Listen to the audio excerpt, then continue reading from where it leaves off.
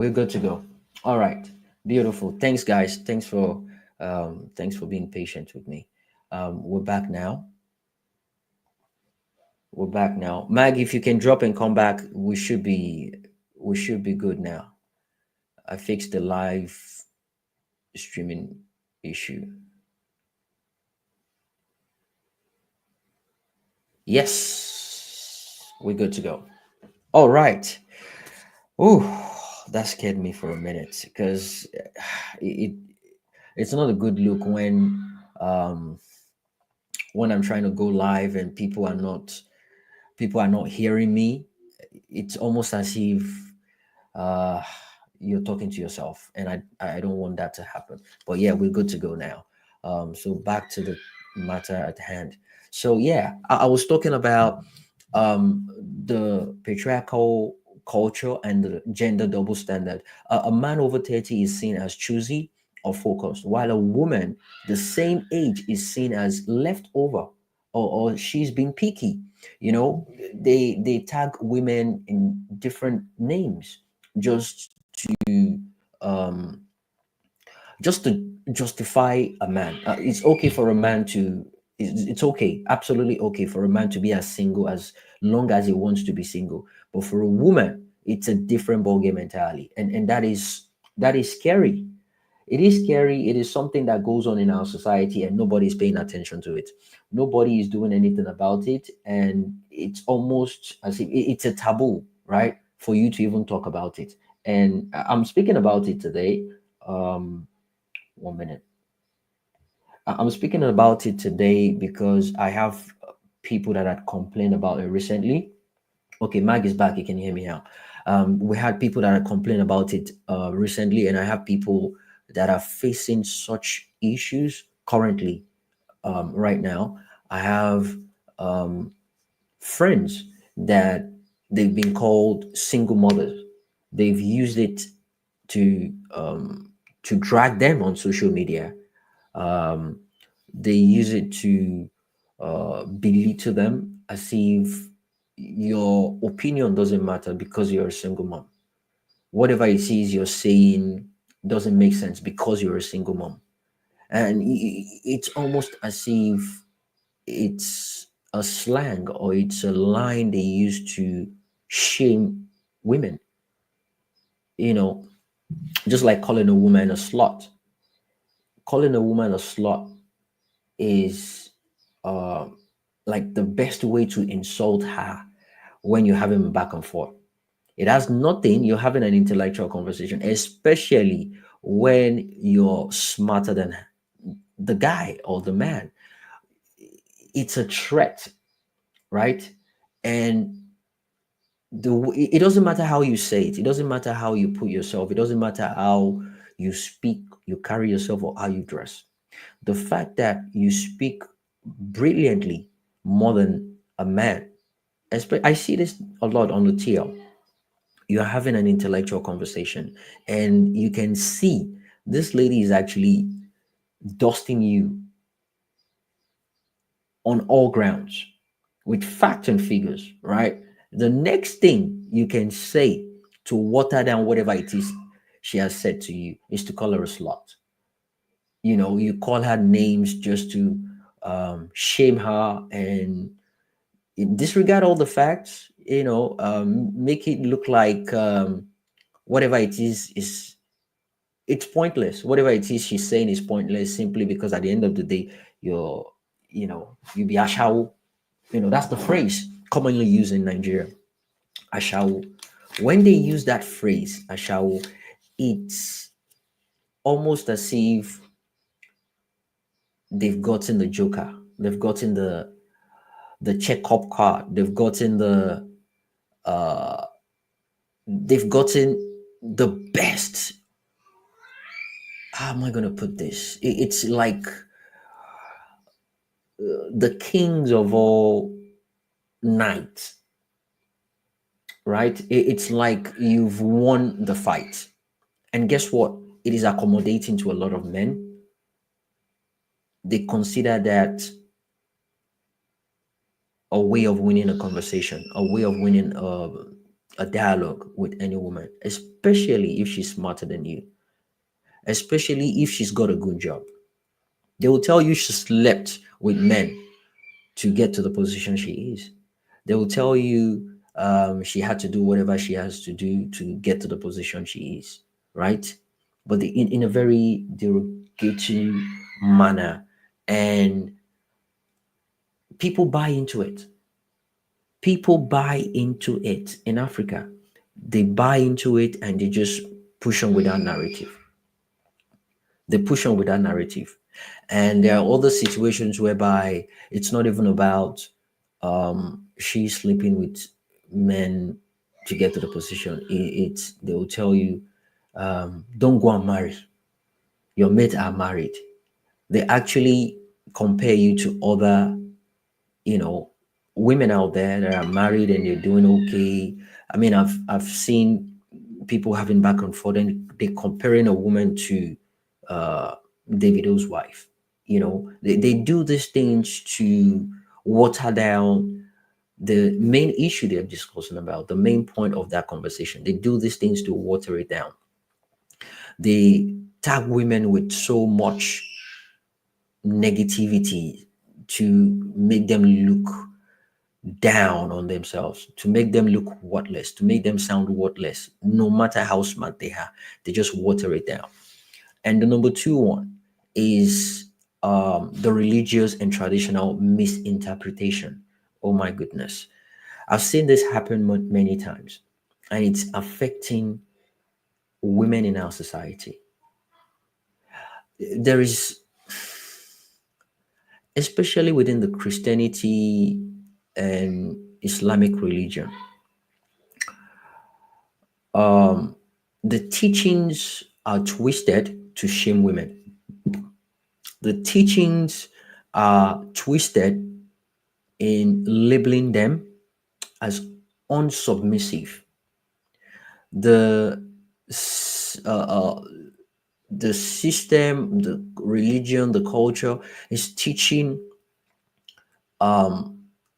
women not to be rebellious. Like if you're rebellious or if you speak back, let me rephrase, if you speak back at your husband, he's cussing you out and you speak back, you're rebellious. And in some traditional ways, they term you as a cursed woman. So now I'm talking about religion and tradition, right? There's been this misinterpretation that if a woman speaks back, she's rebellious, and if she doesn't listen, she's unsubmissive. And so therefore, they leave them, they abandon them, they divorce them. In fact, some religion forbids a woman to divorce. It encourages men to do so, but forbids a woman to initiate a divorce. Let me put it that way, to initiate it. Like you can't just decide because you're a woman, you can't decide you want to divorce. You can't decide you want to divorce. You can only just endure and enjoy whatever it is, no matter how you're being treated in a relationship, no matter how you're being treated in your marriage. Um, you're meant to go through it. You're meant to face the challenges. You're meant to be patient, they call it, with your husband, be respectful, be submissive, regardless the kind of pain, regardless the kind of emotional torture you're going through. They tell you you need to be strong as a woman. You need to go through it. Um, your mother went through it. Mothers will use this to encourage their daughters. I went through it. Your dad did worse to me. You have to, you have to abide by whatever it is going on. It's your house, your home. You need to build it. You need to protect it. You need to, and these things end up with people dying. People end up unaliving themselves. People end up going through terrible, situations in life just because of marriage. That is not marriage. Absolutely not. But our religion and our culture, our tradition has made it a mandatory thing for us, because if you don't, you're considered unsubmissive or rebellious woman. They tag you with that. And eventually, if you decide to divorce, oh my goodness, you've been tagged for life. You've been tagged so badly that you're considered worthless, tested, and unworthy to be a woman in the house. So, therefore, any man that comes across you believes that you're a baggage, you're a problem they don't want to have anything to do with. So, they can't put you in their home. They believe you've been rejected by a man. They don't want to know what caused it. They don't want to know the reason why it happened, even if it's the man's fault. But the fact that you were once in a man's, especially with ladies that got married and they had to go back to their parents' house, it's a shame. If it's not coming from their parents, if the abuse is not coming from their parents, it's coming from extended family members, neighbors, within the neighborhood, they will use it against her. It's a traditional thing, and it's almost difficult for someone else to now approach that kind of a person. I mean, they are human beings, for crying out loud.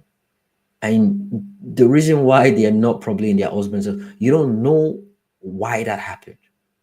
You don't know if the man is the problem. And even if the man is the problem, the system still justifies him as an experienced person. The system justifies him as the one that accommodated such a woman, but he couldn't keep up with that, so he had to let go. Right? That is the tradition and the religious misinterpretation we have, and it's disgusting. It's terrible. These are the stains that we have on our women, and especially in Africa, it is something people are not willing and looking forward to unlearning, and it's a major problem. Another one is the fear of baggage. Single mothers and divorcees are often seen as coming with emotional and financial baggage, and that could be, that could be an excuse, but I don't think it should be looked at from that angle. And the reason why I'm saying so is simply because there are some single men as well that happens to have the custody of their children. They don't see them that way. They don't see them as baggages. They don't consider them financial baggages that needs to be accommodated or tolerated. They don't see them that way. They don't see them coming with children, ex-wives, ex-boyfriends. They don't see them in a way whereby they are demonized the way they demonize women, African women. They don't see them that way. They see a single father with kids as a struggling man. They see him as a powerful man, but it's not the same treatment they give to our women. It's almost as if a woman, a divorced woman with kids, is a failure. That is just the bottom line. She's a failure. Society assumes men are doing women a favor if they marry them with kids. It doesn't matter how many kids. So they see you, if you are a single woman without kids, you're considered a widow. Like if your husband died, right? You're considered a widow. If your husband dies but you have no kids, you're a widow. Number one. If your husband dies and you have kids, You're a single woman. You're a single mom, rather. That's the way they say it. So, but if your husband dies and you don't have any child, you're a widow. They consider you a widow. But if your husband dies and you have kids, you're not just considered a widow. You're considered a widow and a single mom. And based on that, there is a stigma that you probably killed your husband with your trouble, with your wahala. There is that mentality behind it.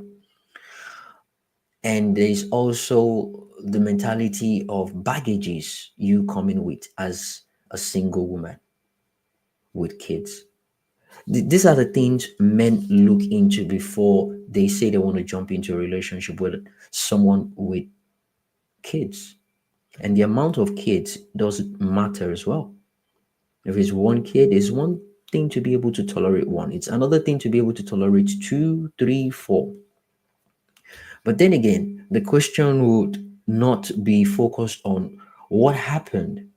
Why did your husband leave you? It should be, why did you leave your husband? Or let's be fair, it shouldn't it be what happened, right?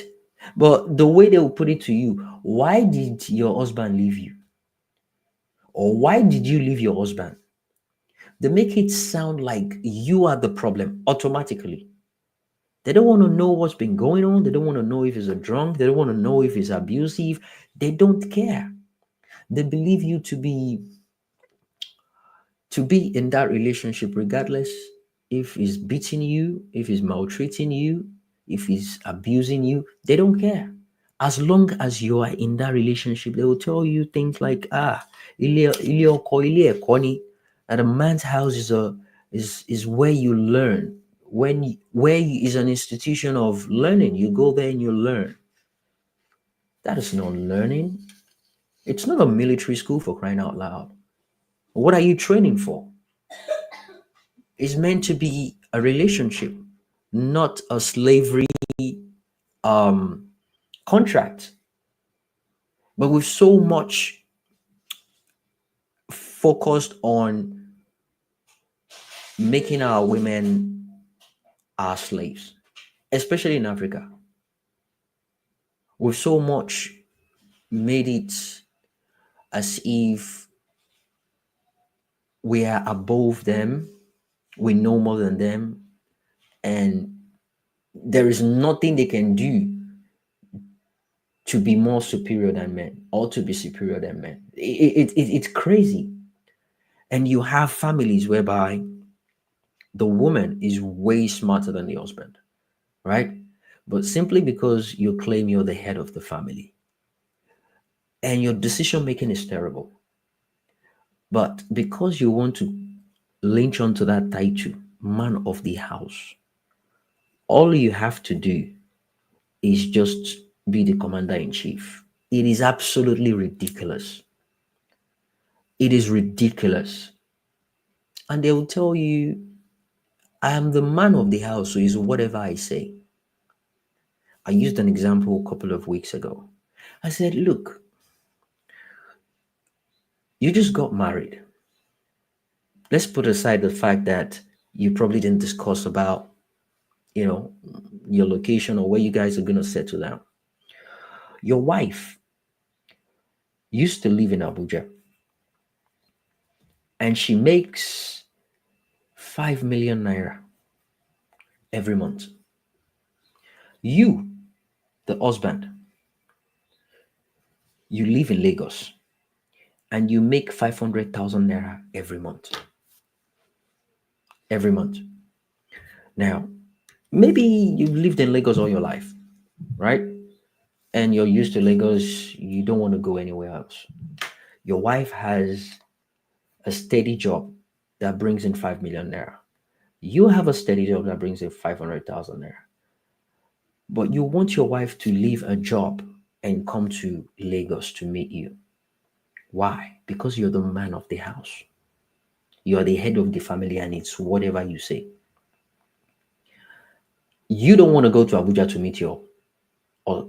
meet your wife simply because she's the woman. Regardless the fact that she's making 5 million naira every month. and you are making 500,000 naira. That is 4.5 million naira addition to what you guys have. But because of ego, because of the societal mentality, man of the house, it is what I say. Your words is not going to put food on the table. You being the man of the house is not going to pay the bills. It is so crazy when we just let logic disappears when it gets to religion and tradition. Something has been happening for a long time does not mean it's right. Something has been happening. It happened to our great grandfathers, happened to our grandfathers, happened to our fathers, and now it's happening to us. So you, in your own way, you're trying to keep up with that culture. You don't want to break you don't want to be the one to break that jinx because you consider it something that has been happening for a long time. And they will say things like, kò lè bàjẹ́ lórí mi, kò bàjẹ́ lórí àwọn aṣíwájú. Like it will not spoil in my own turn. It didn't spoil during my grandfathers or great grandfathers, so why should it spoil under mine? So therefore, you want to uphold that culture, that tradition, without even asking questions, without even looking into the fact that, look, does this really make sense? What is it going to cost me? What is it going to cost me to go to Abuja, for crying out loud? Go to Abuja and be with my wife. Number one, better environment, not as noisy or dirty as Lagos. Yeah, Lagos is dirty. And you have extra 4.5 million. You can plan ahead. You have kids coming probably, and you can do things in a way whereby you have more money to play around with. You have more money to invest and do more things. But simply because of the ego, simply because of the mindset, the cultural, nonsensical narrative, you want to be the one with the final word, and because you're the man of the house and you make 500,000, you want your wife that makes 5 million in Abuja come to Lagos and live with you. And by the way, the moment she leaves the job, she doesn't have anything she's coming to do in Lagos. She's probably going to start looking for another job. But you just want to Okololori aya. It is whatever I say is final. That relationship is not going to end. Sorry, it's not going to last. It's not going to last. I can assure you of that. But she's going to complain at a point in time. You guys will be struggling with that 500,000, not even under this Tinubu administration. You guys will struggle with that 500,000 naira. It's just a commonsensical thing. People don't pay close attention to these things. That's the baggage. Number four, Toby, I see you. You're welcome. I'll open up the speakers section now. We'll engage. Number four, the purity culture. There's an unspoken expectation that a woman should be untouched and naive for marriage. This culture shames women with past relationships. So there was a topic I got myself involved in sometimes, was it last week or 2 weeks ago? It's about getting married. Sorry, knowing your partner or living with your partner before getting married, right? It was a beautiful topic. And the question was, do you think it's proper? Do you think it's ethical? Do you think it's morally okay for you to live with your husband or your, fiancé or fiance before getting married? Just for you guys to get to know yourselves. Is it a normal thing? Is it okay to know that this is the person I want to live with for the rest of my life? Is it okay to know them sexually? Is it okay to know um everything about them? I mentioned this in, I think it was 2 weeks ago, on a space like that. I was invited to speak on that space, and I broke it down. I said there is this mentality, they will call it I'll tell you, the Bible says, and there are some cultures that they will tell you, when she's getting married, she will go inside the house with one white clothes. If the clothes comes out red, that means yeah, she's good to go. Wá kẹ́mi rán gidi. Wá kẹ́mi rán tẹ́ máa kánlé aṣọ funfun tẹ́ jù síta fún wọn. You look for something colorful, put red, put it on the clothes and throw it outside for them to do whatever it is they want to do with that. It's so crazy that they believe you getting into a relationship as a virgin is, well, don't get me wrong, it's a good thing, it's a great thing. But I think at this point in time, with the amount of things that's been going on, right, in this world, I think it is absolutely okay for you to know your partner sexually before you get married. I know people will be like, all these motivational speakers, they don't start with their wala. Okay, fine. Again, when you listen to me, don't take everything I say hook, line, and sinker. Take whatever you like that might be useful to you and discard of the rest. I'm going to lay my case. It is a situation of you understanding the person you'll be spending the rest of your life with. Realistically, people don't get this about marriage. You will deal with a lot when you get married. Because number one, you need to spend time with your so called partner before you get married. You need to know how she sleeps, if she snores, how loud her snoring is. When you're in the bed with your partner, she will fart. Will you run away from the bed? Does it smell? Can you stand the smell? These are the reality people don't get used to. And it's a problem when they get married. People think it's a joke. You can go insane with all these things if you're not used to it. How clean is your partner? Hygienically, how clean are they? When they use the toilet, how clean are they? Can you be in the same toilet with your partner? If she's doing number one and you want to do number two, can you guys be together? If she's showering and you're pooing, can she stand the smell? These are reality. They will not teach you this in Bible class. They won't teach you this in all this, their counseling. These are reality people need to face. When she wakes up in the morning without makeup, can you even look at her face? If she doesn't brush, does her mouth smell?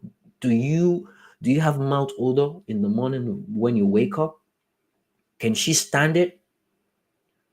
And above all, sexually, you don't have to have intercourse. You don't have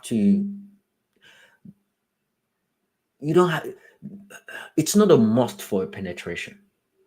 But I think it is absolutely okay for you to know what you're getting into. Know yourselves. And mentioned one example of a situation that happened way back, in the days when I used to live with my grandfather. On Marubonimi, I lived with my grandfather. Back in Kano, the Yoruba community in Sabongeri, it was one of the elders, right? And they were settling fight for two couples. They just got married. They got married, and the wife was lamenting. The wife was lamenting that the husband's penis is too small. That was when I picked up that phrase, Amoku siga. That was the phrase. That was how she explained it to my grandfather. That the penis is just too small for her. And my grandfather was like, didn't you know this before you got married? She said, no, I didn't know this, that she can't stand this. This is what I will stay with for the rest of my life. That is just too small. They've been courting, but they never even saw each other's nakedness. And they will tell you, that's what the Bible says. And the same Bible, right, speaks against divorce. But as a woman, you have preference. And at the end of the day, you're realizing, hell no, this is not what I signed up for. I make jokes out of it. I be like, tó bá lọ sọ́jà, tó bá fẹ́ ra gàrí, ò ní wọ́n gàrí jẹ. If you go to the market to buy, uh, what's it called? What's Gary in is it roasted or how am I gonna put it? Gary. I don't know the English name for Gary, but yeah, it's cassava being processed in a way it can be used for a traditional meal in Nigeria. But it's a situation of people tasting it before they buy it, tasting it before they purchase it. I'm not saying our women are Gary, you can taste it to before you buy. The point is, I'm saying you need to know what you're getting yourself involved in before you actually get into it. I'll give another example. It's about it happened in my neighborhood in Ibadan. I heard about it on the radio, but I never knew it happened in my neighborhood. So what happened was these guys got married, and the night of their wedding, the husband just ran out of the house and was shouting, "Hey, save me, oh, save me, oh, my wife doesn't have the woman organ. My wife doesn't have the woman organ." And it was shocking that the woman doesn't, there is no hole down there. Like it's blank. There is no hole. It wasn't a transgender. It wasn't, she's a woman. She's got titties, got ass and everything, but there's no hole down there.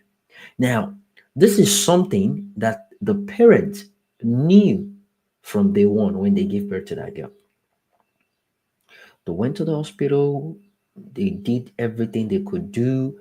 In fact, what made them go through that operation is simply because of when she started menstruating. So there's something they did, a pipe through her tummy, they passed it through, and that was how she was menstruating. She had no hole down there. It was on the wedding night the husband knew about it.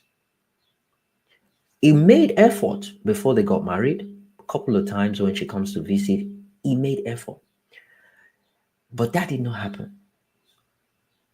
They were all looking forward to the wedding night, wedding night, wedding night. On that wedding night, the wife cried, she begged, and you know this Yoruba, Joe, Pamisilima Pamisita, Pamisili Dakun, Pamisilima Pamisita. Don't expose me, please. If you want to kill me, if you want to destroy me in here. Don't take it out there. Eventually, the man could not stand it. He couldn't stand it because, look, this is what I'm going to be living with for the rest of my life. Hell no. He cried out and they ended the marriage. Now, if they've exploit that area or that angle of their relationship, it wouldn't have gotten to in fact, they wouldn't have wasted money, effort, and people's time coming together. They would have come to an agreement, you know what, this cannot work. And if it's something the man is willing to do, maybe they want to work together about it. Maybe they want to explore more options. Maybe it's going to require operation or whatever. They can sit down and have this conversation and they'll proceed. At least the man knows what he's getting into. But he's been lied to, though. He didn't ask. But then again, she didn't say anything about it. I mean, that's something so serious that you actually meant to mention, but she did it. The marriage was dissolved. And there's another one that eventually the guy got to realize that the woman has a dick, a she-male. It happened in Ibadan, a she-male. Because when they were courting, they didn't have that interaction of, knowing themselves, the whole smooshing, kissing, and all that. They didn't. And these are based on, because they went on radio and they were asking them, kilo dete, Shigba, Yoruba people, they will tell you to do something and at the same time they will tell you not to do it. It's mine. I've challenged a lot of people about it. A quick example: they will tell you Oh, nírònú, oh, lórí tó ń rò. You lack common sense. You can't think. Ẹ̀rí aláìnírònú. Ẹ̀rí bó ṣe rí. Look at him. Useless being. He doesn't think before he acts. That is Yoruba people addressing you. One way. The same Yoruba people, the moment you take their advice, they tell you, oh, Nirori, you can't think. You don't know what you're doing. You don't use your brain. You don't think. Okay. Now I want to think. I'm taking to your advice. I want to think. Abi? Okay. Now I'm thinking. Morning till night. The same Yoruba people come and meet you. Oh, mo fi ronú parẹ́. Kí ló dé tó ń ronú? Why are you thinking so hard? I thought you told me to think. And now I'm doing it. Now you're telling me, kí má fi ronú para mi. You were telling me aláìnírònú. You can't have too much of it, and you can't have too less of it. You need to get it right in the middle. So these are the things that we miss within our culture that we don't pay close attention to. It's been happening way back in the days. Doesn't mean it's right, guys.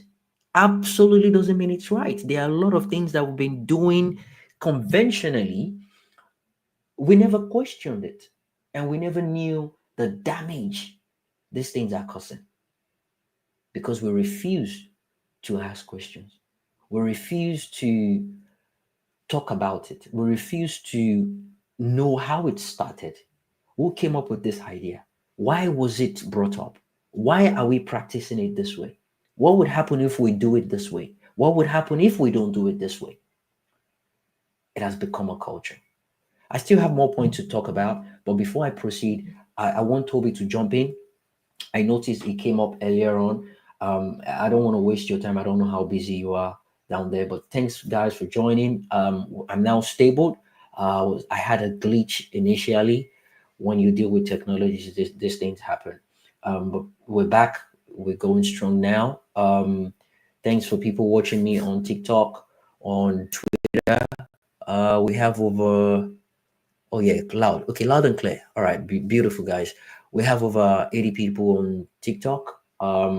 We have 260 on all platforms. Um, 260 on all platforms and Facebook, YouTube, Twitter, and Instagram, and TikTok.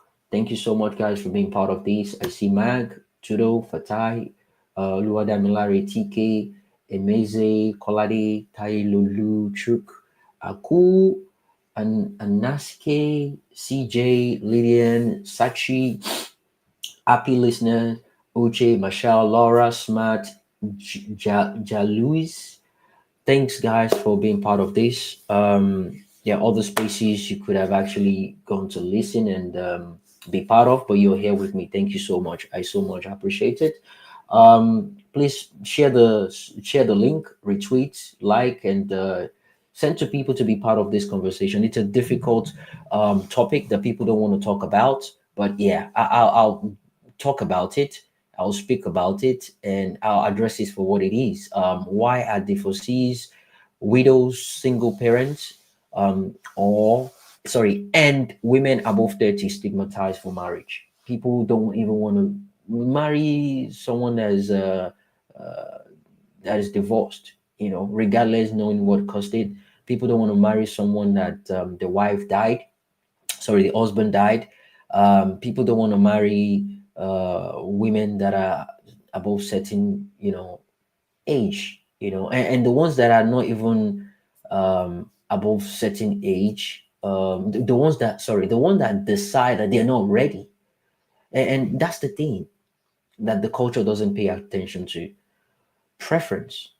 And many times it's a situation whereby most of our women are not that attracted to men, to be honest. But based on the society where we came from, Africans, it is difficult to say, it is difficult to talk about. And that's the reason why they target, coming out of the closet.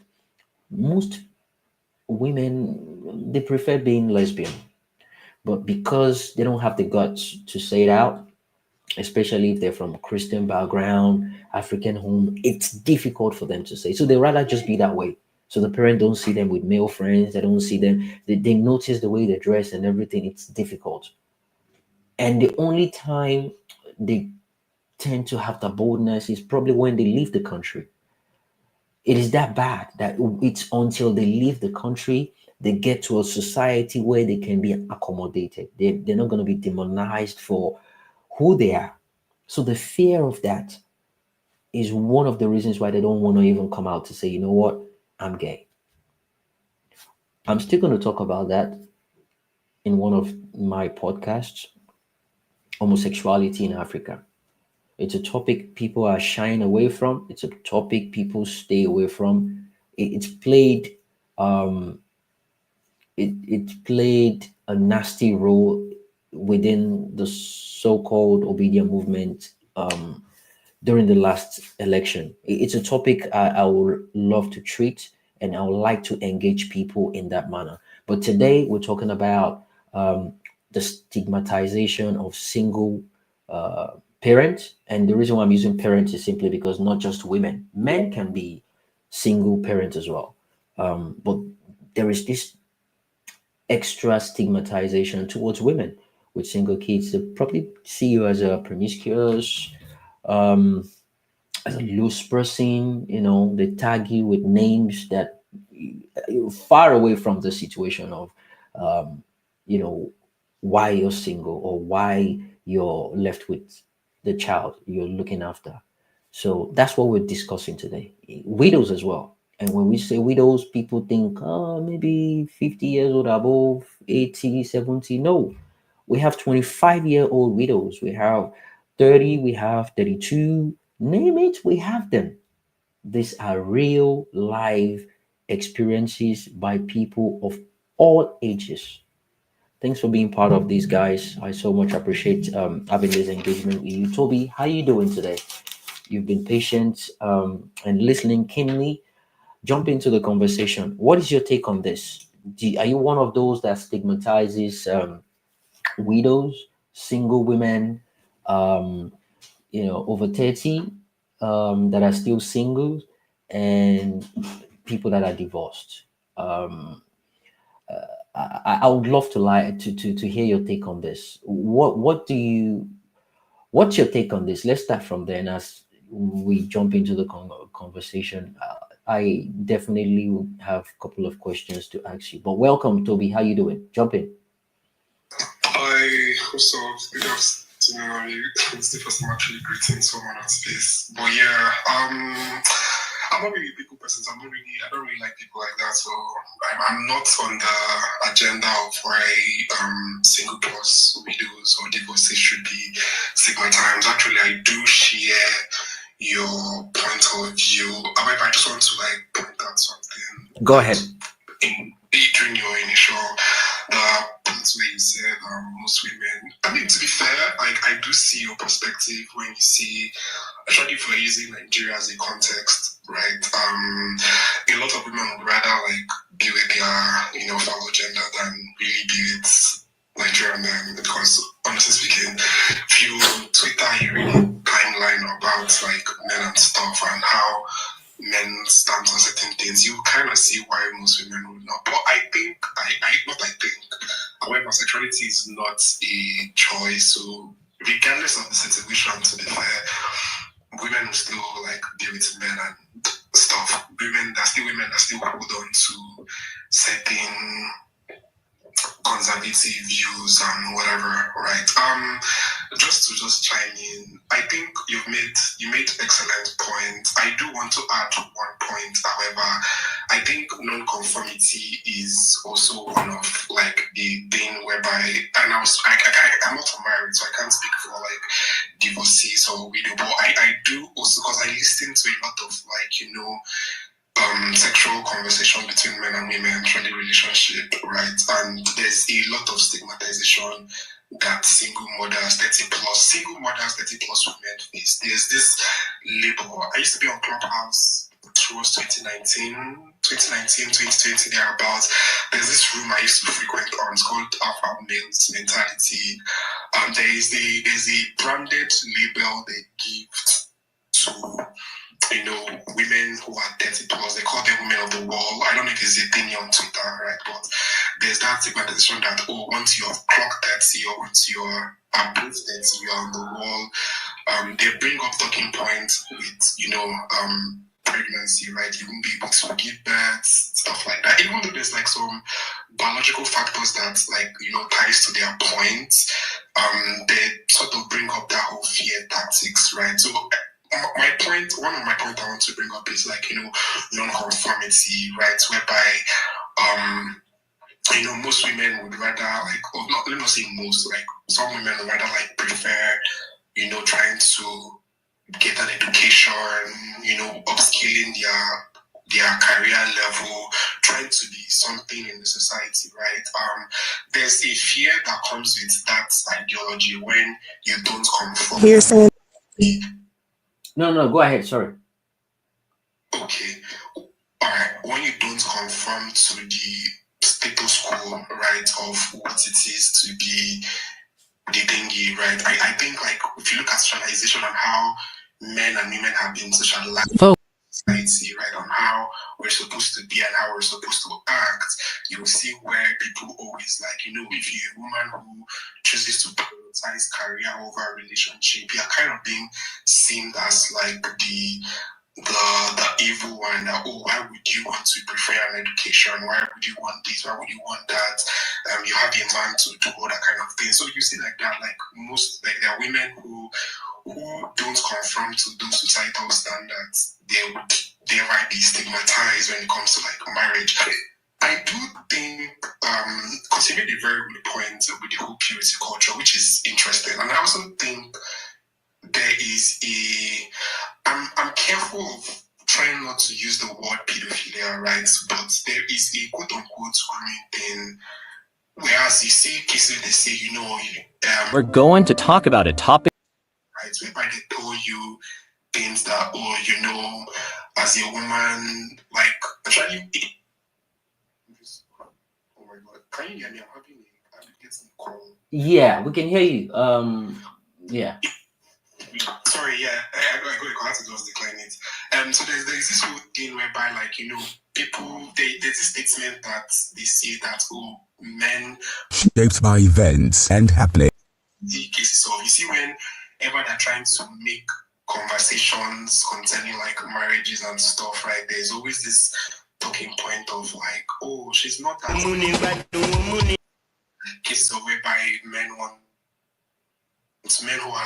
in their 40s, 50s. Taciturnity, the say, because 40s, late 30s, 20 thereabout, because they think they are quote ripe for marriage, right? And that's the word in itself. That word ripe, that you are going to have babies. So that there's that whole ideology that comes in play, which is where I kind of agree with you. But just to add in one more point, I think non-conformity is also a thing whereby women who don't subscribe to the idea of marriage. And I don't even think single dads are being shamed as well as compared to single moms. With single dads, they are socialized, they are being seen as responsible people. I don't know if you get what I mean. They're seen as responsible people. They're seen as maybe something happened to him.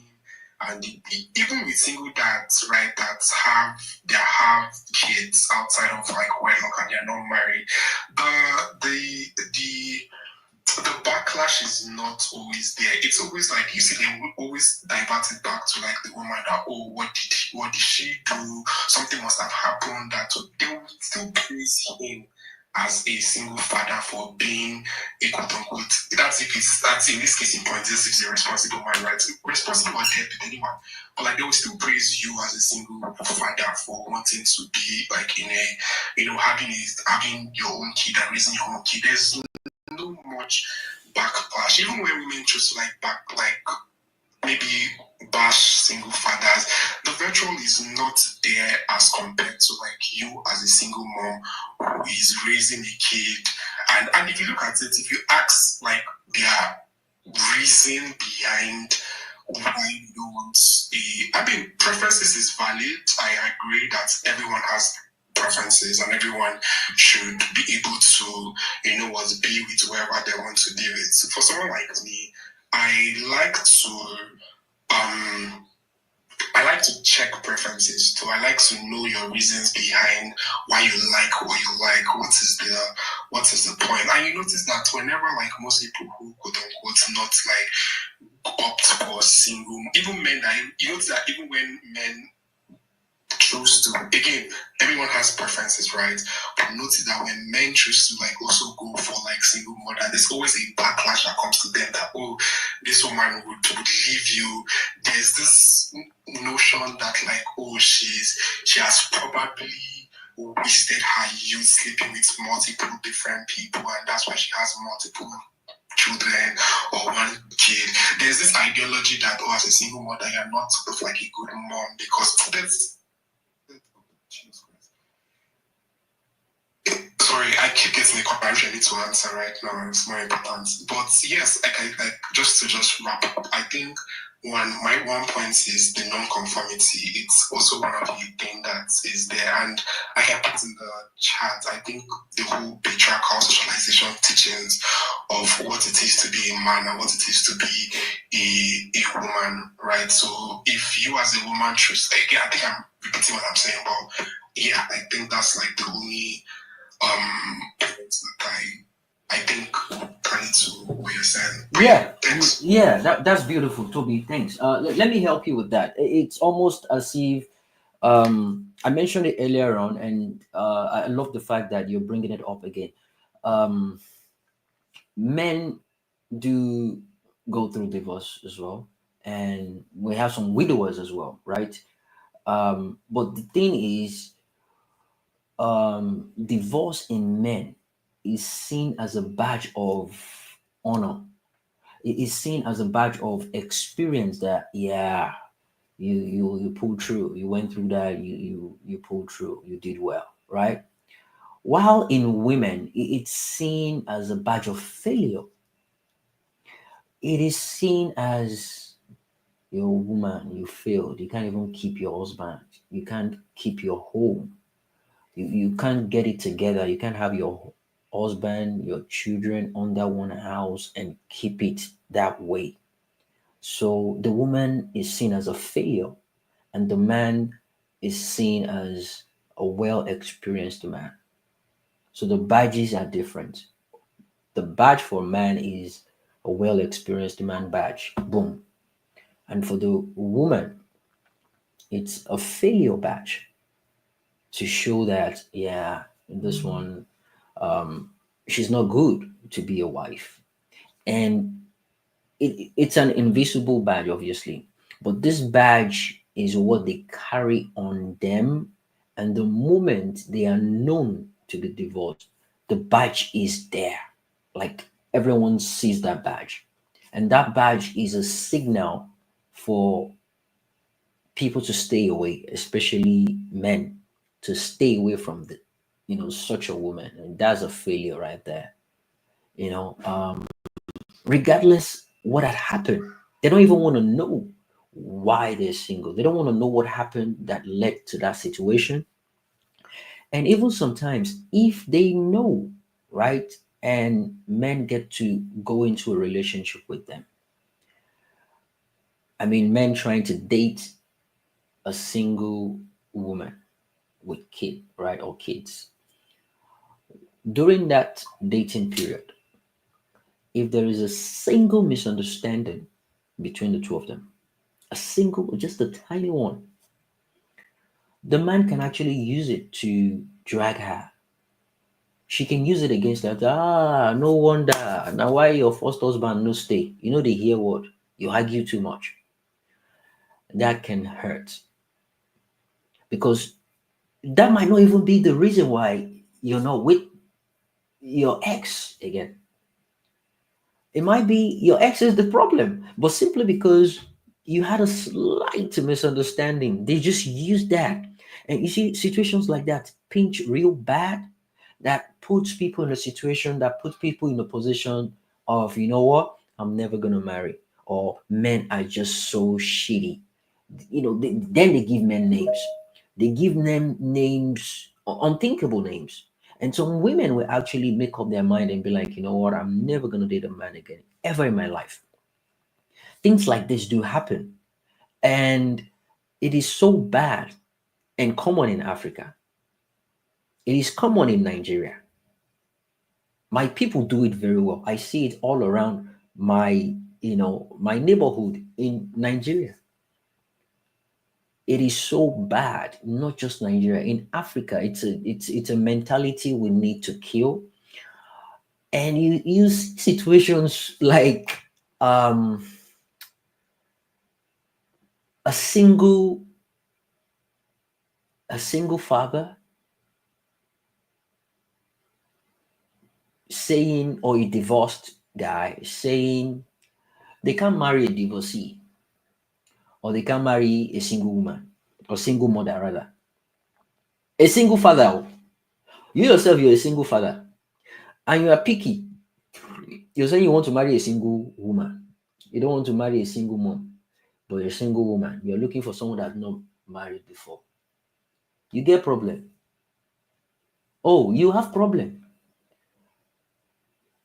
Now you're picky. What if the women around you don't want to have anything to do with a single man? How would you feel about that? It's the fact that we don't want to pay close attention to these issues, and we just want to act like they don't happen within our society. Widows are sometimes treated as bad omens. They are treated as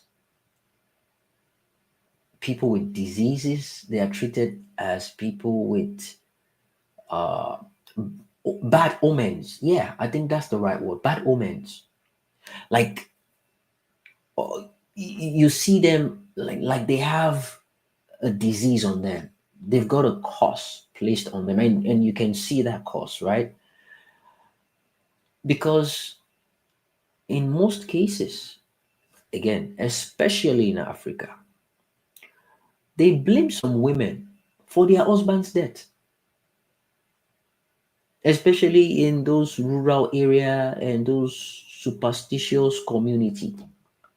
They blame the husband, the wife, for the husband's death. They'll tag her with names like witch. She's a bad woman. She flies in the night. Now she kill her husband. I know people in different countries that have gone through these, that they almost even killed them. They set their homes on fire, they set their properties on fire. Even them, they still have fire scars on top of them. And they've decided to leave their neighborhood. They've decided to go in an isolated place where people cannot even come close to them because they've been stigmatized. And the hold that they get, they call them names. And these are people living in depression, living in isolation, and obviously everything kicks in. The way they walk, the self confidence is not there, the self worth is not there, and they get hold real quick. They get hold real quick. And guess what? The way they act, the way they move, the way they walk, they turn them into witches. They tag them with unbearable names. These things do happen in our society. And the reason why I'm having this is for us to unlearn some certain things we're used to. It's now a norm in our society. It's now something we welcome in our society. It's now something that has become a tradition in our society. We look at them like they have something worse than cancer. They are human beings, for crying out loud. I have cases where a single mom of two kids marries a single guy. The guy was divorced with no kids, but married the lady with two kids, and they lived happily, and they had additional two kids. Another topic entirely is how they look after those children, how they work together. You can never, they can, those, that one is another topic itself, because at a point in time there will be discrimination, there will be you favoring one child over the other, which is something that shouldn't even happen, but it does happen. There will be situations whereby you have to call out you have to call out your own kids from some certain situation. It's a complicated emotional and sentimental situation, all mixed up and jammed up together. Like, it takes knowledge, wisdom, understanding, and maturity to navigate. If you want to marry a divorced woman with no kids, do it with all your heart. Know you're doing it for who she is. And I want to use this opportunity to talk to, divorced people as well. If you find yourself in a situation whereby you're divorced and you have the opportunity or the chance of meeting someone you want to start courting or dating and probably end up together, I think it's a great idea for you to be open to that. It's a matter of yes or no, right? Open to them. Let them know the truth and nothing else. Don't add to it. Don't take out of it.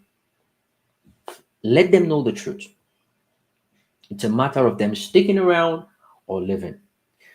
You don't want to get into a relationship whereby you've hidden a lot of things. You've painted yourself to look nice. You've painted yourself to be a single woman. You've never married before. You don't have a kid. Whereas you do. That's going to be more hurting than you opening up. That's going to create a lot of disaster. Sorry, guys. One minute. Sorry. I'm all right. Yeah. Okay. Um. Sorry, guys. I don't know what's going on TikTok. Someone just jumped on my TikTok now. I didn't approve to be to have. I didn't approve to be a co-host. I don't know what is going on right now. Okay, there we go. I think I got my screen back.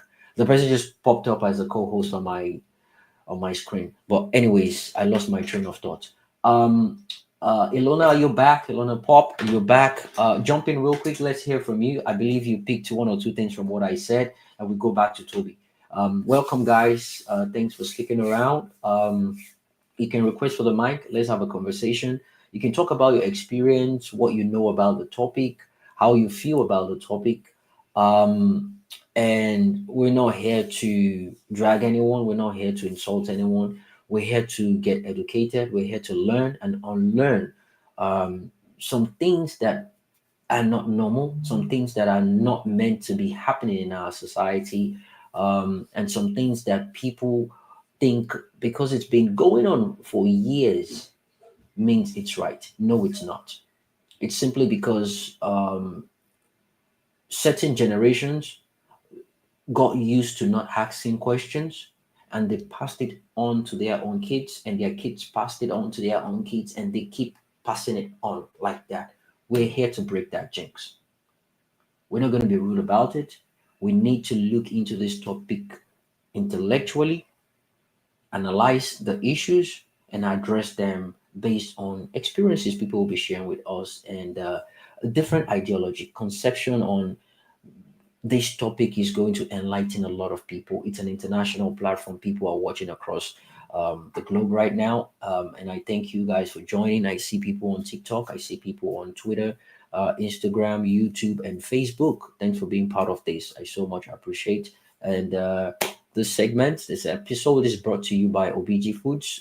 They sent me a package. I'm going to be sharing a couple of the items that were sent to me for samples. And this is the package we'll be giving out to our listeners. For people on Twitter listening to me right now, if you want to see me uh, on the live stream, I'll put the link on the speaker section, or you check at the top of your screen where the spaces icons are. You see the pink one. It's not the purple one. The purple one is the regular space, which is one I'm having now. So I have two icons on your screen right now. The first one is the regular Twitter space. The other one, the pink looking one, is the live stream. You can see me. It's a video one. You can see me there.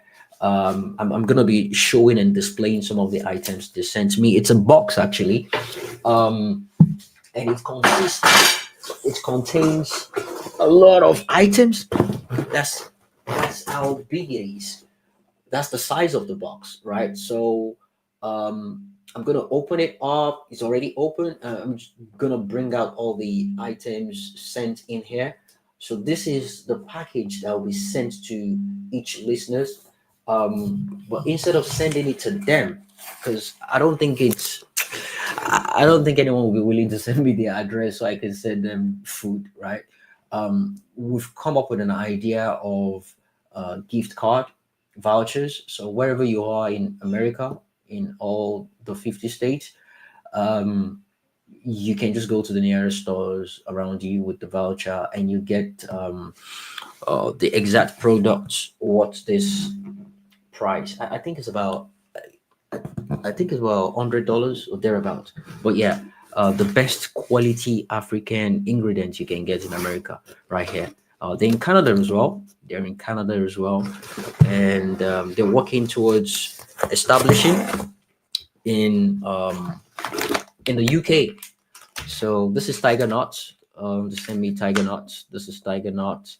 They send Kuli Kuli, I think dry bean cracker, or what do they call it? But yeah, I'm gonna open them up in a minute. I'll try the Tiger Nut and see how it is. They have their address in Nigeria, number 9 OBG Close, BD Imo State, Nigeria. They have their email, they have their website, obgfoods.com.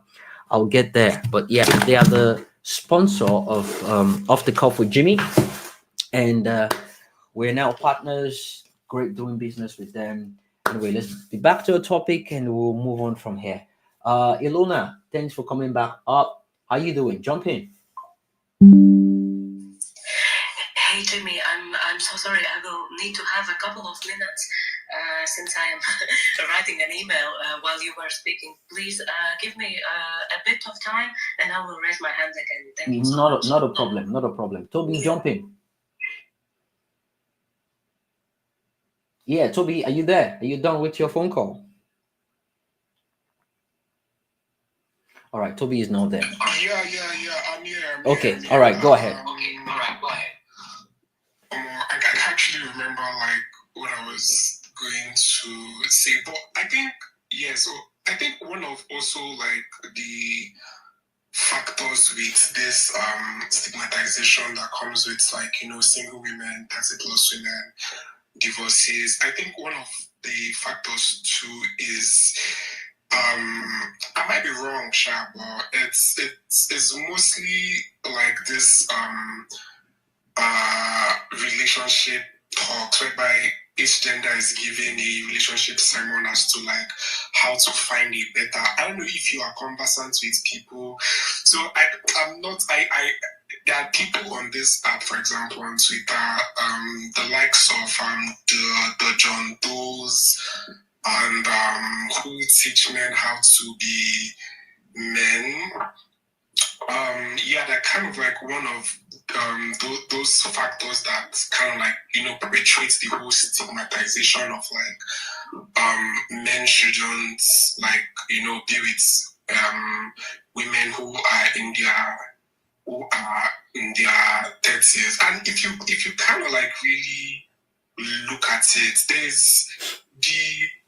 their reasons is it ends at kids, right? Or you won't be able to like give birth, or you won't be able to like be a good mother to like the child. And sometimes even they themselves are not also like, well, maybe this is going off a tangent and being a different topic, but like just to tell you the point, is like they themselves are not also like good parent to like their own child as well. Whenever I hear talking points about like men shouldn't be with single mothers are dangerous to the society, single mothers are whatever, I'm always baffled with the question as to who exactly is sleeping with these single mothers and giving them children. I don't know if you get why I mean. So like again, it's like I said, I think like it's the whole idea of this whole stigmatization still comes from patriarchal teachings, and how like you said, how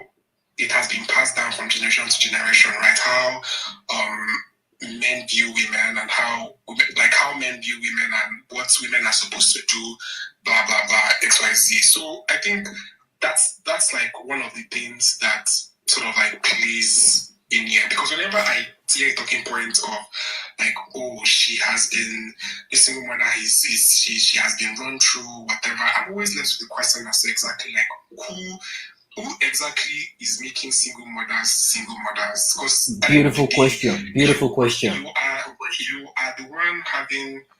the one having unprotected sex with a woman. There you go. And you can't be delusional, if that's the right word to think, and say, oh, because it's I think it's more so lack of accountability on the men's part, because you are not also accountable for your own parts of your own issues, right? Because if you are saying that single mothers are a problem to the society, then you are part of the people making the problem, right? Because you know why that is? Sorry? Yeah, so the culture shames women with past relationship, even though men are not held for the same standards.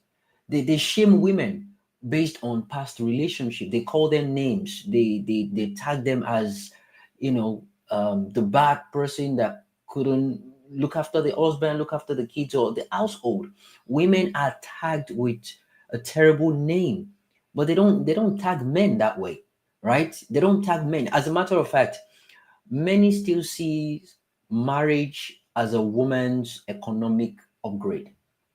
Like, you getting married is you getting upgraded economically or financially. They don't see it as partnership. They don't see it as, um, if she's not married, she's not a good woman.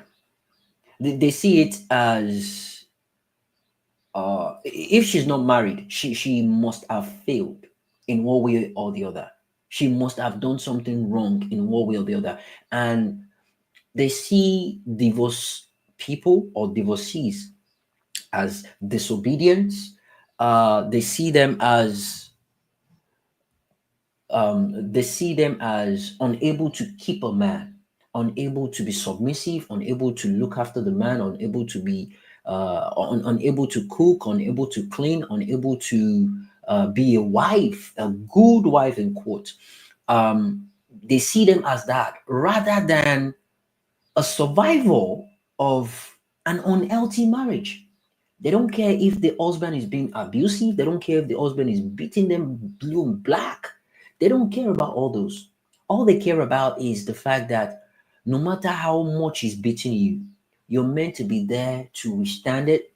You're meant to be there to take it. You're meant to be there to accept it. You're meant to be there to tolerate it. You're meant to be there to keep getting pounded on every day, because the Bible says it. You're meant to stick to your husband at all costs, regardless whatever the situation is. You're meant to keep doing it, and they will tell you, especially our mothers, they will tell you, I faced such. with your father, nothing happened. I'm still standing. In fact, some of them, they will show Exactly. you scars. I was even going to like add that point. Go ahead. Because Go ahead. even like older, because again, this whole patriarchy thing, right? Even women too have a hand to play in it, right? And like you said, those like the older people, and you see it being passed to like they try to push the narrative to the younger, like younger women, especially women who are non-conforming. Yep. Take for example, women who also choose not to let's say who choose to prioritize other things, but because at the end of the day, right, I see marriage, I see child bringing as like social engineering, right? And what do I mean by that? I mean, if you ask anybody, or like I said, ask anyone, or even be myself, right? Ask them the reason as to why you want to get married. Even if you do like a sample size question in this room, right? You will notice that almost, if not all, or like few, or rather half of people right here in this room, or even on TikTok, would share the same mindset as to, okay, this is why I want to marry, or this is why I want to have children, or whatever. It's like a social engineering thing that they have been programmed to, like, okay, this is why you should have this is why you should need this because of society, this and whatever, blah blah blah. So when you don't like conform to like those particular standards, it's like, oh, you are being taken, like women who are 30 plus, maybe not married, and don't also see the idea of wanting to, have children. Or let's say they are married, but they also want to take their time to enjoy their marriage, right? To enjoy their husband or their wife and like explore the dynamics of their relationship and see how they can both, tolerate each other for a long time. And maybe they don't want to have kids at that point in time. There's always this whole like, backlash as to like, oh, why once you have kids, you are very, very selfish if you choose not to prioritize children. And if you ask them, like, okay, these kids that you want, like, I mean, if you look at it everywhere, that we have, like, again, I might be going off a tangent, but again, like, I think, like, even older women to play, and I don't always understand that perspective as to, because it seems like Operation Olympics, like, okay, you have suffered. I don't know, Nigerians as a whole, we have this whole thing of endurance, whereby enduring something is being seen as a thing of goodness, right? If you kind of like give up, you are weak or you're whatever, and you must be able to stay, like stand the, what's the word? What's the phrase? Stand the foot. I can't remember the phrase, but shall endure. So you see them bringing up their own experiences to project onto you, telling you that, oh, it's a normal thing for as a woman. I saw a video one time, like I think it's like with the North, where the father was telling his daughter that, oh, this is your husband, you should be with him, is your Lord and your personal savior, blah blah blah. If he does anything to you, you must like accept it, don't come back home. I think the mother even also like chipped into and said that the dad also like beats her, but she has endured it, and they are still together, and they're still living like their lives. So again, it's a really interesting like mindset to really look at. That's why, and again, you also, I said that even if you say it is preference or whatever, even men who want to, like, I think I've said this before, but yeah, that's my point. All right, thank you. I think I remember that the video you're talking about. I think it happened in the North, and the father was telling the daughter that don't let your husband call me and report you to me. If your husband comes back from work, don't ask him where he has been to. If he comes back and brings cassava peel for you to cook, don't ask question. Kneel down, accept it, cook it, and take it to him, and you guys will eat it together. That is what he has for you. If he beats you, you kneel down and you beg him to be sorry. Your mom did the same thing, and I expect you to do otherwise. If you do as I say, I will make sure I provide everything you want. I'll buy you everything you might desire. But if you don't, and your husband brings you back to this house, I'll beat the hell out of you. I saw that video and I was like, yeah. The mother was there. The mother was listening, and you have people in the living room listening as well, and they are clapping for the father and they are encouraging her, chanting, yeah, you gotta be strong and do this. You can do it. Almost as if they are rooting for her, that yeah, we believe in you. You can take the beating, you can take the slapping, you can take the disrespect. Don't worry. We went through that. So can you. No, that is a nonsensical mindset. That is an ancient and, in some ways, biblical faulted mentality, because the Bible encourages you to withstand pain in your husband's house, regardless, right? Does that mean it's right? You are a psychologist, you are a therapist in the United States of America, and you're a Christian. Are you going to follow what the Bible says about women? Be submissive to your husband, and you have to be able to endure in your husband's house. As a therapist, are you going to abandon logic or the ethics of your work, and you stick to your religion and say, because the Bible says? What are your stands regarding counseling couples? What are your stands regarding talking to your client, reporting the husband to you that is abusive, is beating me at home? As a Christian therapist, what are you going to say to that person? Are you going to keep saying, no, you need to endure? The Bible says, are you going to face your job? Your job is, you've been trained professionally, right, to help people see through the lines, to pick out the odds in every situation and put it out to the person that you're talking to so they can feel better. They are coming to you because they're not happy, they don't feel good in whatever it is they're going through, and they're coming to you. Them coming to you, they're looking for someone to talk to weigh in on what is going on with them, to let them see things from a different perspective. They want to hear from you. Am I stupid? What can I do? I'm depressed. How can I get off this? They've been trained to talk to you in a way that you feel respected, you feel heard, you know someone is paying attention to you, you know someone is interested in what you're saying, you know someone is understanding what you're saying. You're not just speaking to anybody. Someone that is not judgmental, someone that knows what they can say to you to make you feel calm, someone that will teach you what to do, someone that will suggest what to do, someone that is equipped with a critical thinking ability, a decision making skills, and a problem solving skills in helping you navigate your relationship, whatever it is you're going through.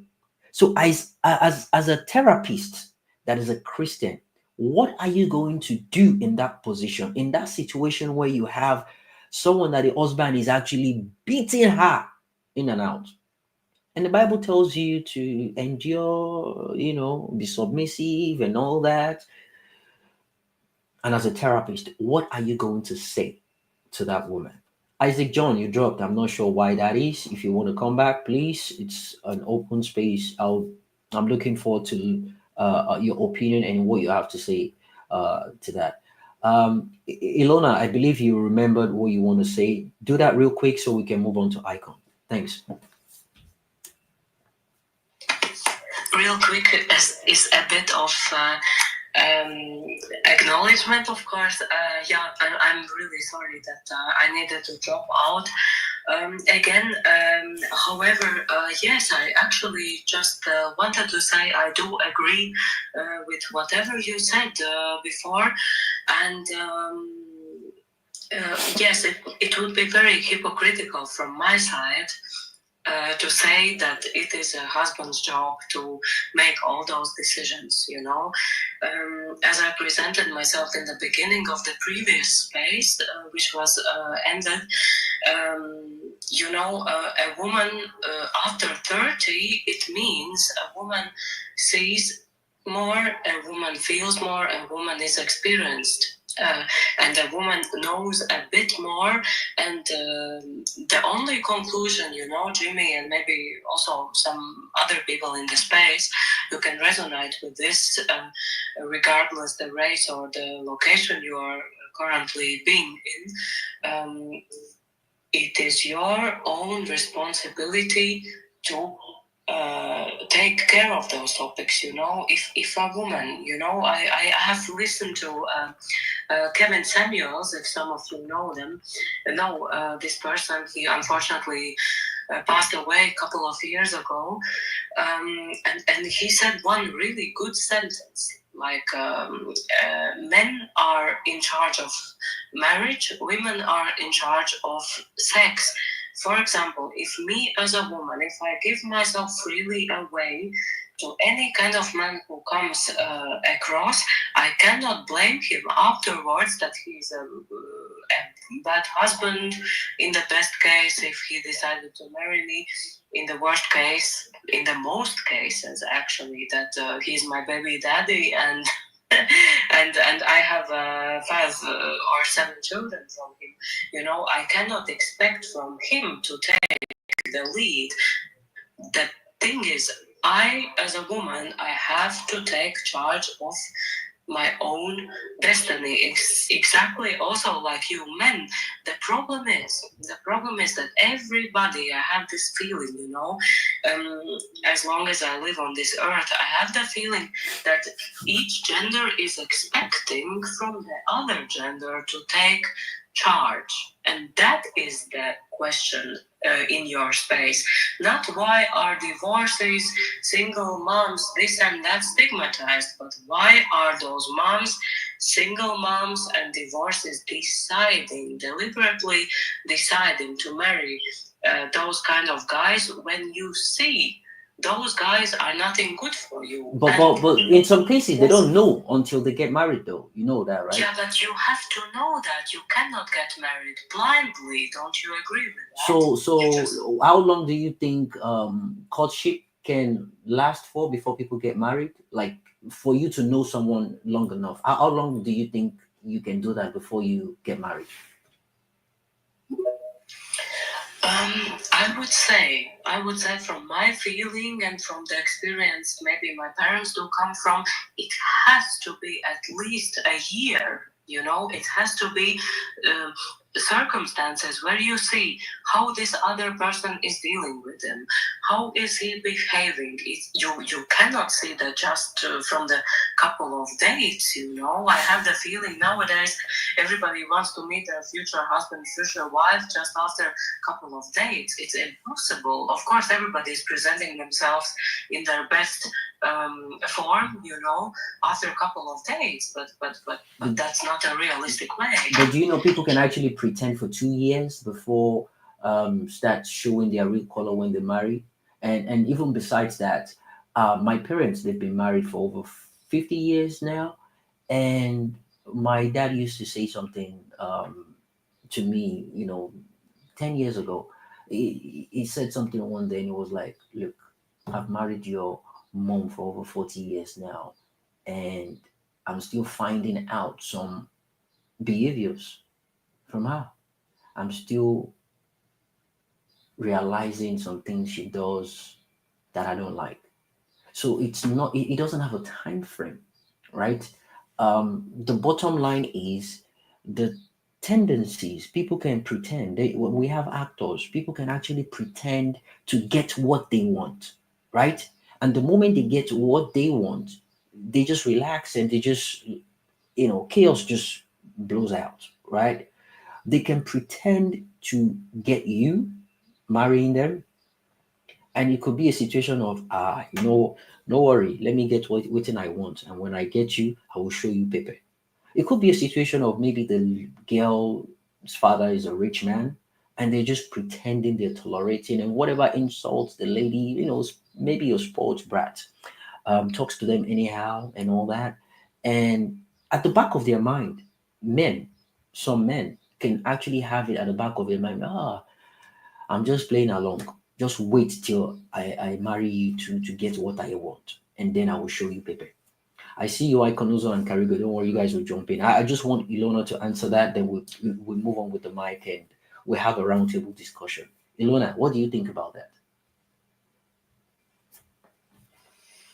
Yeah, thank you so much for this question and including me in this discussion.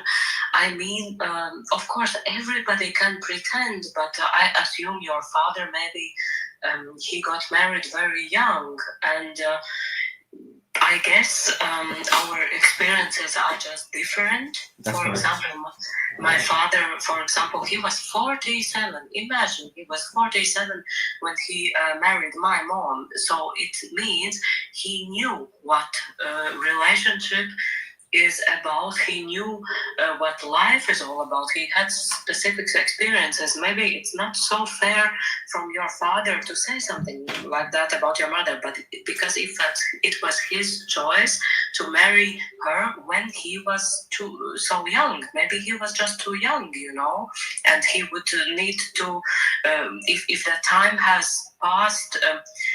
Could have passed a bit more, he would have made another decision, So that's the thing, the maturity. You cannot enter any kind of meaningful relationship before you have maturity. And I don't see any way around that, that would be maybe my answer. Thank you so much. Okay, no problem, no problem.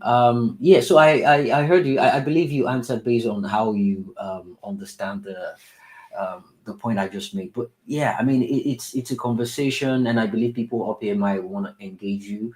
Let's take Icon. Karigo, I see you. Welcome.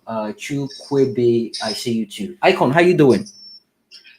Well. Hello, Jimmy. How you doing? I'll do my. I'm very well, thank you. I will make my submission later, but I actually agree with Ilona in terms of people knowing who they marry, right? So my husband and I help, couples. We're not professional therapists, but we do help couples from premarital to when they're in marriage, and I can tell you this for free. Of every woman that I have worked with, all of them knew who they were marrying. But they were all in denial. Or they went in naively hoping that they could change him. Or hoping that it would not be as bad as, the like the signs that they were seeing. And before I go on with that, I wanted to say that multiple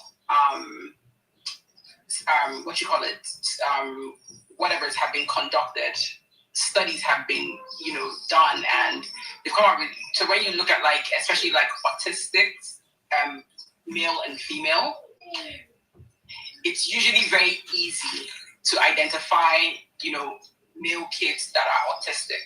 Or females, girls, are very good at masking, right? Their autism. So a lot of times it's harder to diagnose a girl or a woman with autism versus a man. I say that to say that I believe, again, I am not, I'm not in that field, but this is just from what I know and experience, is that women, our feelings, our emotions are more complex, and we're good at masking. So if a man says to me, I did not know that she was like this, I will believe him. But if a woman tells me that she did not believe that I did not know he was like this, I don't tend to, I'm like, And then when you start probing deeper and deeper, you see that no, there were signs. Because men are not as good as masking who and what they really are. The question is, and which is where she's saying a lot of times you have to take ownership, of who you end up with. This is for women. Yes, you might have to wait to be toasted, but you have a choice on who you end up with. That's excuse me. That's the one part that you have control over. Now, I'm not saying this in absolutes because I really in my head I'm trying to run through and I'm like all the couples and I've dealt with a lot of couples. A lot of them, especially when I started dealing with them premarital, we would point out this about his personality, and a lot of times they would brush it off.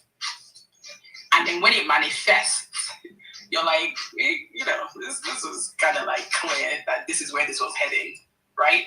But literally, you see these women in shock. I did not, like it seems like it's genuine, like it's not like, oh, they're pretending, but it's like they genuinely just either underestimated, what they were going to experience. Anyways, so I wanted to say that I think it's complex. Men are just not great at masking. If a woman runs into, jumps into a marriage after 2 months, 3 months, yes. But if you hang around a man for up to a year, you figure out who he is. You might not see all of him, but you will get a good glimpse of who he is. And it's up to you what you want to do with that information. And if you go back to like just the pressures of society, so the reason a lot of women, and when I give my submission, like get into marriages, get into bad marriages, is because of the pressure from society about like just their value or our value. I'm saying they are value. I've seen women, high net worth women, very successful women, and literally, if you see the nonsense that they are pressuring them to marry because they are not married, right? And it's like, if the roles were reversed, a man who was this successful and thriving, would you want him to be, with a woman like, an equivalent of that in a woman? You want that for your son, yet you will be, telling him, just because you're an egg, so that you just get married, so you have children. Like I've seen women who have been, and there's nothing wrong with, like being autistic, but women who are very successful, who have been, had, like, it's like they'll come and introduce them to a clearly autistic young man, and it's like, and she's like, from where to where, why? And it's because you're not married. That's the level of disrespect a lot of women have to like, if it's her choice, if this is something she wants or something she seeks, that's a different conversation. But it's literally, and they're saying to her, you should agree to this because you're not married, because your eggs are, you need to have children. You shouldn't sit on the shelf. So because of that, unfortunately, a lot of women jump into situations that they have no business being in. Not because they don't know better, but in their head, the stigma of being, in their husband's house, beats, being out of it and being, just constantly harassed, mocked, and etc. So I'll speak later when I free up. I'm driving now. Thank you. I wanted to check that in. That was beautiful. Thanks. I get your point and where you're coming from, and sorry, Toby. And I think you have a point there. Chukube and Ovi, I see you. Welcome, guys. Chukube, that's like his name. Yeah, Chukube. Yeah, I just clocked that now. And Ovi, welcome, guys. I'll pass the mic around now. After Karigwe. So I have some messages here people sent to me, and I also want to read out a couple of instances. It says Kemi, 34 years old, Lagos. Kemi left a toxic marriage after enduring emotional abuse. Instead of being applauded for choosing peace over pain, her family kept saying, "Are you sure you didn't cause the problem?" These are the typical things we hear from our parents, you know. Now, every suitor that shows up asks her, "Why did your marriage end?" Like she's the cause of that split. Like she's the reason why that marriage ended. As if she has something to prove to them. And some even walk away after hearing she's divorced, fearing one thing. The only fear they have is she may not be submissive. And because of that, they just walk away. And again, the Bible talks, emphasizes on that particular word, submissive. On that particular word, submissive. And maybe we can put a submission in different contexts. But the point is, these things are being backed by culture, tradition, and religion. And the honest truth is this: these stigmas doesn't come from many men's choice or choices. The stigma doesn't come from it. It comes from a society that has not healed from misogyny. Misogyny masked as morality. Misogyny marks as morality. You think it's a moral thing for men to act in certain ways and for women not to act in certain ways. It's okay for men to divorce, regardless the reason. They don't even need to explain to you. But if a woman divorces or the husband divorces, she's not the initiator. It's the man that divorces her, right? Then it's a different ballgame entirely. They believe she might have done something wrong to have warranted that result of getting divorced. And regarding the single mom, I don't want to focus on single mom, and that's the reason why I tagged it single parent. Men can be single parents as well. I mean, we have single fathers, we have single mother. The point is this: we need to understand the context. Is it a woman getting pregnant out of wedlock and ends up not getting married to that person and keeps the baby? Or it's a situation whereby the woman was married legally, but the husband passed, right? Now she's a widow, right? But guess what? She's got two names tagged or two titles tagged to her. She's a widow and she's a single mom. If she has no kids, then they consider her a widow, right? A widow. But if she has kids or one child, she's considered a widow and a single mother. These tags or stigma are very, very difficult to cleanse as a woman in Africa. The reason why that is why we're having this conversation. We're here to learn and unlearn some certain things. Another good quick example before we move to Karigo is Funke Akindele. Um, After two public divorces, critics often refer to her as marital history gone wrong. They consider, they cite or reference to a marital history more than the talent she has. It's almost as if the fact that a marriage is failed has overshadowed a talent and a political ambition. They don't want to even believe in the movies she does anymore. They don't care about the movie. That stigma had overshadowed what she represented in the movie industry and what she stood for, and it had overshadowed her political ambitions. She's becoming a joke, and even she built an empire. Movies, I think one or two, made about over $1 billion naira. But all that was waved over. That's her ambition. All that waved over simply because she had two divorces. She can't keep a man. Karigo jumping. Welcome, Amora. I see you. Ovi, don't worry, we'll get to you in a minute. Alright. I came up when Ilona was talking, then I come now double down on what Ilona said. First of all, I will use my experience to explain something. I understand what Icon is saying.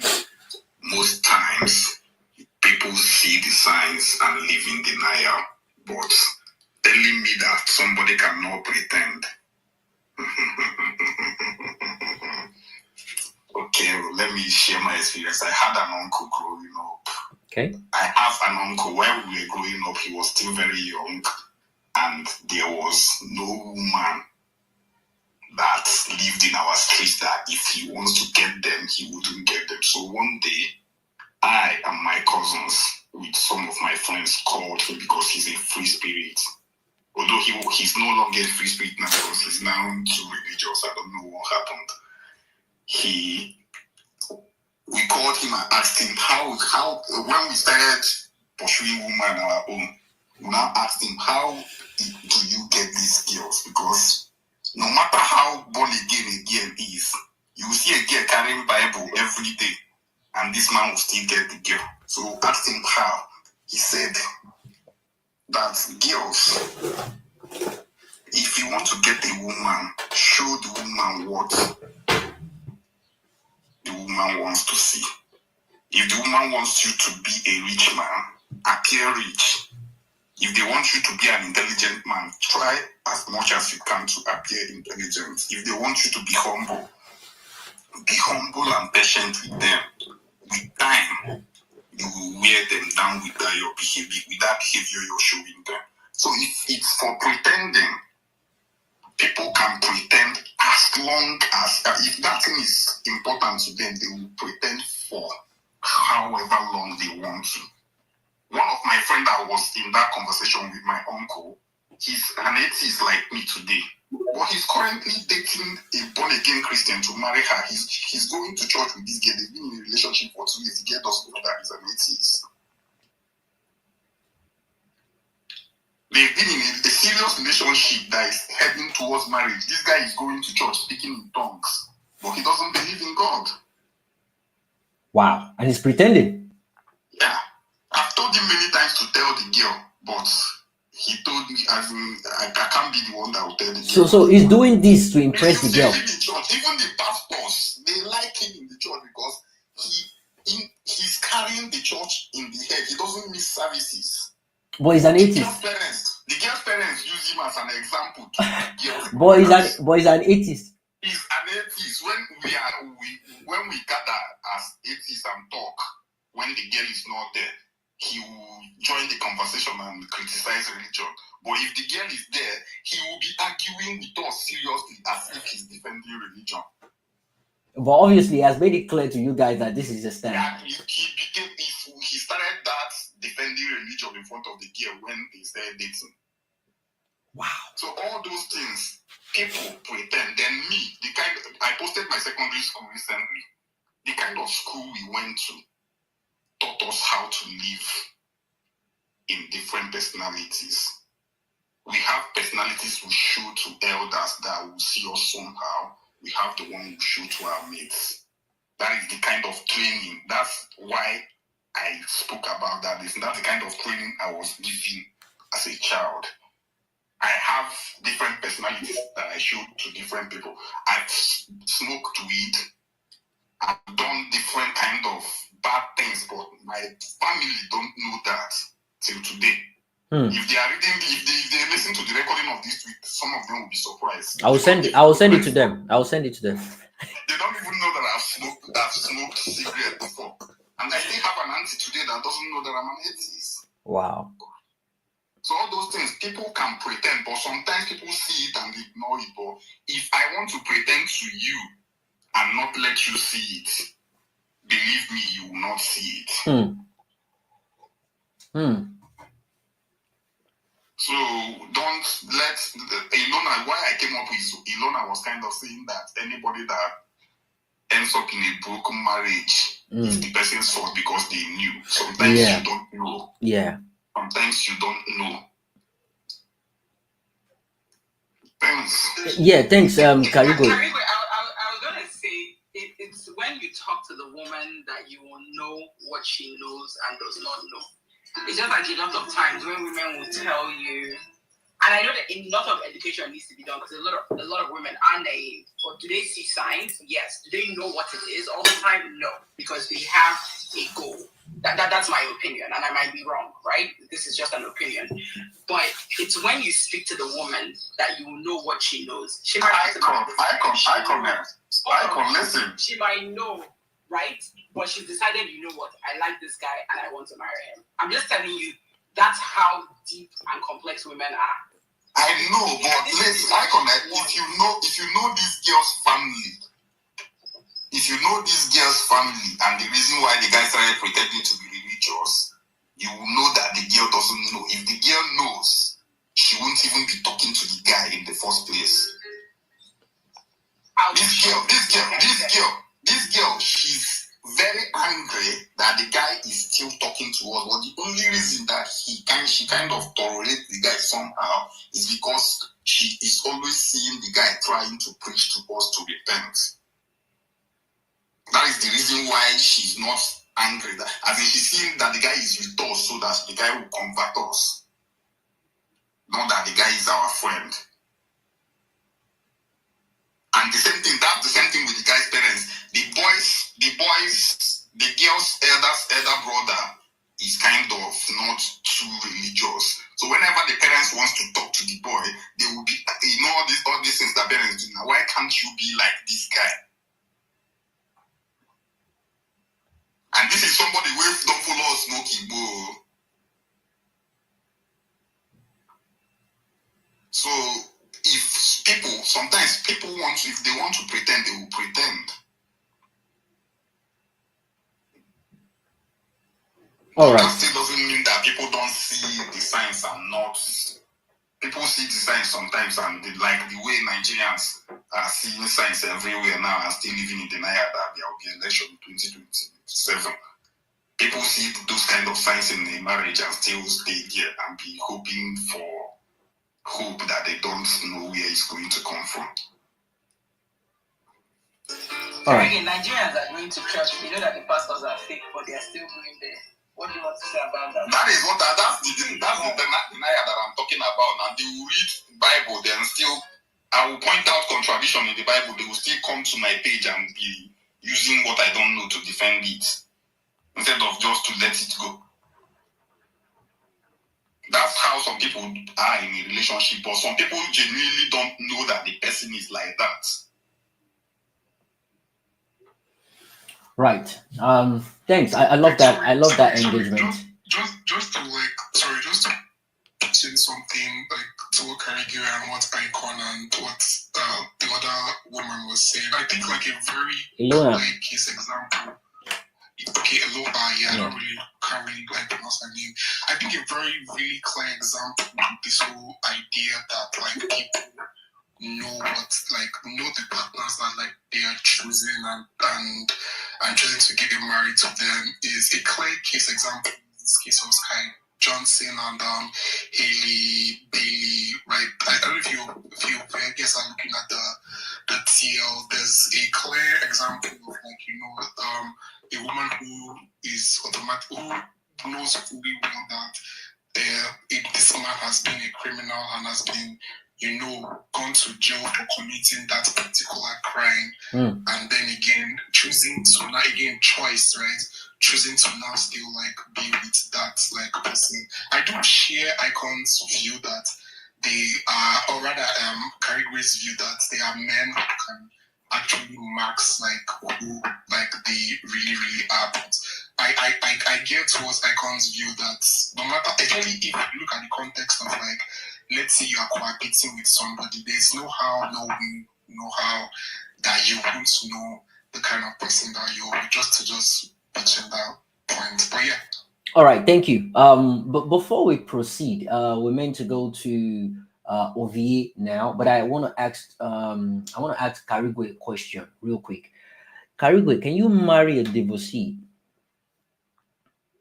I dated a divorcee before. I don't have a problem with, as far as I know what happened, and I don't play, because it's just like what I wanted to say before you asked me this question. This thing that Toby and Icon they were saying is the things that make people kind of tend to blame and stigmatize against divorced women. Because some people will tell you, yeah, you saw it and you were still there. Okay. So people who don't even want to, as in at least the people on the space now are open to knowing maybe you didn't know. Most of the preachers and what do they call it? Most of the preachers and kind of counselors we have in Nigeria will tend to want to blame you that you knew and you were still there. And parents do that as well. Correct. Friends do it. Yeah. But they don't try to kind of put, oh God, how do I put this in English self? As in they don't put, oh God, why what is this word? Oh God. Just sing it. The word has gone, the word don't disappear from my head. Oh God. So what are you trying to say? Let me see if I can help. That is it. I don't even know. I know what I want to say, but I don't know how to say. All right. So let me jump to the next question. Can you marry a single mom? Yeah. What can you marry a single mom or a widow? I can. Okay, regardless the amount of kids, right? You know, it depends on the amount of kids. I don't think I can do more than one child though, because I would want to have my own children, and obviously sometimes single moms that already have maybe 2-3 children don't want to have more.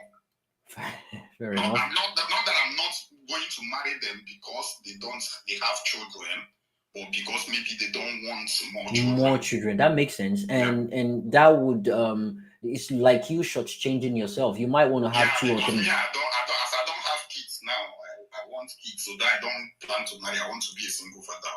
That's a beautiful way of looking at it. I never saw it from that angle, but that's a good point. That's a good point. The reason why you're considering children gifts from sky daddy. I mean, gifts from like the Lord above. Which kind of stupid Lord? You're talking to an atheist too. Forget that reference that is in my name.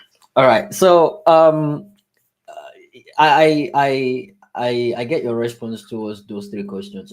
Toby, real quick, let's jump to you before we take Ovie. Can you marry a divorcee? Can you marry a single mom or a widow?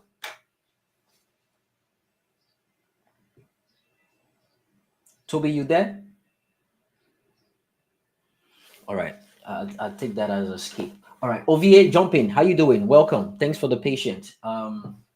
Jump in. How you doing? I know Uncle Jimmy. Uncle Jimmy, I hail you. I hail you too. Uncle Karibu, I greet you. Uncle Tudos, I greet all of you. So quickly, let me jump on from this your question. Jimmy, my sister was a single mom and she's married, beautifully married. You understand? So personally, I can marry a single mom, and like what Karibu said. So hold on. Let me get this. She used to. She was married before, then she divorced, right? No. She gave birth out of wedlock. Okay. All right.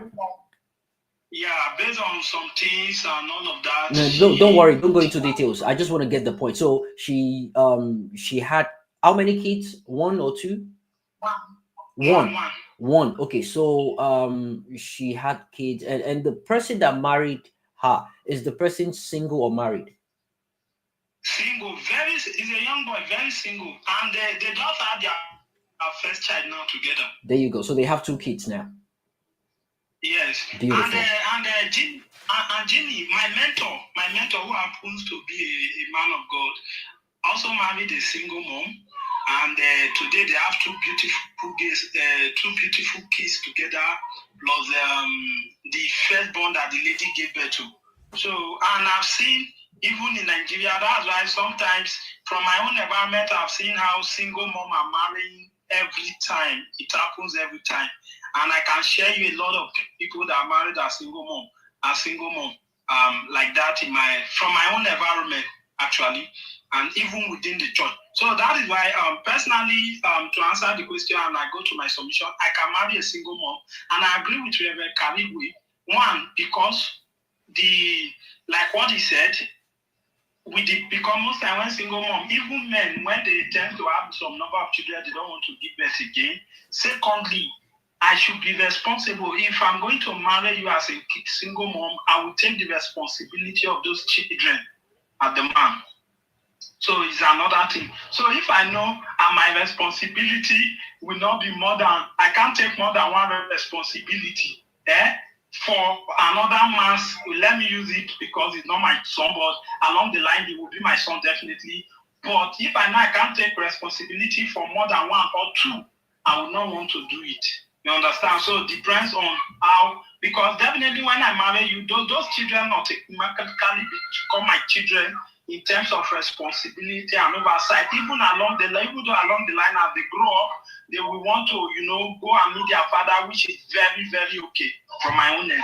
So that is that. So you see this issue of why divorcing widows, single mom, women stigmatized in for marriage. I feel like what you said, culture is a major role, is a major challenge. But even though I can't generally say, but from my own place where I'm coming from, things tends to be changing gradually. I can tell you that.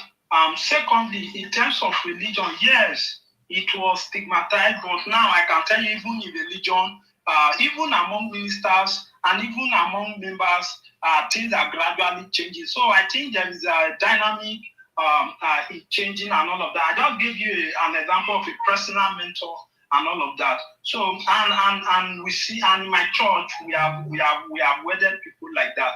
You understand? So that is it. So why are they stigmatized? I feel from what we said, culture is a major thing because we tend to grow up and we tend to say this woman is divorced, is a single mom, that means the person is not good for marriage, and most times we tend to blame it on bad character.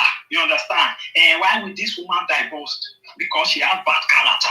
You don't know what really transpired, if it was the fault of the man, if it was challenges along the line, they had understanding that, okay, we can no longer work together. So those are some of the things that actually our society will not want to take equal such consideration. So in case of divorce, the only challenge I have was Jimmy.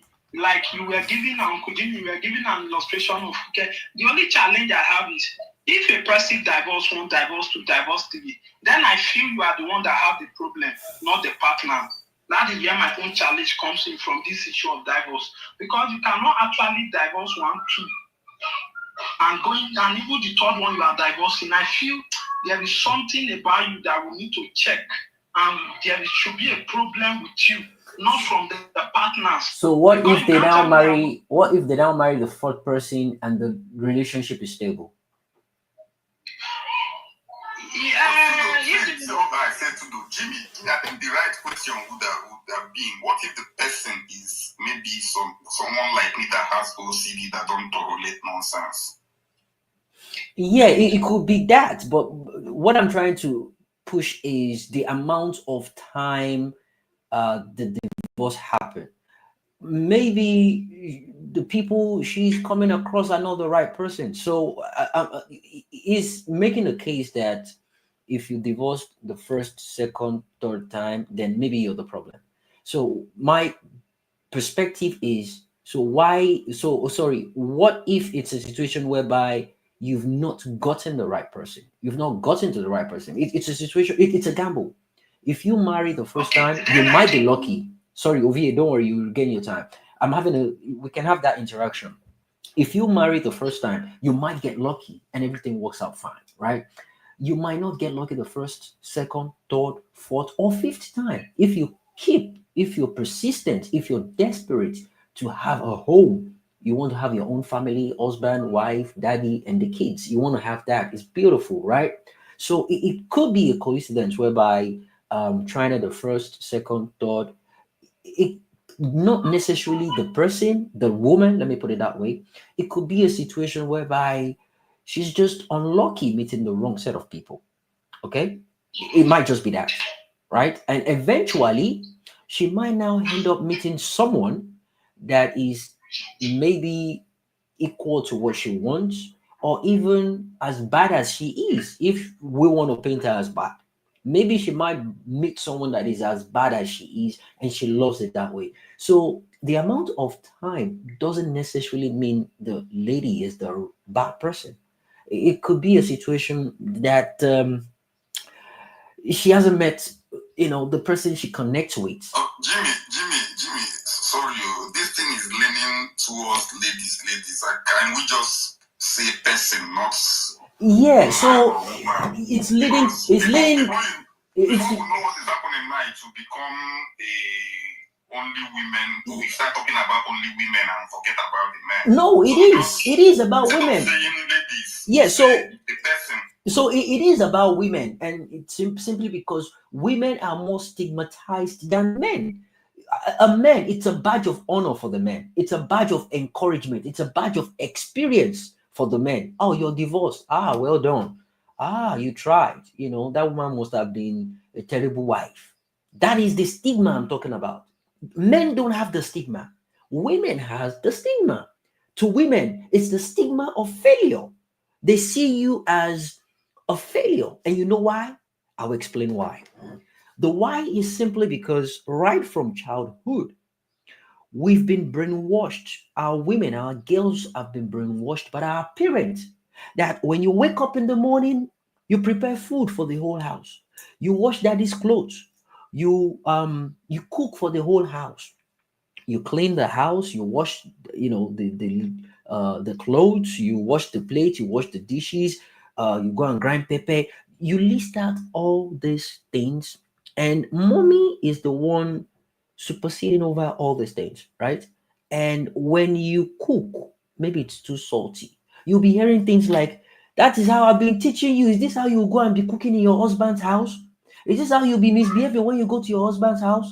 If you sweep and it's dirty, see how you sweep. Your husband will go dey see this place now. Your husband will see, say, they clean house very well. This is what you do when you get to the." It's almost as if they are being trained for the purpose of going to their husband's house to be slaves, right? So now imagine going through 20 years of being taught by your parent, right? And at the end of the day, on your wedding day, they are telling you, remember all the training. That's, they call it home training. Remember all the training I gave you. I didn't do this to your father. I didn't do this to your this. Remember all these things that I'm telling you. Remember how I used to show you how to cook, how to prepare this, how to prepare that. They've built our women to be servants, right? And the moment you have a divorce, you've been seen as a failure. Now, all those things, all the training they gave you has gone to waste. Regardless, knowing what caused the divorce, they're not bothered even if your husband is beating you. That's when you see mothers that will be telling you, "I endured. If you see what I saw during while I was married to your father, he will come in, he will come home with two women, he will sleep with different women, but I still endured. Sometimes he will slap me, he will beat me, I still endured." You have to be strong. That is wrong. It's been happening. Doesn't mean it's right. Our forefathers did it, doesn't mean it's right. They passed it to their children that are our grandfathers and grandmothers, and those ones passed it to their own kids that are our fathers and mothers, and they passed it on to us. Guess what? We live in a culture where we don't ask questions. You dare not. But we're breaking that jinx now. We're having an intellectual conversation about it. We're trying to talk about it, the issues surrounding this matter. What is the point of these things happening? And if you ask, they'll say, "No, no, no, no, no, you don't have such a question." We've not been brought up in a way to ask questions. And it's a conformity experiment that's been passed from generations to generations. And it's a norm to people now. It is a norm. So the expectation is there for women to succeed in their marriages, regardless what they're going through, regardless even if they're being maltreated, if they're being abused, it doesn't matter to them. You're meant to just persevere and just endure. That's it. Endure and be submissive to your husband.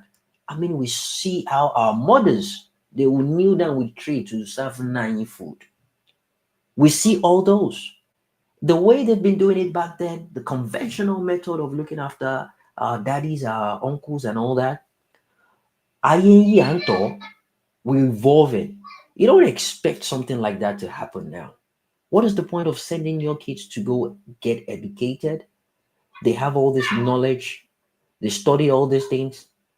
You spent a lot of money, changing naira to dollars and pounds and euros to send them to go get their masters. And at the end of the day, they end up in the kitchen.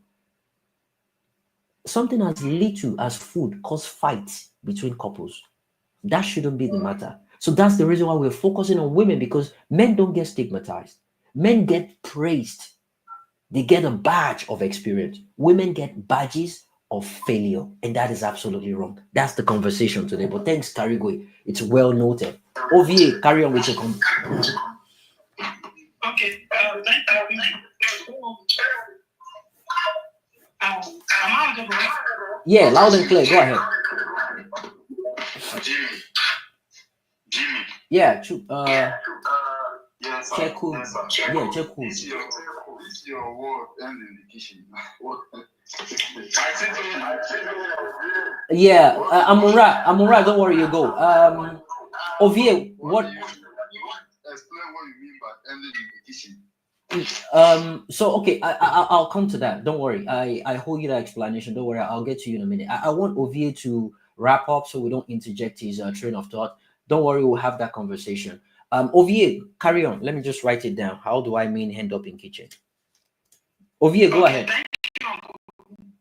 Thank you, Uncle Jimmy. So, this illustration you painted about what if it was not the right person for them?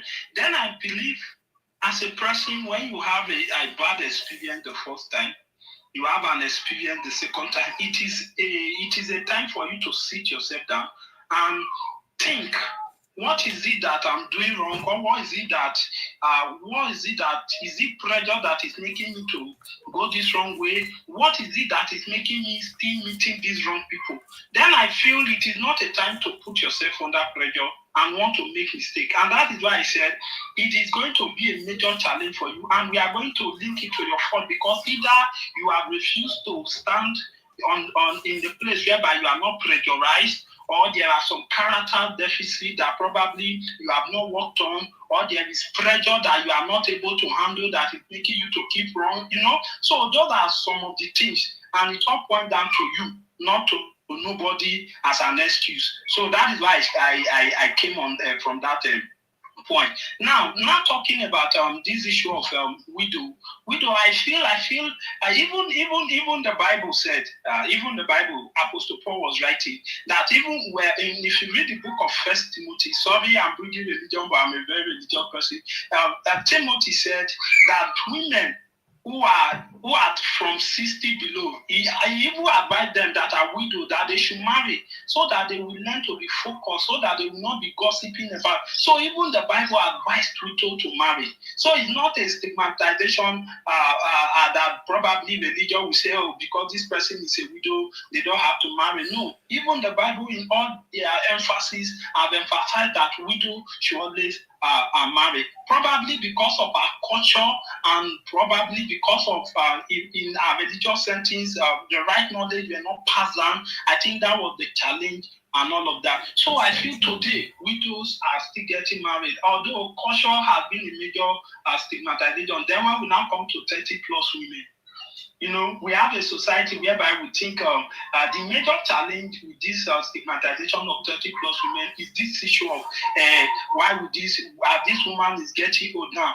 Probably they are getting to an age of menopause and all of that. Many people today, Uncle Jim, will tell you that they can't marry women that are 30 plus. Many people on this space today that are not married, they will categorically tell you that they can't marry 30 plus women.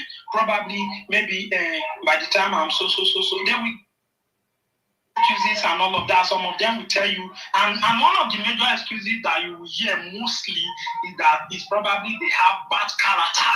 That is why they are not yet married at that 30 plus.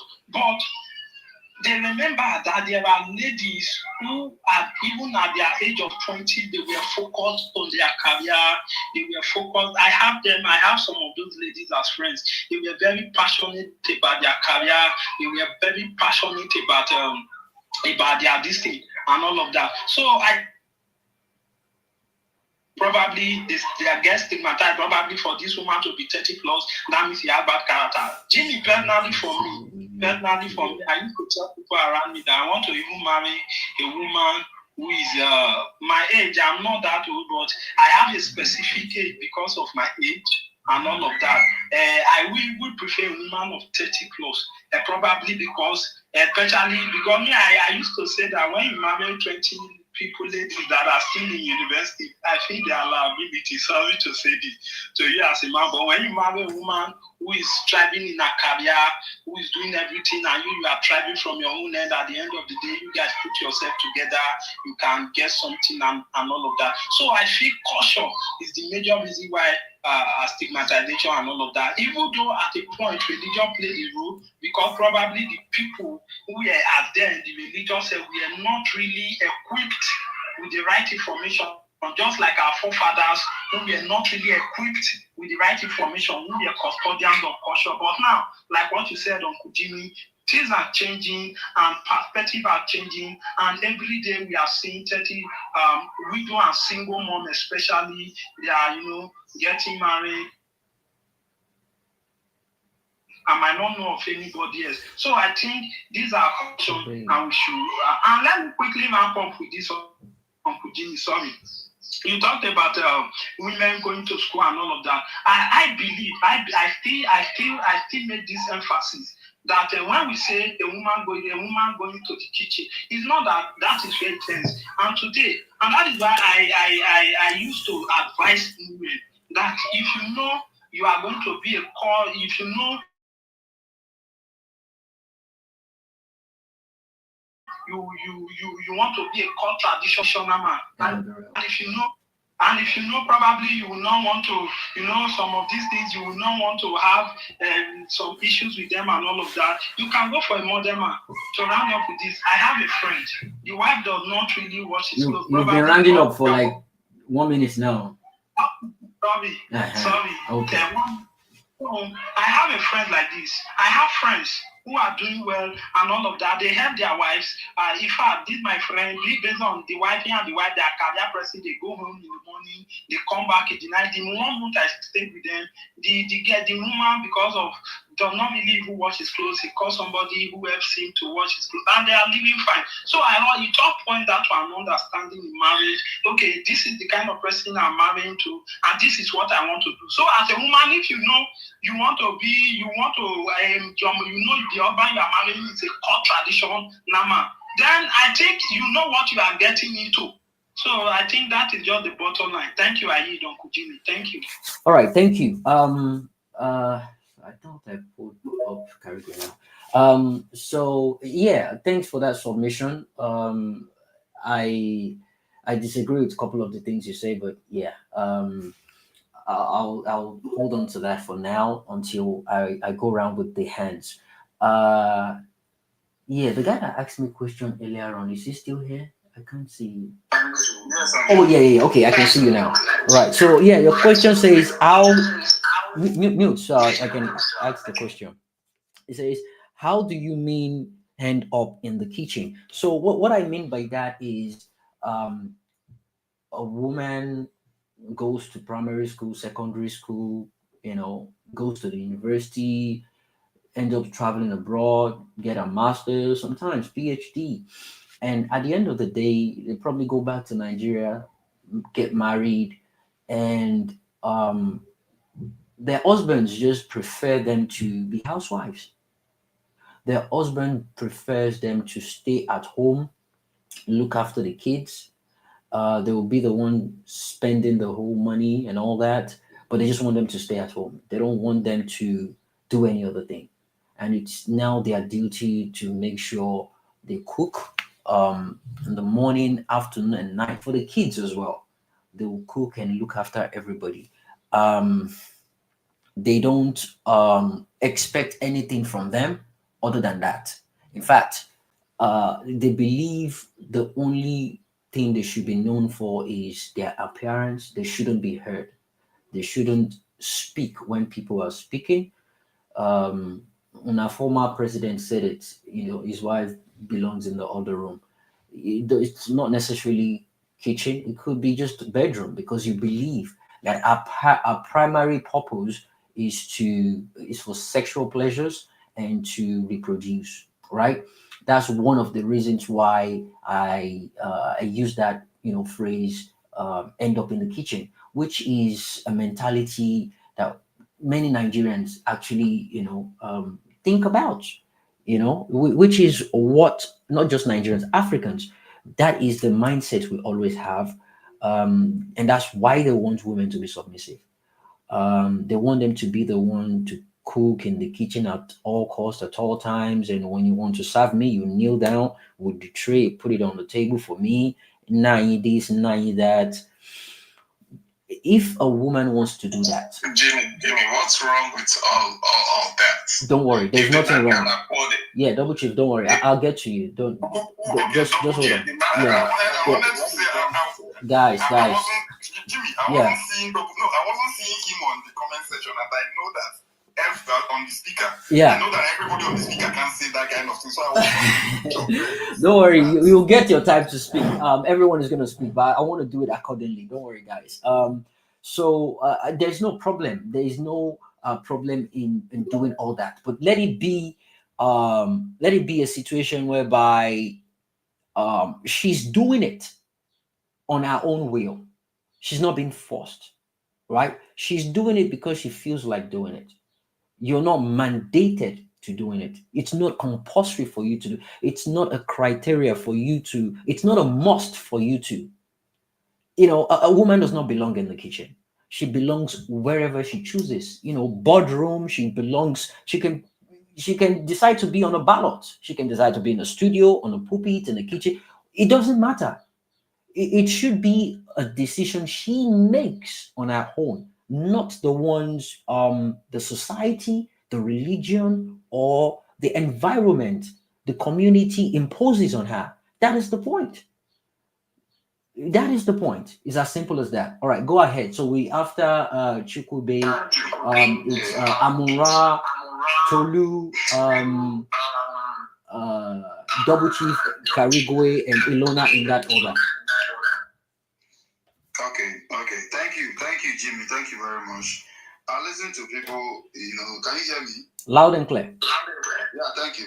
I have listened to some people here, they spoke so well, but for me, I cannot marry a single mother, I cannot marry, even the one that divorced, even whether you have a children, you don't have a children, I cannot marry a single mother. Why? That's Why? If I don't want to start going through details, but no, it doesn't. See, I'm not here to judge you. I want to learn from you. There will be a reason why. Jimmy, people judge me or not do not change anything about me, about my person. I know why I say that, but it's okay. I'll go in details. Okay. I cannot marry a woman who has given birth before, single mother, whether you have married before, you are not married before. I can never try it, and the reason is simple. All right, I have a choice to make, just like what you are saying now. I have a choice to make, and this is my choice. This is my decision. All right, and I believe millions of women out there also have their choice. All right, they have their choice to make. There are some reasons they will not marry me or marry a man on my level or standard and whatever. So they have their own reason too. So this is me, I can never try it. And in one thing I have learned so far is, you see, the society we live in, men do not complain enough. That is why it's always about, women, the society feel like women are being treated so badly. I was having a conversation with a young girl because I checked the girl profile, it's a young girl on this Twitter.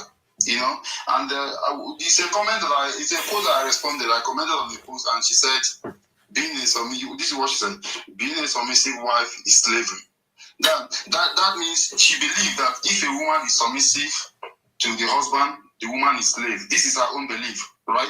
This is what she believed, and she gave me a lot of reasons. She told me about marriage or partnership and all that. She told me a lot, and that is for her. And she believed that every woman who is submissive to the husband is slave. That's our own definition of that, of slavery.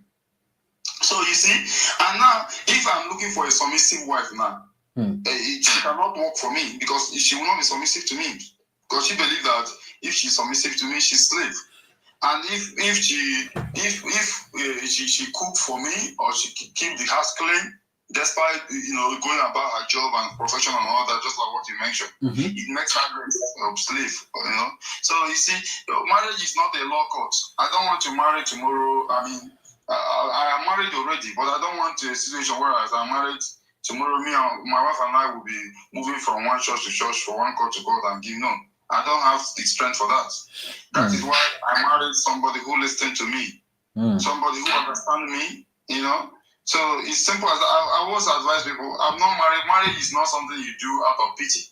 I cannot pretend that said, oh, I'll marry single mother because you have one kid. There's no. That is not for me. Even if I'm a single father, God forbid.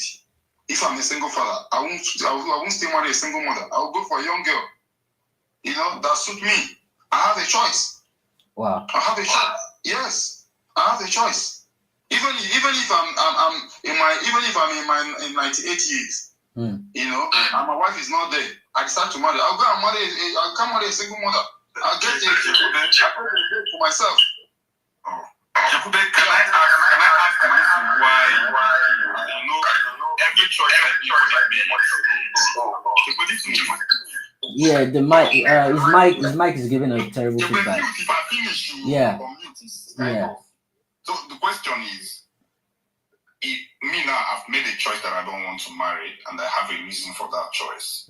What's your reason for saying, as in making all these decisions you've said that you've made? Before you proceed, Karigwe, can you give a reason why you don't want to get married? So that way you're letting him know that. Let's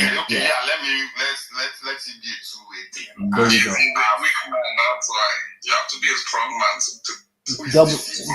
double chief, just hold on. Yeah, fine, no problem. It's weakness. Just hold on, let him finish. I really want to hear from you, double chief. Just hold on, please. I don't want to make a rowdy. I've been in relationships and it didn't obviously work. Okay. I'm an overthinker with a little bit of OCD. I don't know how to let things go. OCD, what's that for the benefit of people that don't understand? OCD is obsessive compulsive disorder.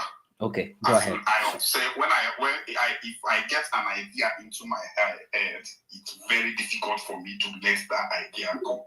So if I'm dating you or married to you, and maybe I start getting that idea. Wait,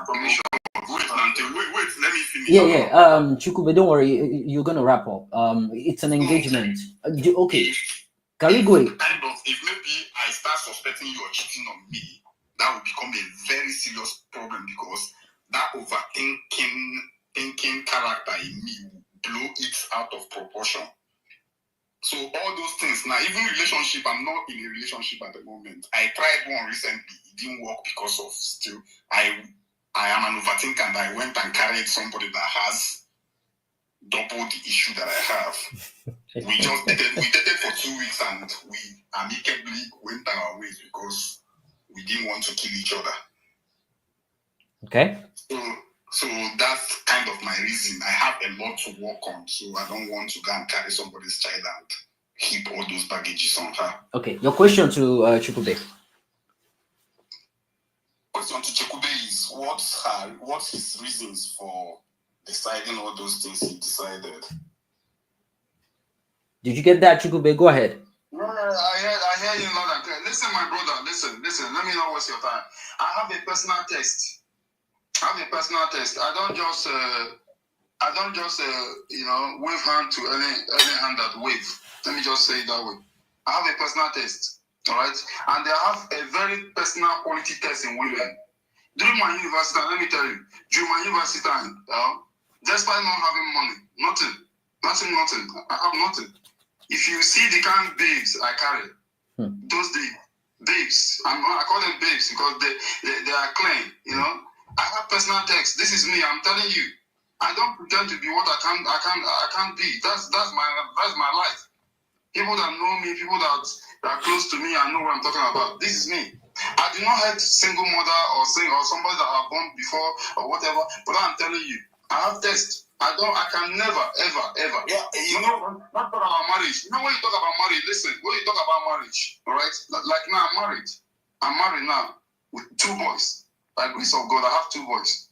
So now, when you talk about marriage, marriage is not relationship, marriage is not friendship, and my family is kind of family that you don't marry twice. Once you marry, you don't marry. My dad will personally tell you, "Are you sure this is the right person for you?" Because you are not going to that thing to twice. It's not possible. When you're married, you're married. That's my family. So My if you have, if there's, let me conclude, please, sir. okay, Please, all sir, right, yeah, you go. I'm sorry. Right from my great grandfather to my grandfather to my father, nobody in my family has married twice. Nobody. I mean, nobody. You know. So when you married, you need to put eyes in the water to select the good one that you know that yes. When you marry her, you marry her. And why I will not judge women who run away from their husband home, like what I said. You know, Timmy, you were trying to make some point when you said women maybe they meet an abusive man that beat them. You are right. I don't judge women because they are single mother or whatever. No, I can't. You know, who they are alive, they marry. I cannot say stay where they will stay that place so that they will kill you or whatever. But what I'm telling you is simple. All right, this is family. I have a family reputation, and I will not be the first person to come and start what my great grandfather has not done. So I cannot marry a woman out of pity when I know that this is not my style. I have a personal taste of a woman. When you are a woman, when I look at you, if you are my test, I know you're my test. If you're not my test, I won't waste your time. The problem in the society is that men are carried away by any woman they see. They never satisfy. If they see this one is good, this one is good, every one is good, you know? And that is the problem. You must have a test on a woman. And you maintain that lane so that you won't be going around, messing around with women. Women are very ruthless. You mess around their feelings, they mess you up. They don't forget easily. Right. All right. Okay. So women you are going to mess around with, you don't know the kind of relationship, toxic relationship you have been with. Yeah. And then you go around and listen. I am not looking for a woman to feed me. I am looking for a woman I will take care of. Okay, you want to be the one spending money. You don't want the woman to spend money on you. No. It's of not true. That is not going area for me. I'm not looking for a woman to come and spend money on me. Okay. I'm looking for a woman that the little I have, we manage it. You know, the little I have, we'll be contented with it. We live happily. That's what I got. So you wouldn't marry a working woman. Why not? So let me ask you a question. Listen to me, bro. My wife is BSc economist. She's working. She's working in Ministry of Transportation, Delta State currently. But she can't spend her money on you. She can't spend her money on me. Like how? Okay, so when she takes care of herself, she already spending money on me. Okay, so let me ask you this way. Let me ask you the question this way. Are you comfortable with her making more money than you? Like maybe she's making $1 million every month, and you're making 500,000 naira. Of course. Would you let her, handle some bills in the house rent, and some other things? Well, of course, if I'm not in a financial capacity to do it at the moment, of course she can do that. Okay. Yeah, that's why I said you kind of now contradicted what you said before. Statement you made. No, wait. The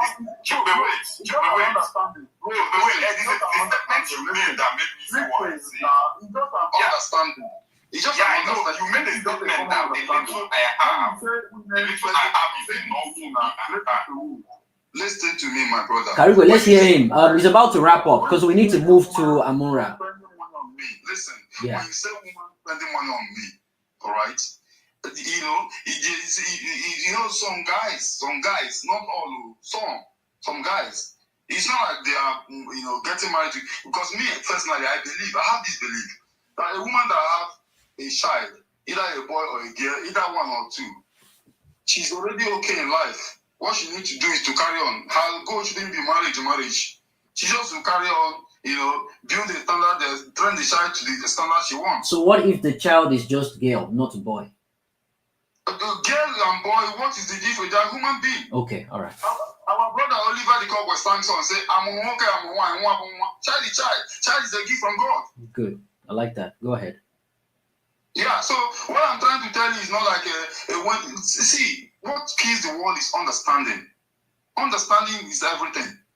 That a woman should not take care of me does not mean when in fact, a woman that loves you, want to build with you, know when you have and when you don't have. If your woman don't know when you don't have, I'm not sure that one is your woman. It's Right. your woman. All right. So we need to move on to the next person. Thank you, Okay, Chokube. thank you very much. Yeah, thanks. I love your contribution. It's gonna be an interaction section. Thanks guys for joining. We're building strong institution on StreamYard here, about 300 people I can see from my hand here. On all platforms. Thank you so much guys for being part of this. We should be moving to Amunra, but before we do that, real quick, let's take a word from our sponsor. It's not ready yet, but let me just do this for my own from my own side. How do we keep up with the trends? How do we get a hang of facts and vices playing out around us? Join Off the Cuff with Jimmy, where unscripted, uncensored, and unforgettable controversial family and social topics are discussed by different people across the globe. Topics ranging from depression, abuse, homosexuality, marriage, sex, anxiety, drugs, suicide, mental illness, bigotry, near-death experiences, parenting, PTSD, racism, culture, rape, peer pressure, abortion, and many more. Listen in on Fridays, 10 a.m. Central Time Zone via YouTube at Off the Cuff with Jimmy, TikTok at Off the Cuff with Jimmy, and X Off the Cuff Jimmy. Join us to explore today and tomorrow while shedding some outdated views from yesterday. If you want your story to be heard, contact us via WhatsApp +1773 461 7622 or X handle at Off the Cuff Jimmy. Just in my mind, Yans Jimmy.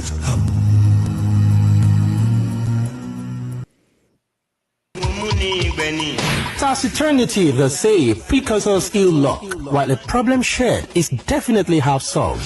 Ọ̀rọ̀ tí bá ń gbé ní lọ́kàn tá a bá ń ṣe mọ́nú lásán bí èkó inú agolo, ó ṣeé ṣe kó gbòdì sígbésí ayé ẹ̀dá. Ẹ pàdé Jimmy Hulk lórí ètò tá a pè ní Off the Cuff with Jimmy.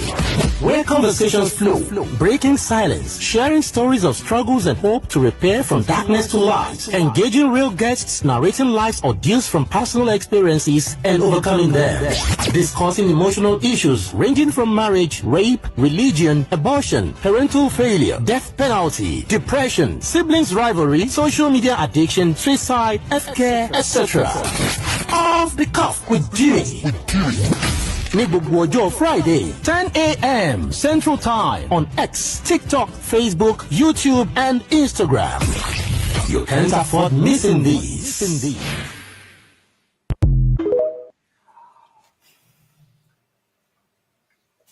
All right, welcome back, guys. Ouch, sorry about that. Whew. Welcome back. We're back to the topic. Welcome to Off the Cuff with Jimmy, where we have unfiltered, uncomfortable discussion and absolute necessary topics that people shy away from, and we do this every week. Off the Cuff with Jimmy is brought to you by one and only sponsor OBJ Foods, and I spoke about them a couple of weeks ago, and we're in full partnership right now, and we're good to go. OBJ Foods is a company based in Nigeria, but they're good. They're good at what they do. You know, they produce, they farm, they produce, and they package African and intercontinental ingredients across America and Canada. You can have their addresses on the screen for people watching me on live stream. I'll put it on the jumbotron on the Twitter in a minute. But for our listeners in America here, they have stores across the whole state in America here. They have in Canada as well, and they are creeping into UK currently. They sent me a package. I got it on, was it Thursday or Friday? Well packed. It has red palm oil, Organic one, by the way, very good. They sent me tiger nuts. I brought some out. I will show you guys in a bit. If you guys want to see me on the live stream, you can just click on the link in the comment section. So I'm just going to mention a couple of their stores in America here, and in the next couple of weeks, our listeners will be benefiting from this. Instead of sending all these foodstuffs to people's addresses, I don't expect people to send me their address over food.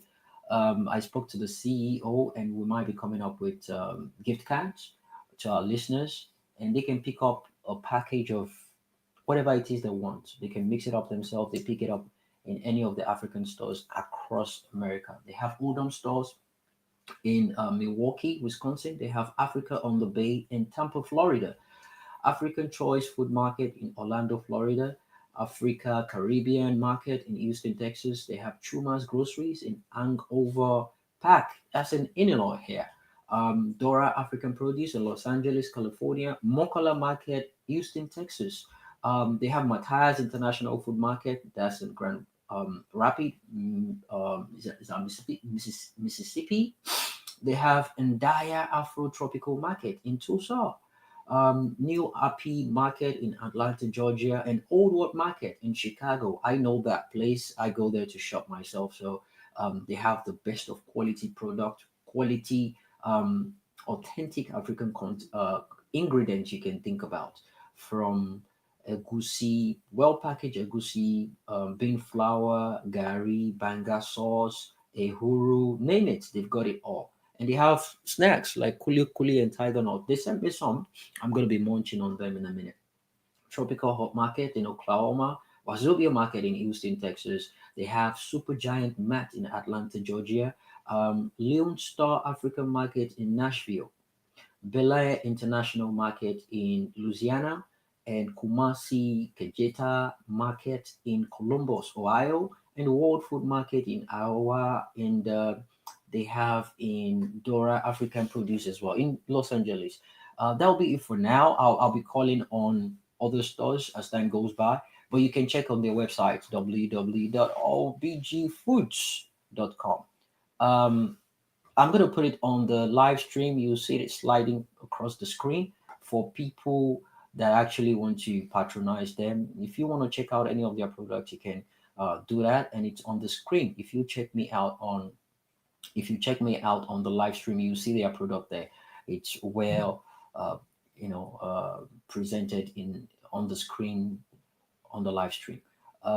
People on the live stream have more priority than people on Twitter. I just created a Twitter account. Um, People are used to the Twitter spaces. They're not used to the live stream, and the live stream is way more better because that way everyone can listen to you across board on all social media platforms. But on Twitter, only people on Twitter. I just had to connect it to the mic. But we'll get there eventually. We will definitely get there. So thanks, guys. That's it for now about OBG Foods. As time goes on, we'll share more information about OBG Foods. Before we move to Amora, I would like us to listen to this real quick.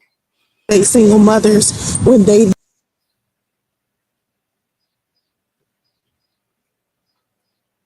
Hmm. I don't know why that paused. Today, Hmm. it's often overlooked but deserves our attention. Okay, there's a little bit of glitch going on. I don't know. The traffic is jam packing. I'll just pause on that for now. It's your lucky day, Amora. We'll come back to that in a minute. Thanks for your patience, Amora. So we do Amora, Tolu, double chief in that order. Okay, Inola dropped. All right. Amora, jump in. How you doing, my brother? Thanks for the patience. Thanks for being part of this conversation. How you doing? Yeah. Uncle Jimmy, that's what I heard people call you. I'm doing fine. How you doing? Welcome. Yeah, I'm doing great, and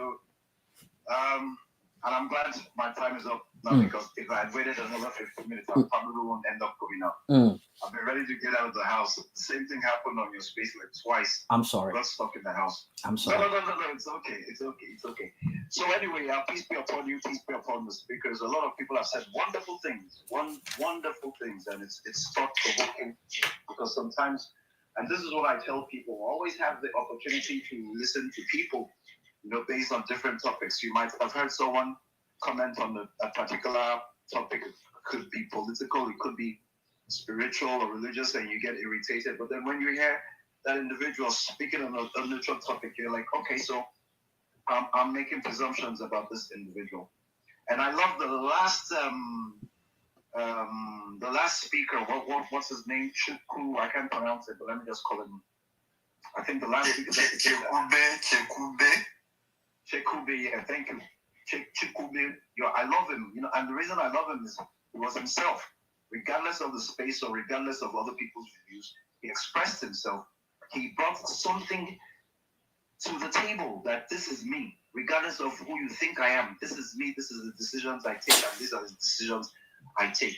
And I think that is the most important thing: communication. So, in speaking to your topic, when I saw the tweet about it, I asked just one question, Jimmy. I said, "Which society?" So some of these things are based on the society we live in or the society we grow up in, and the strong influence also, the family. So just to give a little bit of context, I grew up in multiple societies at the same time. I grew up in Maryland, United States. I also grew up in Lagos, back and forth. And to bring context, while I was in junior high school, and this is also for Reverend Karigwe, while I was in junior high school, from the 7th grade, which is equivalent to what we call Form 1 in Nigeria, and I think they call it GSS 1 now. In my school in Maryland, it was a public school, Montgomery County Public School. People, the Puerto Ricans, Mexicans, and some black people and some white people would come in and sell drugs and sell, we call it reefer, which is marijuana, And most, not all, most males that wanted to trend were smoking marijuana. So I've been smoking with marijuana since the 7th grade. Now, in the American society, once you're 13 as a female, you see these females back in the day telling their parents they're 13 years old and they can wear makeup. People are having sex at 13 years old in 7th grade and 8th grade. Junior high school, few people have sex. People have sex. People are going into relationships. So by the time you get into high school, you have a bit of experience. So I did it, Ricardo, I did it, Trayvon, I did it, an African boy, Ayon, blah, blah, blah, blah, blah, blah. They have that experience. But back to Lagos, you would find females who are in Unilag in their final year. If you dare go to their house and say, let me check this chick up, the following day you will hear that my mother gave me the beating of my life. So this is what I went to do in school. And this is somebody in the university. So she has no experience. She has been reading all her life in secondary school. She has been caged, and then she's in the university, so she's a free bird. Some don't get free until they're NYC, and then they start to do things they should have learned years back, and it starts to affect their life, and it starts to see on. I have friends who read throughout Yabatech and throughout Unilag. My father had this. My father was like Chukube. He had this thing that regardless of where he lived or where you are, he wanted us to be rooted in Africa. He wanted to instill that to us. So we all came back and we did our first degrees in Africa. So what am I saying? So you see somebody that is 20 years old and her parents will still be treating her like a child. You'll see somebody that is 20 years old and she'll be seeking advice on what to do with boys. Whereas somebody else who grew up in a different society at the age of 13 knows what to do with contraceptives, has probably done 1 or 2 abortions before, and it seems normal. So when it gets to the level of a marital relationship, what do you want? And let me reference my brother again. He said he knows what he wants. He has always known what he wants. He has a standard. What do you want? As opposed to what do you need? So most people at a point in time get their emotions mixed up. The emotion of want and the emotion of need. Now you're a graduate, you've got a job in MTN, you need a husband, but you don't want a husband. Now you're a graduate, you're working in Seplat or an oil company, you're making lovely figures. You need a wife. You don't want a wife, but you're forced into it. So your emotions are mixed up. You don't know what you want. You don't know what you need. And that confuses you. That's a factor you have to consider. So when you open yourself up, and I always tell people that when I speak about myself, I am not advising you. This is what works for me. Do what works for you. How will I put this? I have a daughter from another woman who I'm not currently married to, and she's in the United States. She's about 32 years old now, and I have other children in Lagos with my current wife. There's a big age difference between my current wife and I. I understand her, she understands me, we understand each other. I don't argue, not because I can't argue with other people, but I don't argue with her because it's like boiling water. I know what will happen. So based on that communication, once it gets into an argument, I shut up. I leave the house. I go for my drink. I come back, and then life goes on. So what I will say is that I've discovered that a lot of people get stuck up in the fairy tale idea of how marriage would be, and they don't come to reality. Reality doesn't creep into them until there's need. People can change. It doesn't mean somebody is pretending. People can change. For the married man, your experience is totally different from dating. People can change. Someone may love you because of who they met. And as time goes on, maybe because of your financial income, if it reduces, things will change. Things will change drastically. Disrespect will come in. And as a married man, if your income goes down and you cannot control yourself to, as we say in Nigeria, Lagos, cut your coat according to your size, and then your wife starts to support you more, that support starts to translate into I'm taking over. Sit down. Where are you going to? And when you tell your wife, let me have 10,000 there.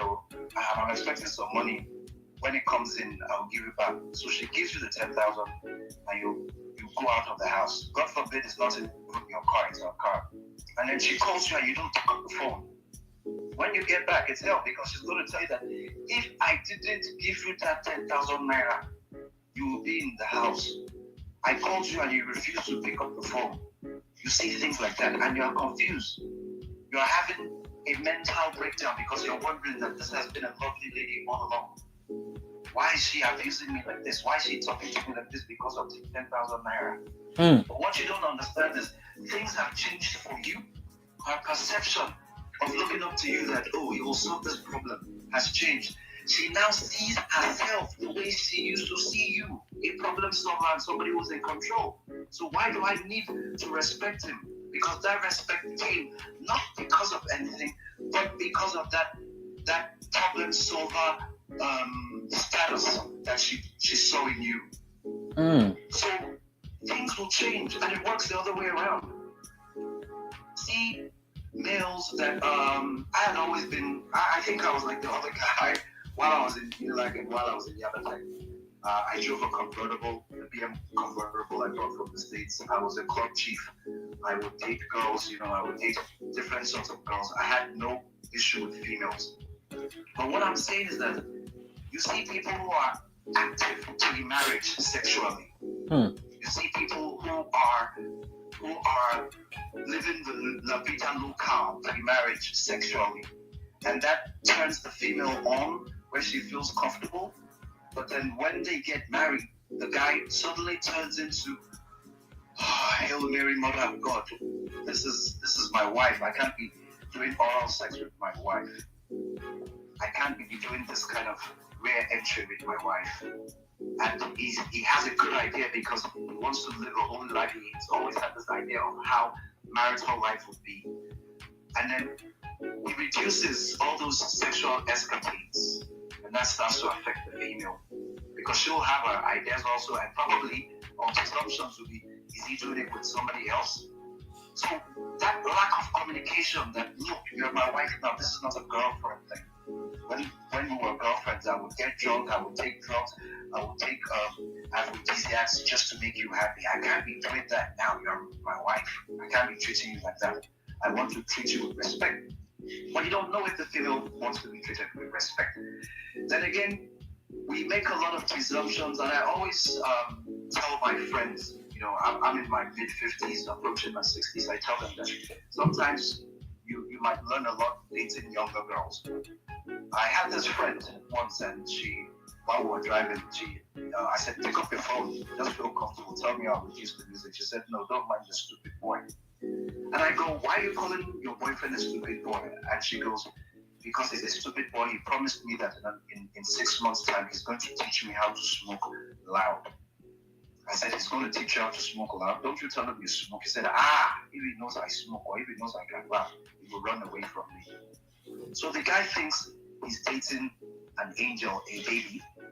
He smokes a cigarette, and she abused him that he can't even finish one wrap of Igbo. So he's promising her that, don't worry, soon I'll teach you how to smoke this thing.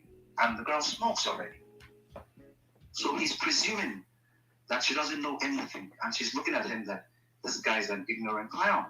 So there are so many other things where guys you want to do rare entry or oral sex with the female, and you're like, don't let me go wild. So without speaking too much, it boils down on, and this is my personal opinion, communication. The inability to express yourself properly to your significant partner, somebody you're going to get married to or somebody you're married to, is the problem. There are times my wife would say, what's wrong with you now? Can't you see that? Can't you see what I am not wearing? And that means she's naked, which means there has to be sex. And I'm like, come look, this thing's not going to get up. I've had a couple of bottles, unless we can do this or unless we can do this, and then it will get up. And then we communicate and we'll do it rather than me being like a failure in bed. So communication, and there are times she will say, come look, I've had a terrible day.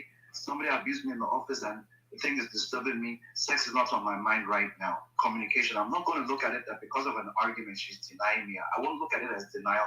I'll understand what she's going through. So when we go back to the topic, I'm sorry to do this, they're like somebody said, sometimes it's about a family thing. Yeah, so Amonra, don't be sorry. The things you just mentioned now, in as much as some people might look at it like, is that even part of the topic? Things like this actually do. Yeah, things like this actually do lead to why people break up. So don't be sorry. It's a compelling one you just made. But yeah, go ahead. Thanks. So you understand what I'm saying? So in a marriage, that lack of communication and what she thinks and what you think, and then when you look at the reason and there's no communication. I've dated widows before. I've dated single mothers before, and single in the context of she got pregnant out of wedlock. I've dated people that were divorced before, and it boils down to communication. And there have been some females that I would expect that based on your experience, you should understand that communication is key. So what I'm saying is that you would look at this individual, that this individual has failed a test. Do I want to risk staying with this individual and then this test would fail again? Or will I feel comfortable starting afresh? So it depends on, for me, the stigma is there in our society in Nigeria, I won't say Africa, but the stigma is there because it's like, somebody can't drive, and he starts to move the car, and as he was trying to move the car out of the parkway, he has an accident, and then somebody else is calling him another day that, can you help us move this car so that we can go up? And they say, don't give Kayode the cue, because they're like, Kayode has tried to move a car once, and Kayode failed. So Folake has tried to be in a marriage once, and she failed, and then now you want to marry Folake. It's an impending doom. That's the way people will think. Again, you don't know the reason why Folake's marriage failed. It's communication. While I was young, I had friends that would tell me, this is my stepmom, this is my stepbrother. There will be some of them, it could be a polygamous family, some of them, it could be the woman had married and had 2 or 3 children before their father married them. I have a friend that he has 4 stepbrothers from his stepmother who was married and had children before the woman married his own father. Yeah, I'm on the phone. She's backwards inside the phone. Sorry, I'm coming. Yeah. Sorry, guys, I have some young children. No, it's all right. We all have them. Yeah. So what I'm saying is that there are people that you will notice that at certain situations they will not communicate with you. You give them time and put them in the situation where they express themselves to you. If a female, and this is based on my own understanding, if she's confused about the way you would react if she expresses herself to you, there's a great possibility that you won't get that expression. Just like when I told the young lady, why don't you tell your boyfriend you smoke marijuana? She said, if he knows, he will run away. So she's scared that finally she has a boyfriend, but if she knows this boyfriend runs away, if the boyfriend knows she smokes marijuana, the boyfriend will run away. If it was a marriage situation, there will be a possibility. So what am I saying? Let's look at the society, the Nigerian society that we live in, where my neighbor's 20-year-old female cannot drive her car because the mother doesn't want them to learn how to drive. And when I spoke to her, I'm that you're becoming a nuisance in the compound because when your driver is not around, other people can't take up their cars. So one day I spoke to her. She said that, as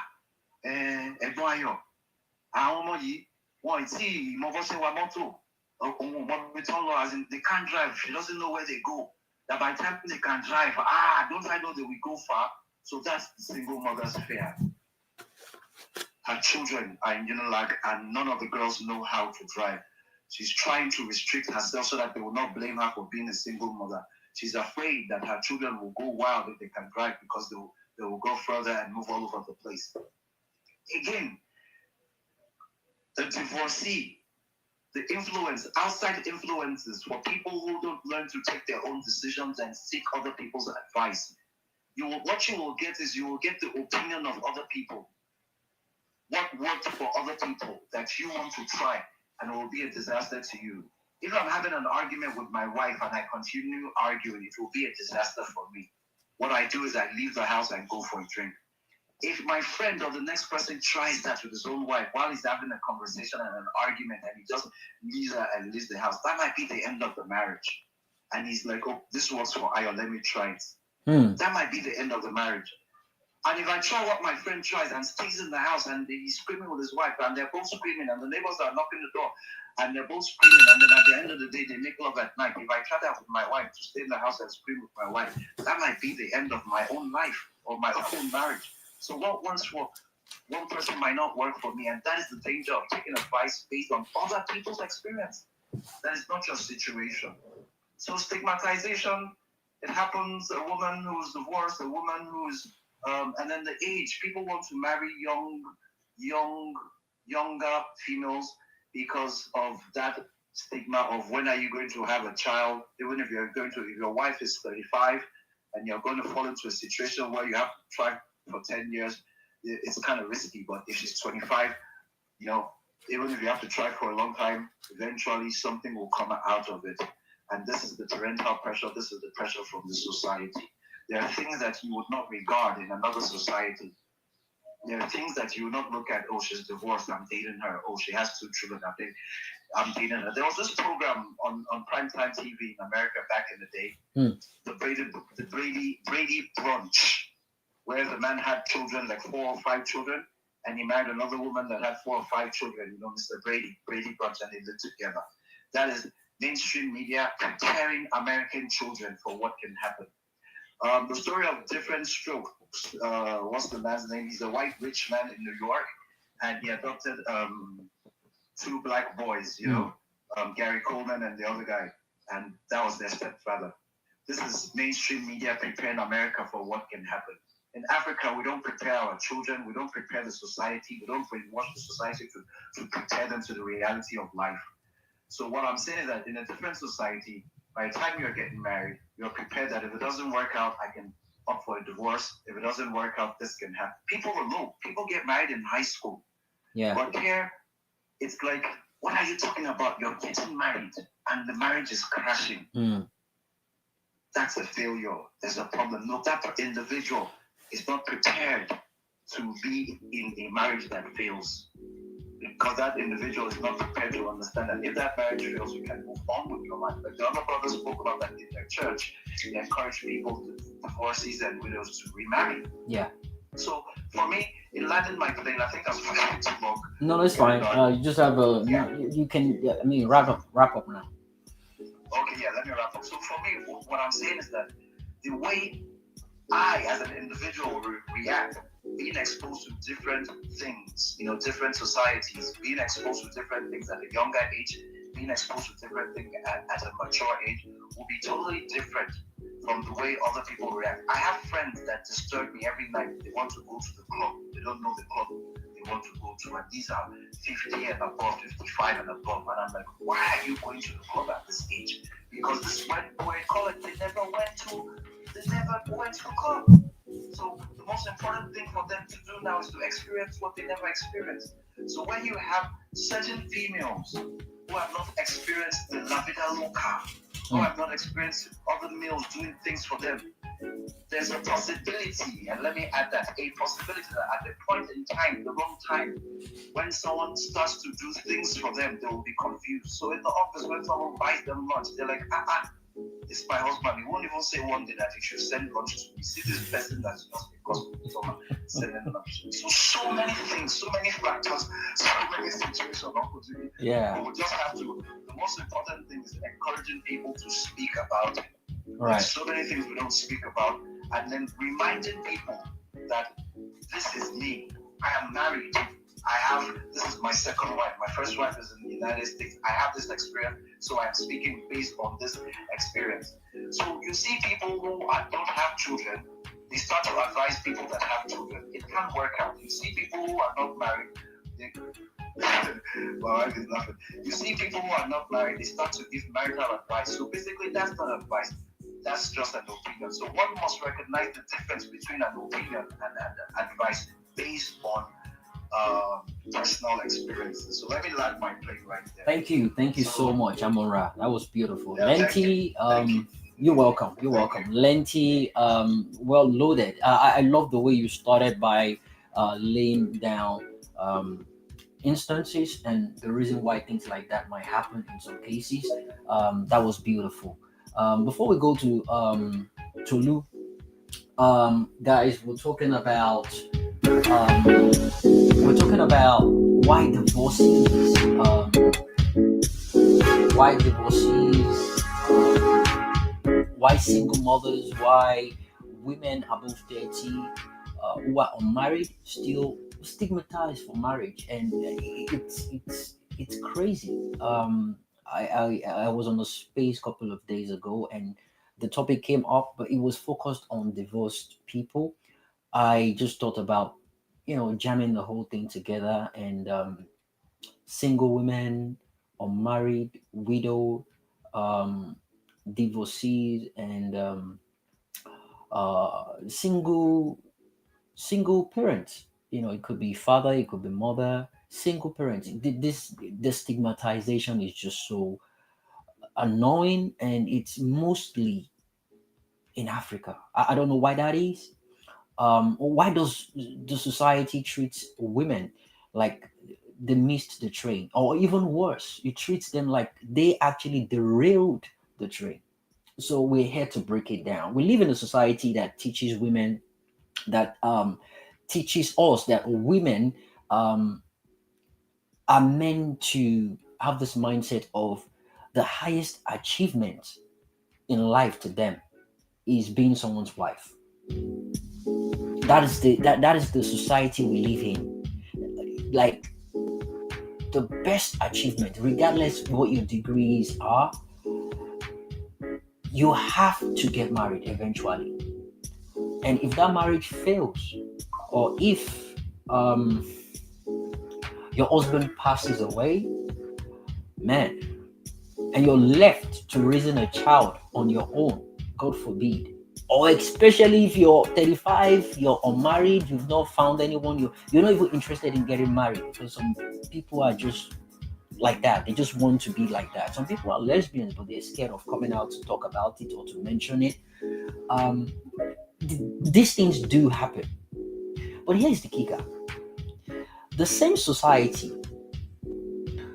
collapse for men who does exactly the same thing we're complaining about women. I mean, a divorced man has the badge of experience. It carries it, it flaunts it around. A widower is a strong and desirable man. A single dad is a hero. A 40-year-old unmarried man is just waiting for the right time. He knows what he's doing. He's waiting for the right time so he can be with who he wants to be with. But when a woman does it, or it's a woman's turn, or a woman's going through such, it's either she's damaged, hard to control, she's carrying baggages. Are we seeing the hypocrisy here? Are we seeing the double standard? Widows are sometimes even blamed for their husband's death. It happens. They blame them for their husband's death. Divorcees are called disobedient and unable to keep a man. Single mothers are pitied, judged, and sometimes ignored. A woman over 30, a feminist. Those are the tags they give them. They are often seen as leftovers sometimes. They see them as a waste of time. They see them as you cannot be with a man. Because our society has been designed in a way whereby our mothers, our aunties, our grandmothers, they brought our girls, our ladies up to be servants. They're the ones cooking, they're the ones cleaning, they're the ones doing everything. And daddy will tell that mommy will be the one to monitor all these things and, make sure things are going on fine in the house. Daddy will be happy with you if you do this. And when our sisters, I'm using myself as an example. Back in the days when my sisters, make minor mistakes, they get smacked, and you hear things like, is this how you're going to be behaving when you get married? If there is too much salt in the soup, is this how you'll be cooking for your husband? They've painted a picture of whatever you achieve in life, you end up getting married to someone. And the person you're married to, you serve that person. That is what we're here to talk about. Again, as I always say on my space, on my platform, I'm not perfect. I don't know it all. But everything I say, it's from critical thinking, decision making, and problem solving perspective. Listen to me. Take whatever you feel or sounds useful to you. Take it, make use of it, learn and unlearn, and discard of whatever you think it doesn't make any sense to you. You don't have to stick to what I'm saying. So let me say this clearly to everyone listening, especially our ladies. Your value is not tied to your marital status. Your story is not over because of what people expect you to become or end up. You are not less of a human being, or you don't deserve less. You don't deserve less of love, respect, or happiness because of what happened to you. We're here to talk about it. We're here to discuss the issues people don't like to mention when it comes to relationship, when it comes to controversial topics like this. Widows, over 40, single mothers, and divorced. That's the conversation. Thanks for being part of this, guys. It's Off the Cuff with Jimmy. Anambra, first son, I see you, my brother. Thanks, Caribou, for always being here. Tolu is going next. Chris is here, and Double Chief. So we do Tolu, Double Chief, Anambra, first child, and Chris. First son, rather, and Chris in that order. How you doing, Tolu? Jump in. Welcome, my brother. Hey, good afternoon from here, Jimmy. How you doing? Not bad. Alive and well. Awesome. I think this is a wonderful conversation, and thank you for the opportunity to speak on it. You're welcome. I think there is an unfair standard of morality that is put on the female gender. I'm a man, and I can say that with my full chest, that our culture as Nigerians and our perspective of religion as Nigerians as well puts an unfair morality standard on women. What a man can get away with, a woman can't on a good day. And it's sad to see because, I'll give an instance. I know this very happy couple. when I met them and we became friends, such a beautiful wife. She works in GTB.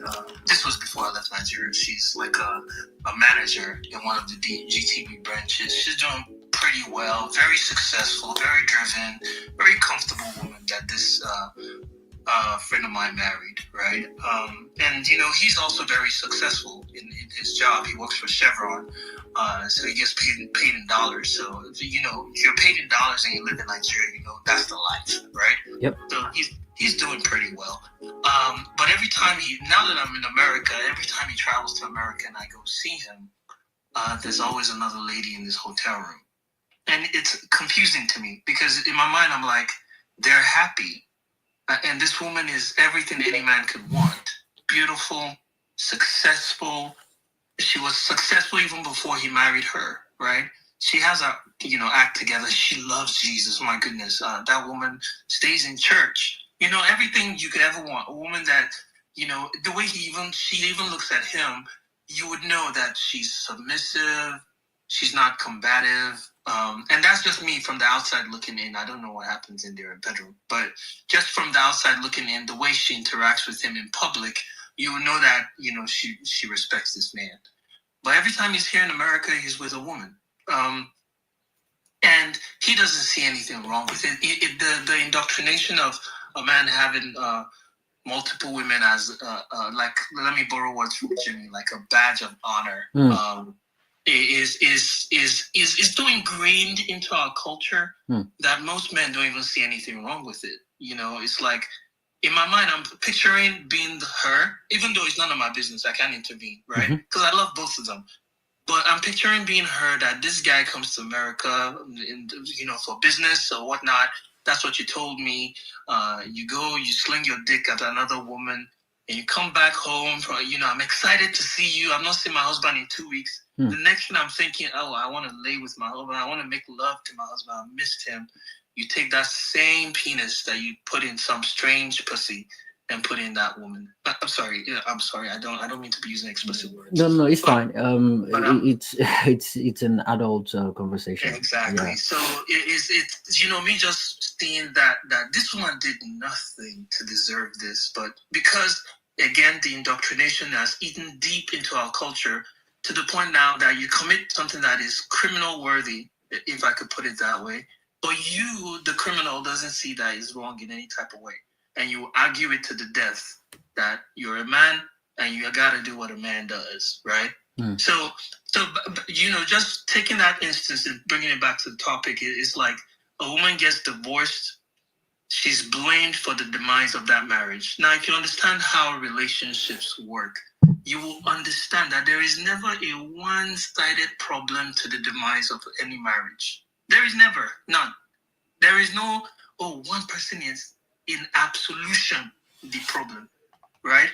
So in action and reaction, there could be a lack of self-awareness. How you act, it shows me you're not self-aware, if it's negative, and how you react also can show me if you're not self-aware, if your reaction is negative, right? And I always tell people that when two people that are very self-aware come together, there's a difference. The way their relationship looks is very different from two people that are not self-aware. And this message of self-awareness is not something that Nigerian men are particularly excited about, right? Meaning you're trying to tell me I should be aware of my actions and how they impact people. Now, the general message that is preached to a man is anybody move anyhow, you will see anyhow. Do you understand?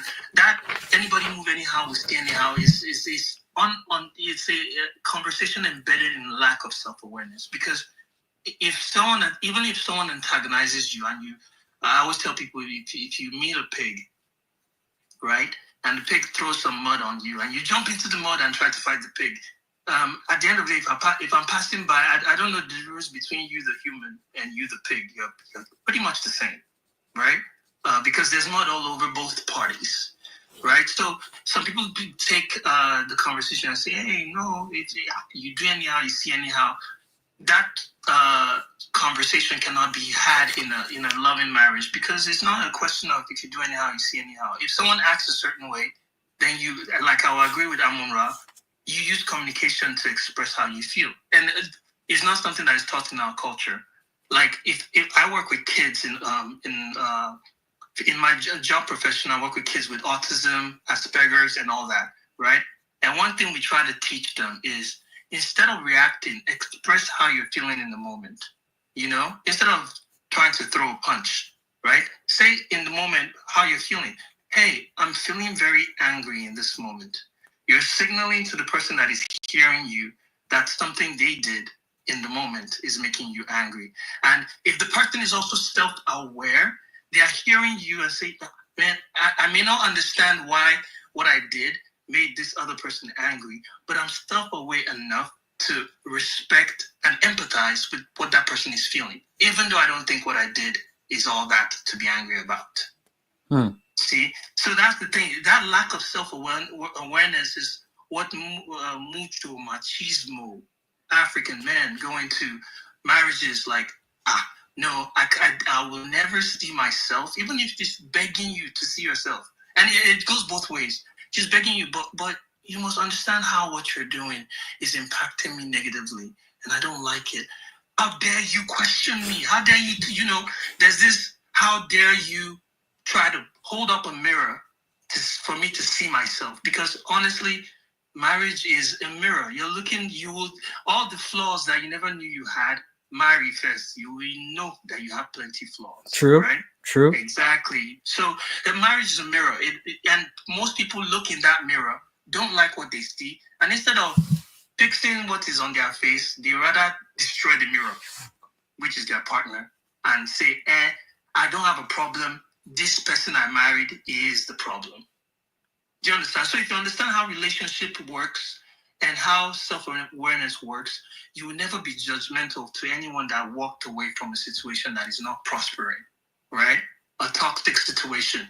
Because it takes a level of growth to say, in as much as I love this person, our combination is toxic, and the best thing is to walk away so that it doesn't become something more than it is. And if you understand that, if you now meet someone that's in their 30s and has been divorced before or hasn't been married before, you will understand that, if I get it. It's possible she's meeting people that are not self-aware and she's self-aware, or it's possible he's meeting people that are not self-aware and he is self-aware.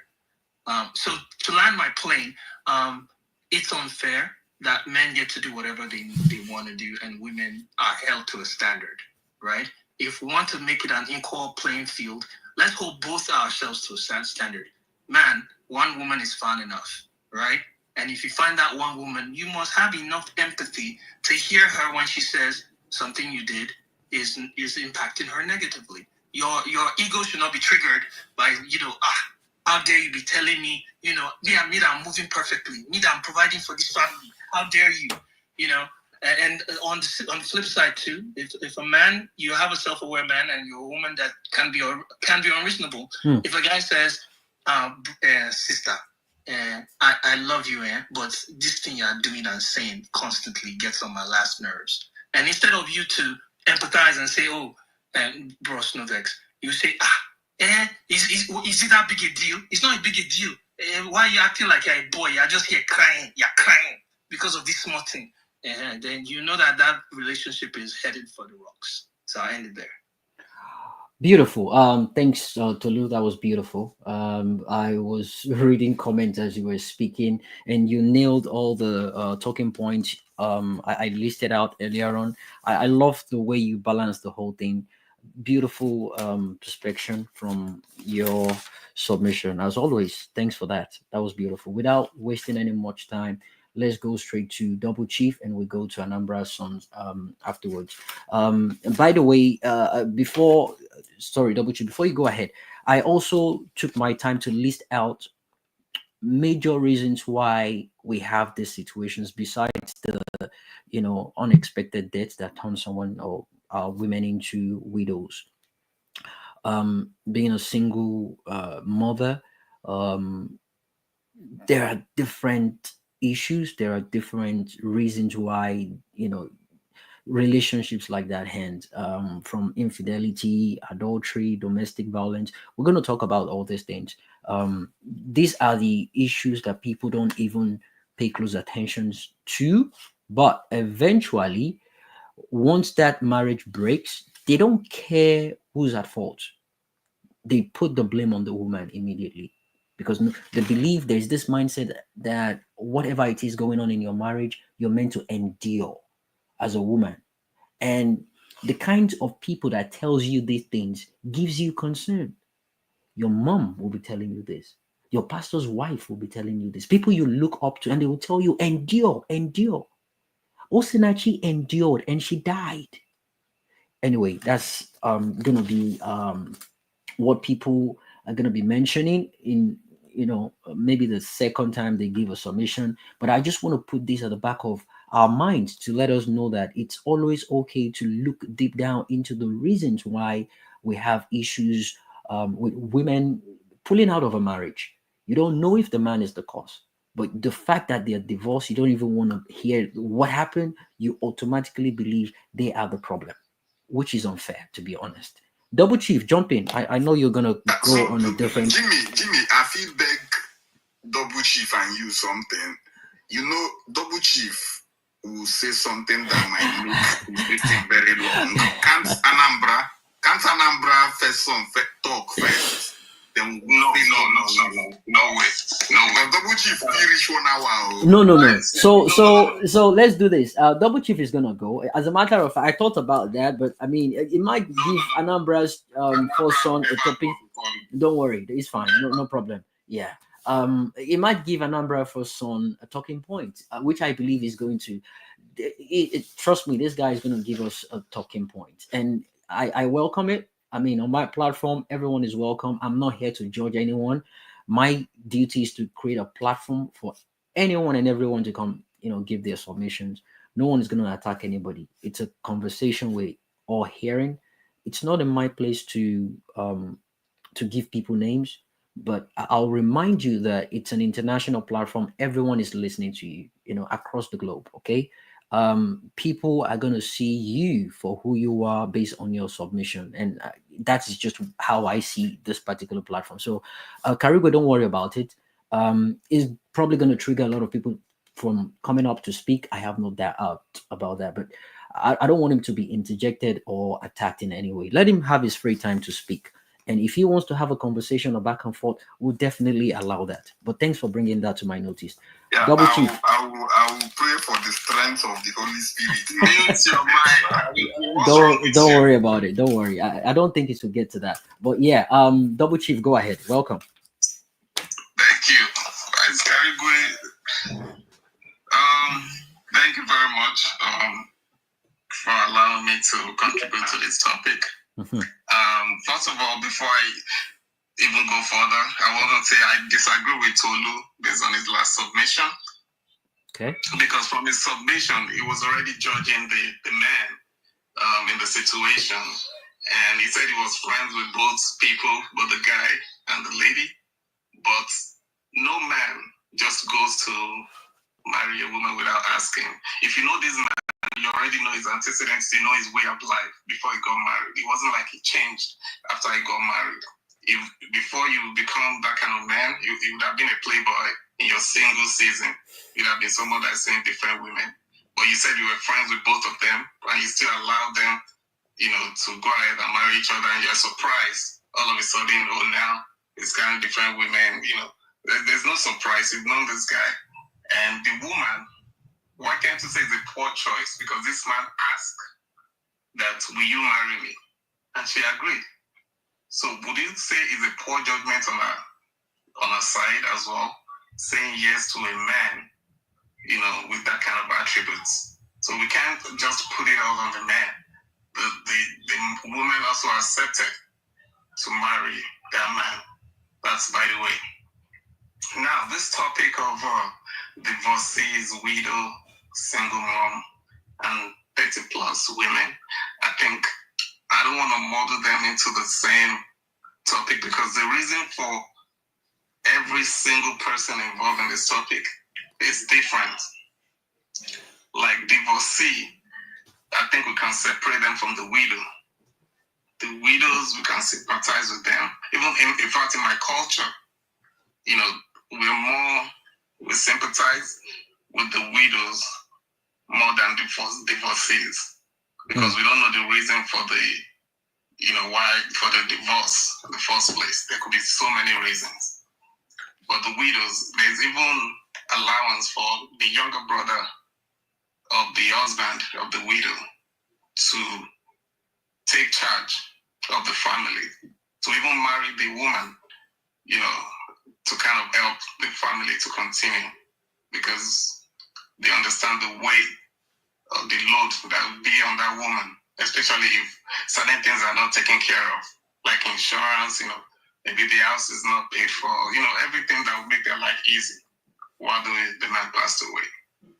And the single mom and 30 plus, the rise of feminism has also, not helped. Feminism has affected a lot of women in different ways. And it cannot be overemphasized what feminism has done in the destruction of marriage and the destruction of the mentality of women, understanding their place. You see, as a man, I believe, and that's my belief, that there's a unique position that men have been placed in this world. I don't want to say it's a man's world, but there's a unique position that men have been placed in. And that position cannot be played by a woman. No matter how much money, no matter how influential, a woman cannot play that position. They don't have the capacity. They are not built like that. So that's why I'm surprised when Karigo said he has no CD. Oh, that's the reason. My grandfather has 4 women in his life. Every one of them were well taken care of. That's a man. Taking care of 4. Do you know it's more difficult to run a Fortune 500 company than to be married? It's more. That's why Yoruba will say "Billy the Latin bomb." That's a real. It's more for you to be married. That's why I respect people that are married. That have a woman in their house, that they are handling situation. It's a bigger deal. If you look at all the CEOs, the biggest CEOs in the world, they might have succeeded in running a big company, but they failed in marriage because it's a bigger deal. It's much more difficult. It's not child's play. It's not for weak men. And my favorite quote of all time is because, I've always said it in spaces that tough times create tough men, and tough men create easy times, and easy time creates weak men. It's like we're just turning out a lot of weak men that cannot, comfortably even handle one woman. Our grandfathers, how were they able to handle 4, 5? And everybody was living fine. I'm not saying, there weren't challenges. I'm not saying there weren't, families with different issues or the other. But these are not weaklings. These are people that, raise children and be able to control these women and make sure everybody was good. So what kind of families are we raising? What kind of men do we have in the society today that cannot even handle one woman? It's like we are giving up that responsibility as a man that is divinely ordained for us. If you see a 70-year-old, I'm sorry to say, the feminists, they might get angry. A 70-year-old man can still impregnate a woman, and still, we have a lot of time on our side as a man. That's the way the nature is. You might not like it, but that's the nature. You cannot fight it, no matter how hard you fight it. It is what it is. That's the way God created it. So you cannot, fight your way into that position. You see? So it's different situation that bring different, like, that's why I want this topic to be divided, the divorcees. Well, you just did. You just dismantled the whole thing. And I like the way you separated. I agree with you on that. The way you separated those topics: the divorcees, single moms, and widows. I love that. I explained it earlier on before you joined. If a woman that the husband dies has a child or children, she's considered a single mom, and that's a fact. But a woman that her husband dies without children, she's considered a widow. So it's like more difficult for you to it's more difficult um, for you to move ahead with another relationship if you have kids than if you're just if you divorced or your husband died without kids. It's a different ballgame entirely, and they believe you with kids, it's like baggages, and without kids they might want to find out what caused it, but that's a different topic entirely. So, but there's a point you mentioned that I want you to elaborate on, which is please, Anambra, first one, if you can come back, you're going after Double Chief, which is you said one of the major reasons why people end up divorcing is simply because of this. You said feminist, right? You said feminist, right? How has that played a major role in um, people divorcing? Yes. So there's no equality in marriage. So if you have, I'm gonna give you 2 minutes now. Then we can take an umbrella first, son.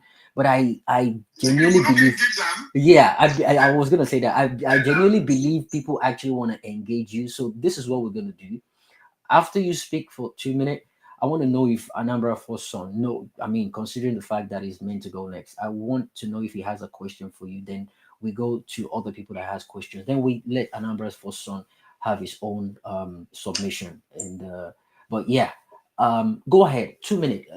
Explain what you mean by um, feminism is one of the major reasons why people end up divorcing. 2 minutes, please. Thank you. So for me, I believe this narrative about equality in marriage, that we want to be equal, that's rubbish. It's not going to work. There's a position. You see, there's a reason why we have a president and a vice president. They cannot be two leaders. There cannot be two people that are steering the ship. The temperaments of Donald Trump cannot be equal to the temperament of the VP. It's going to crash. They have to be a point man. They have to be a leader. That's number one. That equality in the way it's being projected, it's not going to work the way they're trying to make it to be. That men and women should be equal. Every other thing like equal pay, equal rights, every other thing is fine. But in marriage, they have to be a leader, and that leadership is reserved for a man.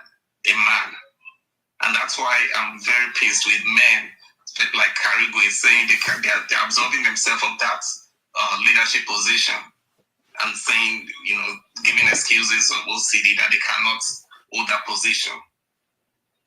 God has given you that. God has created you to be in that position. If you want to, Carrigo, let him finish. Let him finish, please. And not take that position, then that's on you. That you are too weak to be able to take that God-given position of manhood that God has given to you. Then you can now look for a woman. That's when a woman cannot, if you marry a very strong woman that can take it and you want to be the weakling in the relationship, then that woman can be the forefront and be the man in the marriage. But there cannot be equality. It's not going to work. So this notion of creating an equality in marriage, as men are built with ego, that's the way we are created. And once you are once you are tapping with that ego, then we'll react. We'll react. So that's number one. That that position, that's the way men are created, and they want to be respected. You cannot talk to a man anyhow and expect him, not to react. So all those notions, the feminism has created a lot of problem in marriages where women can just think they can act anyhow and talk to a man anyhow. And in turn, we are created to provide. no man will be okay that the woman, if my wife is earning more than me, I will double my hustle, do whatever I can. Some weak men will now just sit down and just assume that position of a second fiddle and just be feeding off of that woman. And that's where issues starts these are things that creates problem, because now by you not doubling your hustle to make sure you're that, like I think it was Tolu or Amanda that said that once that woman is not seeing you as a provider, as the leader, that's when all those disrespect will start coming in. And you'll be wondering what happened, because you've chosen not to take that position. You've chosen to absorb yourself of the responsibility of a man in that relationship. And then disrespect will come in. You cannot eat your cake and have it. People want to, it's like, you want a win-win situation. It's not going to happen. Okay. It's been created like that from the beginning of times. Okay. And another thing I want to say is, why is it that, okay, with all this advancement, with all this knowledge, why come the divorce rate is increasing more than the days of, so our mothers, they don't know how to do it. So how come the divorce rate was lower back then? That they said, oh, there was a lot of abuse, there was this, there was that. How come the divorce rate was very low then? But you know more than our mothers now, the divorce rate is even higher. We need to sit back and see that, there's some numbers. All right. Okay, yeah. So yeah. Karigwe, I got this. Don't worry. Thanks, Double Chief. Before we move ahead, Anambra Fosun, do you have a question for Double Chief? If not, Double Chief, just hang on. I want him to go real quick. And I want people really want to engage you. I asked Tolu a question as well. Tolu dropped. It might come back up, but Tolu dropped. So I know Anambra Fosun is meant to go next. He's a busy person. He just probably wants to hear his thought on this particular topic. People want to engage you. So let me ask, Anambra Son, do you have a question for Double Chief? Or you just want to go straight to your own submission? And after you're done, people are going to engage Double Chief. No, I don't have a question. I just want to make my point. Beautiful. Double Chief, I've noted down the questions I have for you. Karigwe, please do the same. I'm all right if you do. After engaging Double Chief, we'll move to Ramados and Martellini in that order. But Anambra Fosun, thank you for coming up. Thanks for being part of this. How you doing? Jump in, my brother. Thank you, Jimmy. Thank you for having me. Good evening, everyone. Good evening. I'm going to start by talking about how we got here. How did we get to this point? It's a very important question you asked. But before we look at it, especially the results that we're seeing, we first of all ask a very important question. How did we get here? So, you look at every society, there are things that you do as a society, there are things that you do that gives unintended consequence, the consequences that are not planned. If there is a society that prioritizes marriage, there is high tendency that that society will demonize unmarried. There's a society that prioritizes purity. There is high tendency that that society will demonize impurity. We were polygamous society before the colonization and the missionaries. And at that point, a lot of things changed. And that change and evolution has been happening to date. So what we are witnessing or what we are experiencing is quite new. It hasn't been like that in the past. We are a society that is gradually undergoing a lot of evolution. A lot of things are changing. There are new ways of doing things. Some of them we are embracing, some of them we are not embracing. And when you have a society that is very susceptible to external influence like ours, you constantly have this type of problem.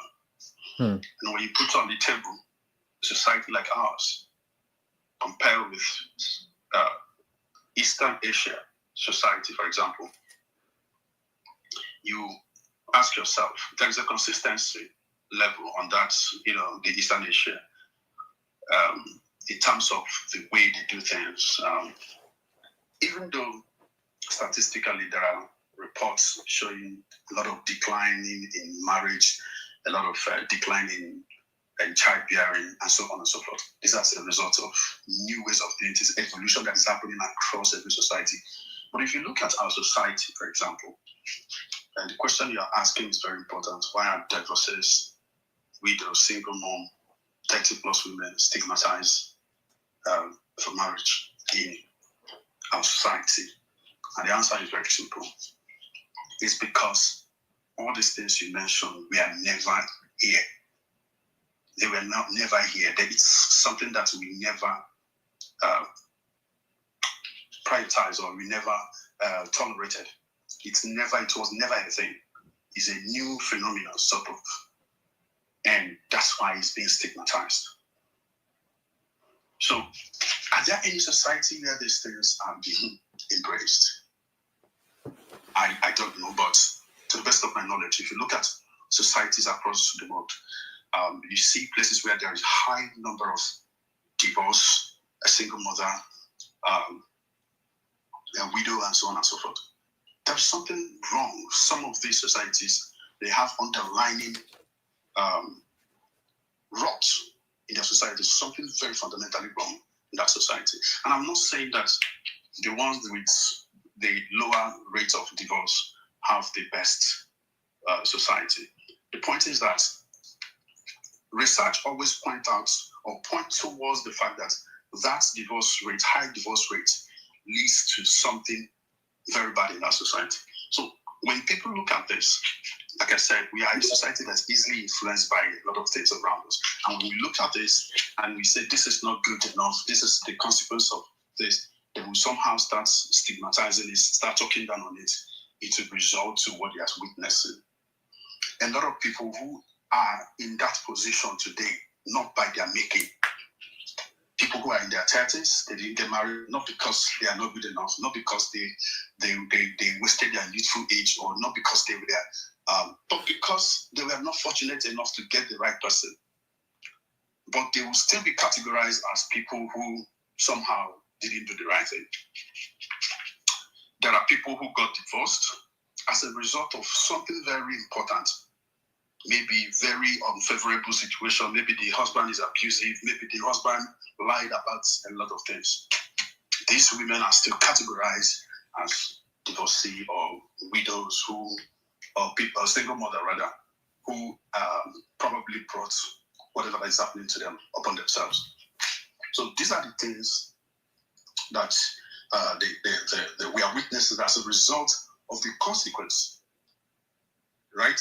The consequence of prioritizing purity, prioritizing marriage, prioritizing a lot of things. So you have just like, for example, I was watching a video, Jimmy, this evening. The video was talking about young girls in university. They were trying to imitate their mother. They were asking them to do like their mother. So they were imitating their mother. There are about 20 of them. I don't know about there are about 20 of them, but I can tell you, Jimmy, over 70% of them were talking about what they were talking was exactly what their mom. They were talking about marriage. Is that they are saying how their mom was telling them to behave so that they will get married, or how they, their mom tells them how to approach, get a man, dress properly. Exactly, just like what Chimamanda said, and so you see that our parents, our mothers, they are coming from a place. They were raised by, most of them were, they come from polygamous family. They come from a different environment, right? They lived different era, and they are the one raising these kids. They are raising us, the younger ones, and they are imbibing in us what they learned. It may not be relevant today. It may not be in vogue today. You remember I think early 24th century, maybe probably 10 years ago, when the fourth wave feminism came into the Twitter space, Nigerian internet space. It wasn't like that in the past. It wasn't here early 2000. It wasn't here in 2010. It just came around 2015, 2016.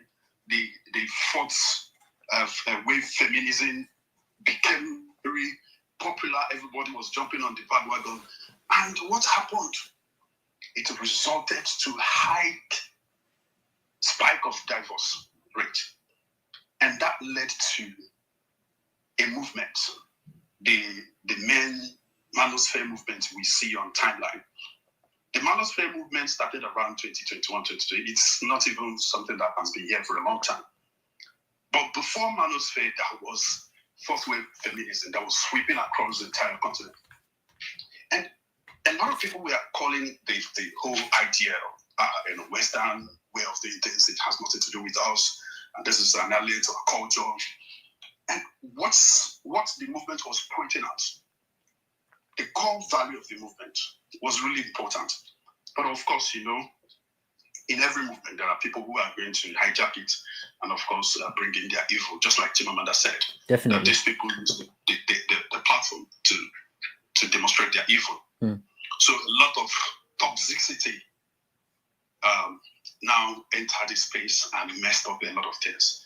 That has radicalized the men's wing that you see manosphere that is everywhere. So the fundamental question we need to ask ourselves is that what kind of society do we really want to have? What kind of society do we need to have? And when you want to engage people, and once your thought process is not in alignment to them because they see themselves as different gender, they start throwing words like misogyny and patriarchal, those words. So just to silence or just to somehow rubbish whatever you have to say. And it's not helping because at the end of the day, you are not solving any problem. So the important point is that it's good we're having this conversation, Jimmy. It's very important, but we need to look at where we are coming from, who we are, and where we are going to, where do we want to go to really. Do we have to, what model society are we looking towards to becoming? Is it just a buzzword? Is it just because it is in vogue that everybody's talking about it? This is important. Look at Andrew Tate. His reign is almost over. Nobody's talking about Andrew Tate today. I remember when he was everywhere, and the young people were emulating and trying to be like Andrew Tate. Today, nobody talks about Andrew Tate.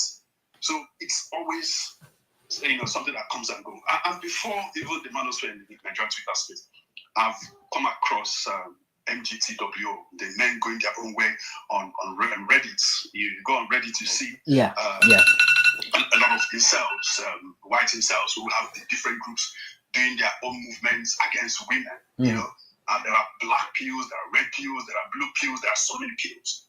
And everybody's just, fighting on same war. There's no war declared, then people are fighting war. So, but the point is, our society, Nigeria, or Africa, what exactly, where do we want to go? Because we need to understand that, look at Africa, look at where we are, look at the problems. We have poverty problem, we have the security problem, we have a lot of problems bedeviling us. Then we look at how do we begin to navigate towards getting to the right path. Because you can't be preaching feminism to women in the village who cannot even afford to feed. Right. Because they are depending on the men. And so when you try to preach feminism on how to get out when it is not, it's like you are taking away food from their mouth. Oh, okay. Because they look up, they look up to the men. But the point is, we are at the crossroad, and the point where a lot of people who feel like they know so much, you are very exposed, your pedestal is very high, and they operate on the pedestal. They operate on, pedestal is very high. They don't even know that there are people who are below that can't even think for themselves. And you see people who are very happy in their misery. in their unfortunateness, not because they wish to be in that situation, but they don't know better. They don't even know how to exit. So when you speak to these people in a derogatory manner, you understand that you are speaking from a place of privilege. You know, privilege is something that blinds, right? When Yes. you are in a privileged position, you will not understand there are people who don't even know. That's correct. Their left and right. That's so correct. These are the issues, Jimmy. Thank you. Thank you so much. I love the angle you came from. People have been requesting for the mic since you gave your submission. I would love to hear what people have to say. So yourself and Double Chief now. I believe two people came up. I'm not sure if it is because of you guys' submission. I see Veyi, and I know Karigo wants to have. Karigo, do you have any question for Anambra for son? Or is just for Double Chief? No, I wanted to engage Double Chief, but I decided I won't again. I just want to correct some points he made and move on because I don't want that back and forth to be beneath me. Okay, so so hold on, Double Chief. We'll get to that. Does anyone on the speaker section has any question for Anambra for son? Yeah, I want to ask if is he married? Yeah, I'm married. How long have you been married for? You said? For how long? A year plus now. A year plus. I mean, usually it takes about 3 to 5 years before you really, I mean, you're still in the honeymoon period, so I don't think. What's your point? What has that got to do with the topic? I mean, because for you to be able to speak to this topic effectively in terms of, especially the divorce part, you need to understand what being married is about. Are you serious? Carigwe, hold on. I got this. It's not referring. It's not addressing you. It's addressing Anambra Fosun. So don't worry. I mean, it's an international platform. People are listening to him. Let him speak, please. Let him speak. So, you believe due to the time frame at which he's been married, shows he has less experience to talking about divorce, right? Is that correct? Correct. Okay. And you've been married for, let me see, close to 10 years or over 10 years, right? Yeah. Okay. Yeah. So you believe you have vast knowledge about divorce, right? Absolutely. Beautiful. All right. So again, Anambra, first of all, what do you have to say to this guy? Or you have no comment for him whatsoever?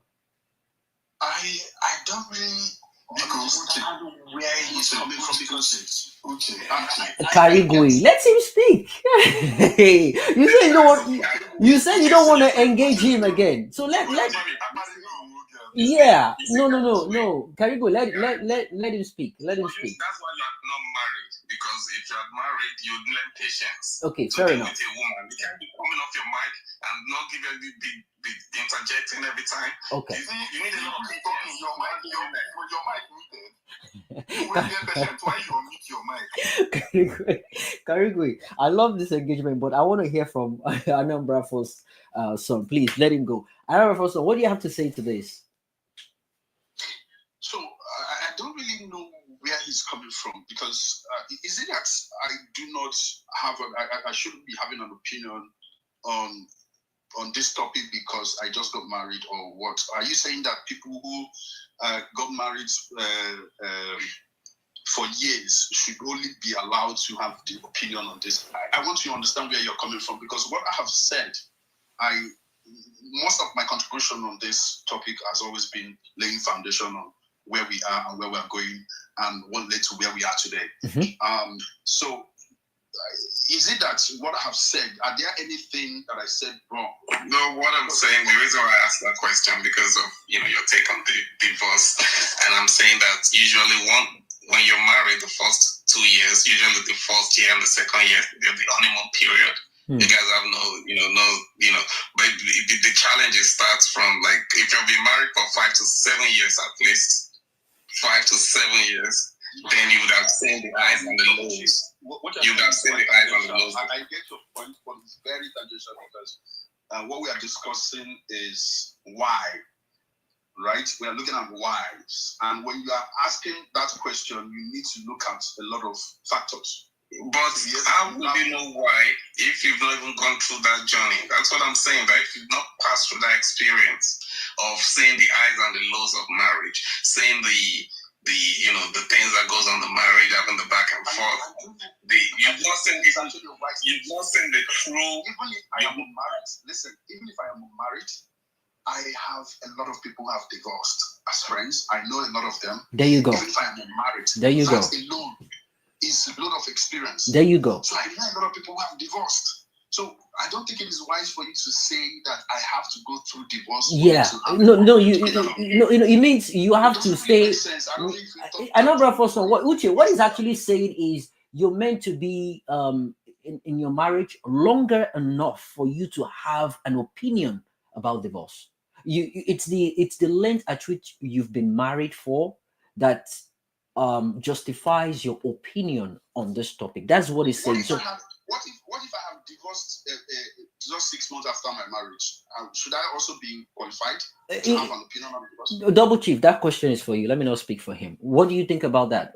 I mean, assuming he's been divorced before and he just remarried again, does that count? You didn't understand what he asked. What if he got married and the marriage is not up to 1 year and he divorced? He doesn't have enough experience. Yeah, that is what I have an opinion on marriage. That's what I'm saying. That I want him to answer that. That question earlier.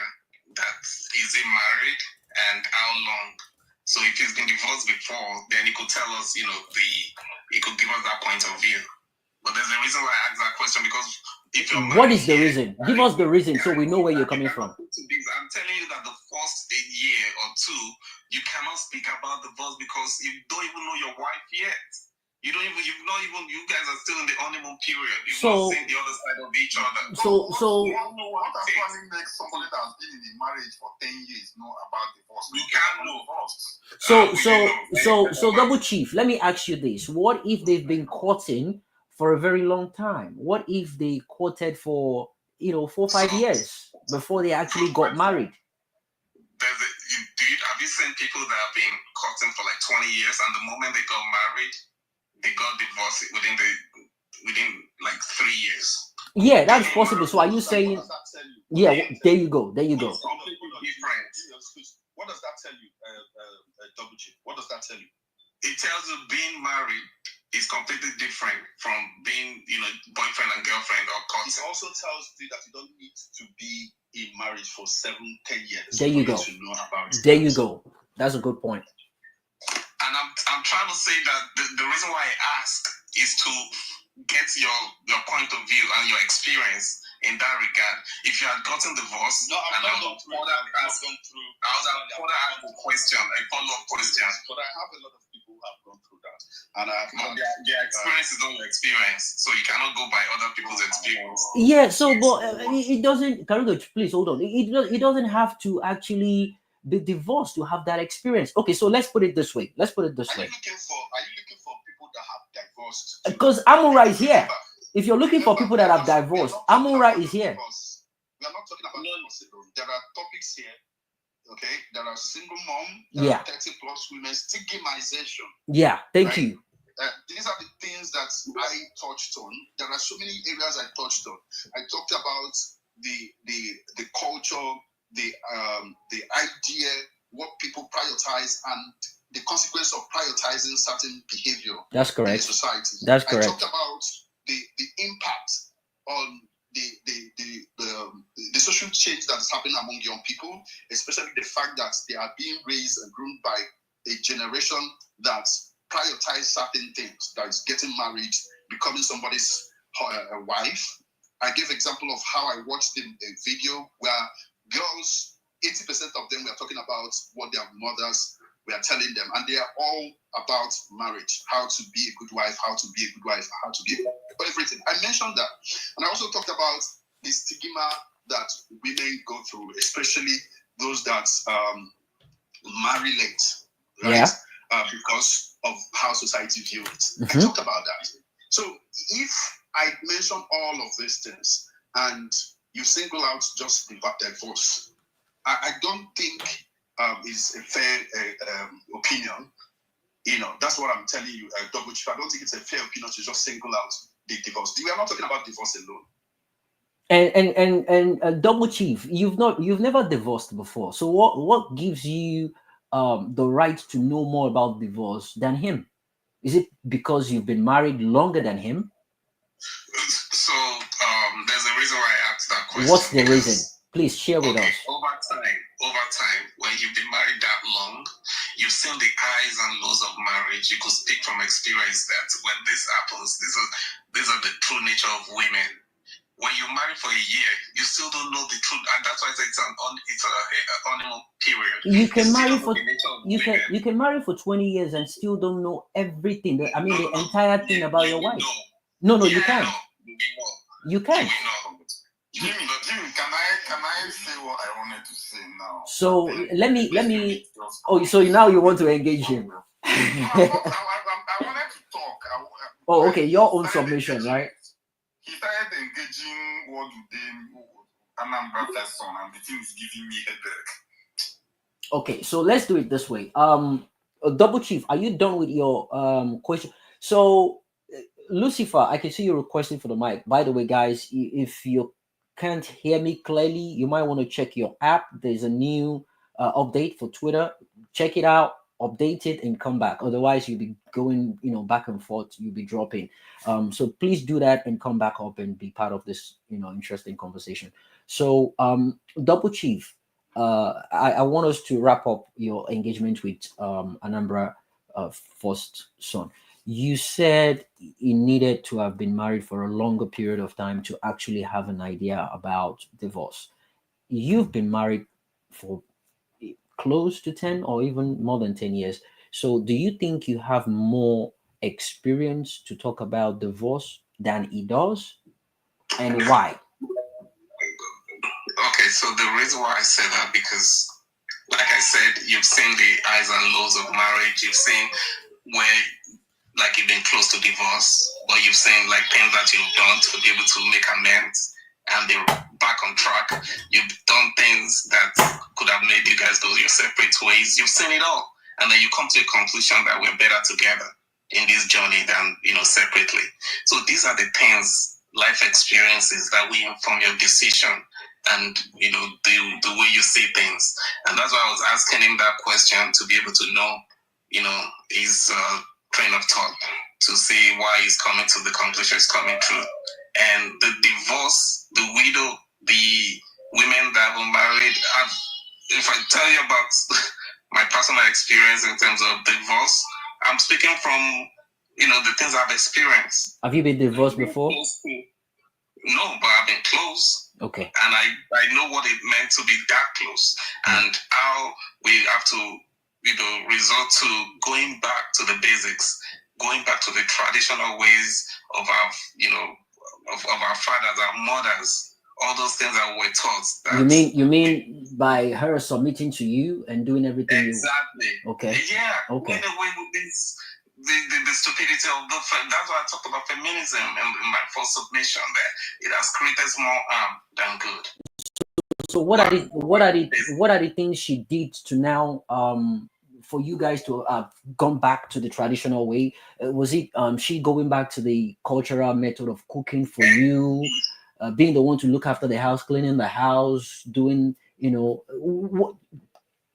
bring us to date. What are the things she did to bring you guys back together, to create that connection back, instead of you going forward with the divorce? I mean, it got to a point in time, let me guess, it's a situation of she wants to be independent, she's making her own money, doing her own thing, and she wants to be free, but you disagreed with that clearly. So how did you now work around that for her to come back? Because you mentioned something about our conventional methods, right? Yeah, Go ahead. understanding the way I grew up and the way my mom raised me. That my mom Beautiful. has to be there for the kids. Beautiful. She has to make sure, even though she doesn't have all the time, she has to make time to cook. You could do. I'm not saying you shouldn't do your work and do whatever you got to do, but you have to make priority. The children have to be priority. So like she can do whatever she wants to do as work, but it shouldn't affect feeding. It shouldn't affect you getting home and not seeing your food. It doesn't matter, no matter how busy she is. When you get home, you want to have water ready for you to have your bath. You want to make sure your food is ready. Well, your trigger, like not water, not like that, but Okay. the basics, like the kids, have to be, taken care of. Like I don't want to say because you're working too much, my daughter's hair is not done. The normal thing that you're not getting prepared. I'm not surprised that your wife wanted to divorce you. I'm sorry. Oh, guys, shut up your mouth and mute your mic. All right, guys, let's be civil, guys. Please, let's be civil. I beg of you. I love this conversation. I'm not the one that started this something, Jimmy, but Yeah. I get it. A lot of things is saying people might not agree with it, but I mean, let's hear ourselves out. I love how people have been listening. I've been seeing people have been sending me personal messages about his submission and what they think. Guys, request for the mic. Let's have this engagement. I'm not going to be the one to tag anyone. Okay, people are going to listen to everyone. Yeah, you're not the only person being tortured, but we have to you consider it torturing. Karigo, you consider it torturing. All other people consider it him speaking their minds. You never know, so let's hear him and let's see things from his perspective. VY, I see you, don't worry, you go. Flying Scholar, I see you as well. Thanks guys for being part of this. I want it to be, I don't want it to be an echo chamber. I want it to be a situation whereby we have people that agree, we have people that disagree. We can have a conversation based on this. I disagree with you totally, Double Chief, for thinking Uche's length of marriage or time duration of marriage has something to do with his experience about divorce. I disagree with you on that one. There are people that they've been married for 20, 30 years and they're still finding out new things about themselves. So I disagree with you on that one. What I just told you about me finding out, I didn't know that my wife was gonna take, work more priority even than, making my daughter's hair, making sure she's good for school, and the things I took exception to. That no matter how hard you're working, you still have to make sure this girl is good. So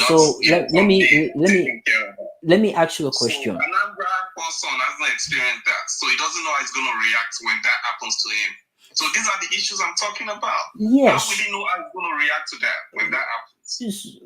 So what if he's not even in that position of such a thing happening to him? What if the person is married to the... Come on, Jimmy, every marriage. So you believe marriage is a bed of roses, everything's going to be fine? Well, for some people it is. No. I'm being honest with you. For some people it is because the compatibility. How long have you been married? I think he said about close to 10 or over 10 years. 7 years, 7 plus. Yeah, to be fair, how long? Give us specifics. Double Chief, how long have you been married for? 9. 9 years. Okay, fair enough. You've been married for 9 years, and you said at a point in time you were close to divorcing your wife, and the single reason why that almost happened is simply because she wanted to be independent, and that level of compatibility wasn't working, and you had to go back to the conventional method. And you mentioned it, the things your parent did, the things our parents did, the mother submitting to the father and all that, and you guys had to introduce that back to your marriage. But one thing I want to call your attention to, because you mentioned something and you quoted the Bible. So let's talk about that real quick before we move on to the next person. The Bible said something about submission, and the big question is how contradicting the Bible is to itself. Does it contradict itself or not when it comes to women and their roles in marriage? Hear me out. Especially in Nigeria, we hear this a lot. Wives, submit to your husband. And for some reason, that verse is preached louder than love louder than sacrifice, and louder than equality. But here's what they won't tell you about that verse. That very chapter where Paul said, wives, submit in Ephesians 5, starts with submit to one another in reverence for Christ, right? That is mutual submission, not male dictatorship. I want you to note that down. It's in the Bible, the same Bible you're quoting. I've come to realize that when it comes to people quoting Bible, they tend to be selective. One minute they are in the old the what's it called, New Testament. The next minute they are in the Old Testament. They shuffle between these two books to satisfy their own narrative, depending on the argument they want to jump upon, right? And that is exactly what people do these days. They will preach about obedience, but they will ignore Proverbs 31. Proverb 31, where the woman is not submissive in silence. She's bold, she's a businesswoman, wise, and she provides. What about Deborah in George 4? What do you have to say about Deborah? A wife, a prophet who led a whole nation. Where was her place? In the kitchen? Where? Where exactly? The contradiction isn't in the Bible. It is how we use the Bible. We cherry pick verses to control, but skip ones that calls out love, serve, respect, and empowerment. We cherry pick to suit our narrative. And that is exactly what you just did here, Double Chief. And it to your own satisfaction, based on what you said, it is almost as if you were satisfied when your wife did exactly what you wanted, which was you emphasizing that we had to go back to our old ways. And let me tell you, when you said our old ways, the way our parents, grandparents, and forefathers used to do the practice back in the days, they did that doesn't mean it's right. They did it doesn't mean it's the right way. They've been doing it like that doesn't mean it's the right way. Let me ask you, can you take your kids to the school and go back and pick them up? Double Chief, I'm having a conversation with you. Can you take your kids to the school? Yeah. You can. Yeah. Okay. Yeah. Can you cook for the house? No. Okay. Is it because you can't cook or because you think it is not your duty to cook? I cannot. I wasn't taught because. Oh, you're not taught. Okay, all right. I mean, that's understandable. I mean, there are some people that You're not taught. You can. So it's not a situation as if I thank God say not be only me the impatient for this. yeah. So I mean, I'm loving the conversation. So it's not as if you don't want to. If you knew how to cook, you definitely step in to help your wife, right? Jimmy, the right question is, let's say he doesn't know how to cook. If he wasn't married and he's living alone, won't he learn how to cook? Is probably not going to be interested in cooking. He'll probably buy food outside, and if he has a girlfriend, he should be able to buy food outside for the family when the wife doesn't have time to cook. Well, he will tell you, why would you want to buy food? That's the reason why I married you. Am I lying, Chief? Oh God. Am I lying? To be honest, is that correct? Okay, so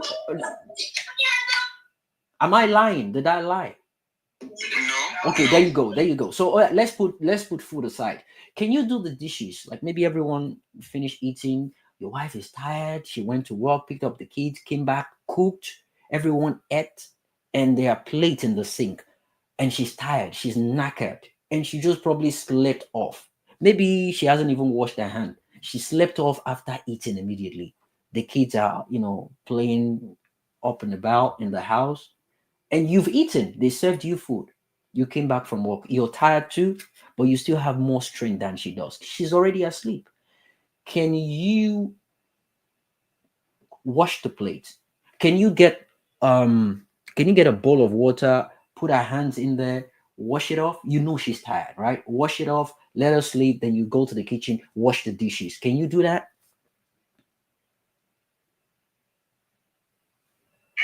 Yeah, that's what I don't have a problem doing that.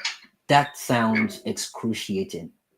Your yes sounds excruciating. I'm not sure if that came out right, but yeah, you're saying you can wash the dishes, you can wash it. Yeah, you could hear from his voice. Plates can wait tomorrow when the woman waits. So Yeah, that sounds Right it felt like he doesn't yeah, want the attack. yeah. It probably doesn't work. It sounded excruciating. Hello. All right, one else, guys. Please, this is like a guy saying, it's like guys are speaking. Don't worry. I got this. And there's I no got this. female I that will is saying I will mix it up. I'm going to soon have to go off. That's why Don't worry. I'm sorry about that. I'm sorry about that. Please. You have a point. Can I just say something before I go, because I have to close work and I have to go home. Please, the reason when we hear guys talk about feminism, there's always that thing, and I tend to fight that notion, that ideology, when I hear some guys say it.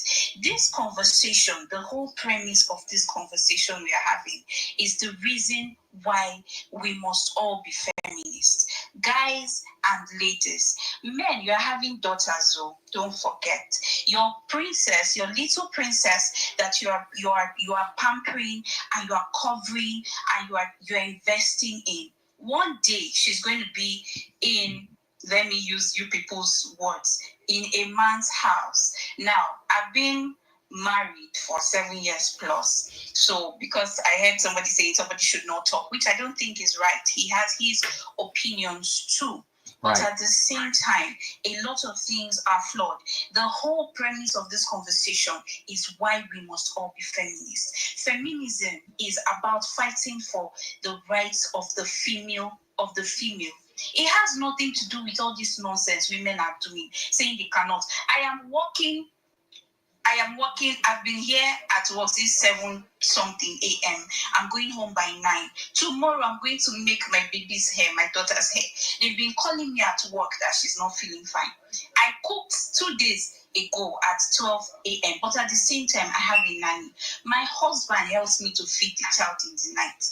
This thing is about gender equality, but we must not lose sight that we are all different in our own whatever it is. It is coming together, interdependence. That is what we have to teach people. About divorcees, widow, single mom, this conversation is one of the dumbest one. That a single mom cannot raise a wonderful mothers. African mothers have been raising their children alone for years. For years. They've been supporting their families. They've been doing these things, but the men have been there. Some men, women have been bringing out from their pockets and be giving to women, to their husbands, but they don't talk because society doesn't allow you say these things. Your husband has to be the head. So, Biko, let women open their mouth and talk. Let it not be as if it's just the men speaking for us, because I don't understand. Thank you. All right, thanks. Well, you just hold on, guys. You just spoke on behalf of women. Thanks for that, V. I'm sure people have something to say regarding what you just said. Uche, I'm coming. Karikwe, jump in. Double Chief, just hold tight. Yeah, I wanted. There is 2 things that Double Chief said that I wanted to. Oh no! So, do you have something to say to V? The Double Chief is here. What she said, I don't really have a rebuttal. You know me, in a rebuttal they do for space. I know they give plenty solutions. So okay, all right. I don't think I have a rebuttal. It's just that there is something Double Chief said that has been choking pin inside. So let me respond to V first. Yeah. So if you're gonna respond to V, so hold on. Double Chief is gonna respond to V. Hold on. I'm not responding to V. Oh no, I know, Karigwe, and I'm talking to Double Chief. So before you go, Double Chief, Uche raised his hand before you. I believe Uche wants to respond to V. Is that correct, Uche? I just wanted to point the fact that I hear what she said. Yeah. That everybody should be feminist. I hear all of those things. But we are in a different situation, and mention the fact that single mothers, mother raised wonderful kids in the past. I want her to understand that it's a different situation today. We are in a different environment. There are a lot of factors that she needs to, pay attention to, and that's why you need both parents, in your daughter or your son's life. Factors like factors like the social media, the social engineering, good. The environment that is rapidly on the rise with a lot of things really. At the time she mentioned, we had communal raising of the kids. So your uncle, your relatives can contribute raising the kids. But today it is such a very different ball. It's a different ball game. So it can't really compare. I hear you. Can I ask you a quick question? Yeah, Lucifer, hold on. I hear you, Uche, but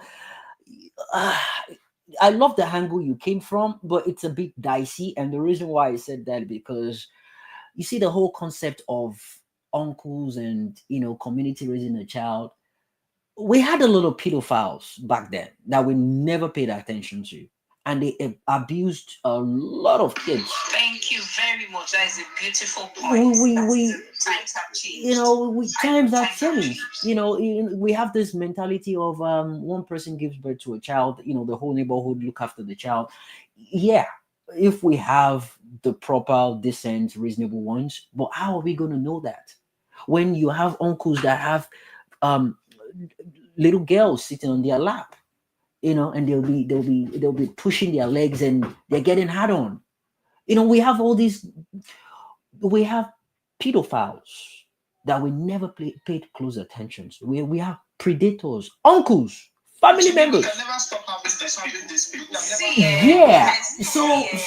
But hold on, VA, don't worry. I got this. Don't worry, you'll go. But I want it to be orderly. Yeah. You will. Don't worry. Don't worry. You got this. They should, because some of the rules that they should handle, they are not handling it. Don't worry. I'll mention it, VA. Hold on. Okay. I get the point you're trying to bring up, and it's a very valid one. And when I say the community, I'm not just talking about the uncles next door, the auntie. Sorry, yeah, aunties do. Some aunties they do that as well. Uncle will call me. Mary, come go and buy Fanta for me. Give her 200 naira. You buy Fanta, come. Keep the change. It does it the first, second time, and before you know it, the third time, go and buy Fanta. And uncle is uncle Adubu, and uncle Sonu. They are with their towels walking around the compound, and the girl takes it in. They abuse these kids, not just female kids. They do that to male child as well. This thing is rampant among themselves, and not just people within the neighborhood. Now, as a father, if your daughter gets to a certain age, there are certain things you shouldn't be doing with your daughter. There are certain boundaries you need to set regardless, which is going to lead me to my next question towards Double Chief, but I will be coming back to that. I was going to ask you if you did change diapers of your kids or you helped your wife after giving birth. I know you have a girl, you have a boy. I want to know all these things you're saying. If you actually would love your daughter to be in that position, you're going to spend a lot of money on her to go to school, get educated, have a master's, PhD, and everything. Do you wish and hope she ends up taking orders from her husband? Whatever the husband say you must do. If the husband tells you to jump, you ask how high. I'm coming to that. But I want it to be a balanced conversation.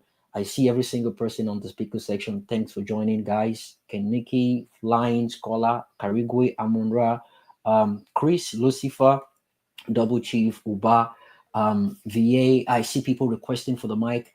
It's going to go round, and I see people in the listener section: Dr. Owil, Tudo, Fatai, Olawumi, Chris, Dr. Small, Dr. Soft, TK, Prince Ade, Mr. Dante, Kolade, Lucifer, another Lucifer. How many Lucifer? This one, Japan Lucifer. Anyways, Tai Lolu, thanks guys for being part of this. I do this every week. It's a platform where I discuss difficult topics and controversial ones, topics that happens within our society, community, but we don't want to talk about it. Sensitive, controversial, we don't want to talk about them. I tend to jump into those. You can watch me live on StreamYard, Facebook, YouTube, Twitter, Instagram, and TikTok. Um, it's been sponsored by OBG Foods. Again, I spoke about them earlier on. If you check on the live stream on Twitter right now, YouTube, you see it. I have the image there. They send me a package. The conversation is so juicy. I don't even have time to display a couple of the product they sent me. I brought out Kuli Kuli and Tiger Nut. I actually wanted to try them out to see, to show the people the package they intend sharing with our lovers, listeners, and people interested in our topic. So if you watching me on the live stream, yeah, they have the Kuli Kuli here, made in Nigeria, packaged and sent here.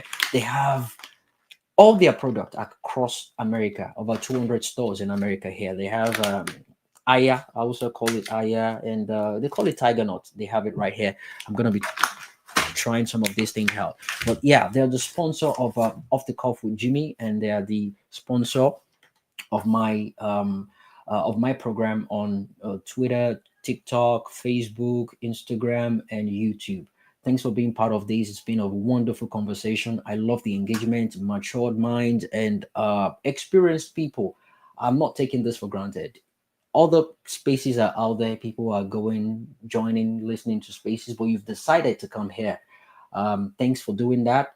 I so much appreciate it. Before we move on to the next person, let me use this opportunity to let people understand more about what I do here every week.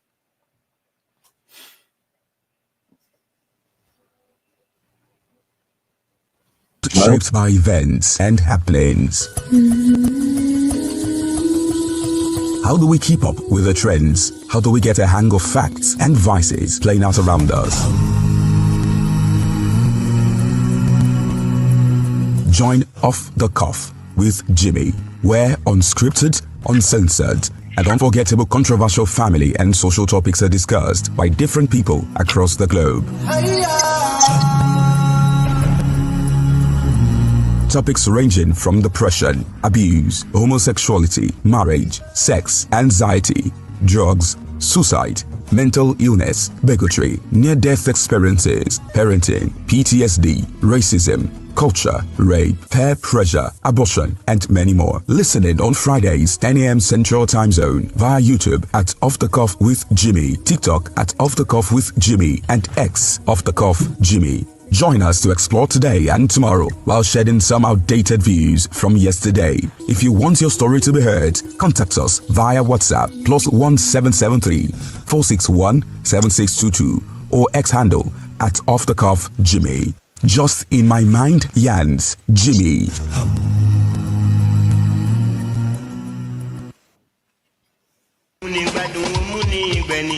Taciturnity, they say, precursors ill luck, while a problem shared is definitely half solved. Ọ̀rọ̀ tí bá ń gbé lọ́kàn tá a bá ṣe mọ́nú lásán bí èkó inú agolo, ó ṣeé ṣe kó gbòdì sígbésí ayé ẹ̀dá. Ẹ pàdé Jimmy Hulk lórí ètò tá a pè ní Off the Cuff with Jimmy. Where conversations flow, breaking silence, sharing stories of struggles and hope to repair from darkness to light, engaging real guests narrating life's ordeals from personal experiences and overcoming them, discussing emotional issues ranging from marriage, rape, religion, abortion, parental failure, death penalty, depression, siblings rivalry, social media addiction, suicide, healthcare, etc. Off the Cuff with Jimmy. Ní gbogbo ọjọ́ Friday, 10 a.m. Central Time on X, TikTok, Facebook, YouTube, and Instagram. You can't afford missing these. All right, welcome back, guys. Thanks for the patience. I will just jump right into the topic we're treating today. Why are people single mom, because women stigmatized for marriage? It's not just an African, it's not just a Nigerian thing. It's something happening across the globe. It's not an echo chamber. We're here to discuss about it. My short minds, interaction, and we have to learn about certain things that we've been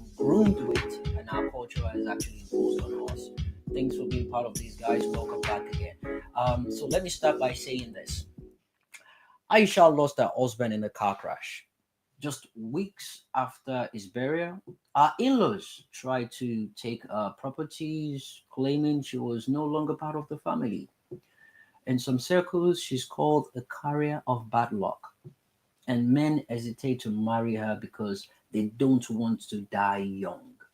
That is a stigma. Single mother, Choma, 29, from Enugu. Choma got pregnant in university and chose to raise a child alone. Despite her success as a business woman, suitors keep saying to her, I can't marry someone with another man's child. Mba, God forbid. Church groups treat her differently. She's excluded from women fellowship and marriage seminar. Is that fair? Is that right? Is that a kind of society we live in? Is that right as human beings? Is that a reasonable way of interacting within ourselves? Unmarried woman over 30. Fumi from Ibadan, 35 years old. Fumi is a lawyer with 2 degrees, a thriving career, but during family functions, auntie whispers behind her back. With all her books, with everything where she sabi, she still no fit get husband. Men either feel threatened by her independence or assume she's too picky or difficult. We have the likes of celebrities, Toke Makinwa, a divorcee. Toke due to the infidelity and betrayal, why she rebuilt her life publicly. She divorced. Many Nigerians still reduce her success to she can't keep a man. Any romantic move she makes is scrutinized like she has to earn it back respectfully. These are the issues. Double standard and preferring someone over the other. Single mom, widow. Anobi, the actress, the evangelist, she lost her only child and was a widowed as at a very young age. Despite being accomplished, society often refers her to sadness instead of respecting the fact that she put out of heartbreak of losing her husband and she's going to be doing this alone. She is strong, but she's still alone as a mother. They don't respect that. They don't care about that. All they care about is the fact that her husband died. She didn't kill her husband, but they've tagged her as a witch, and it's difficult for her to move on. Widows do need love. Widows are human beings. Widows, most of the time, didn't kill their husbands. Life happened to them. It can happen to you too. But I'm not here to debate that alone. I'm here to talk about it with lovely minds as Uche, Flying Scholar, Karigwe, Amunra, Dr. Kaneki, Double Chief himself, Uba Aku, and VA. Thanks, guys, for being part of this. Karigwe, you wanted to engage. Yeah, you wanted to engage. If you're calling my name next time, remember to add Reverend, I'm sorry, my bad. Reverend Karigwe, you wanted to engage Double Chief. Let's do that real quick. I wanted to just correct some Flying Scholar, be ready. You're going next, by the way. Yeah, go ahead, Karigwe. First of all, he said the first statement that caught me and pierced me is he said that feminism is one of the main reasons for divorce. And to that, okay, let me just make the 2 points, then make a general summary. Second one, he said that because men are becoming more weak, we can't handle women and we can't. That our forefathers, he used an example that our forefathers married 4 wives and they had no problem. So first of all, our forefathers, during their own time, women were kind of intimidated into submission.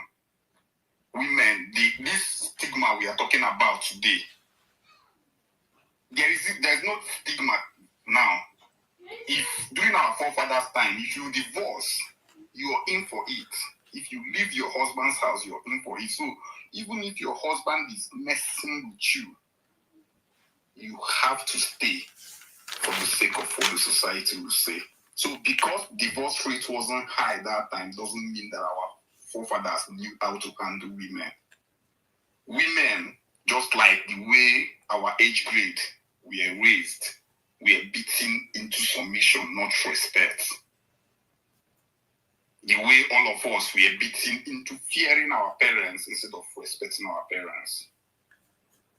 That doesn't show that the marriage is working. And you can't use, he now said that men, that because I said I won't marry, that I'm not doing what God created me for.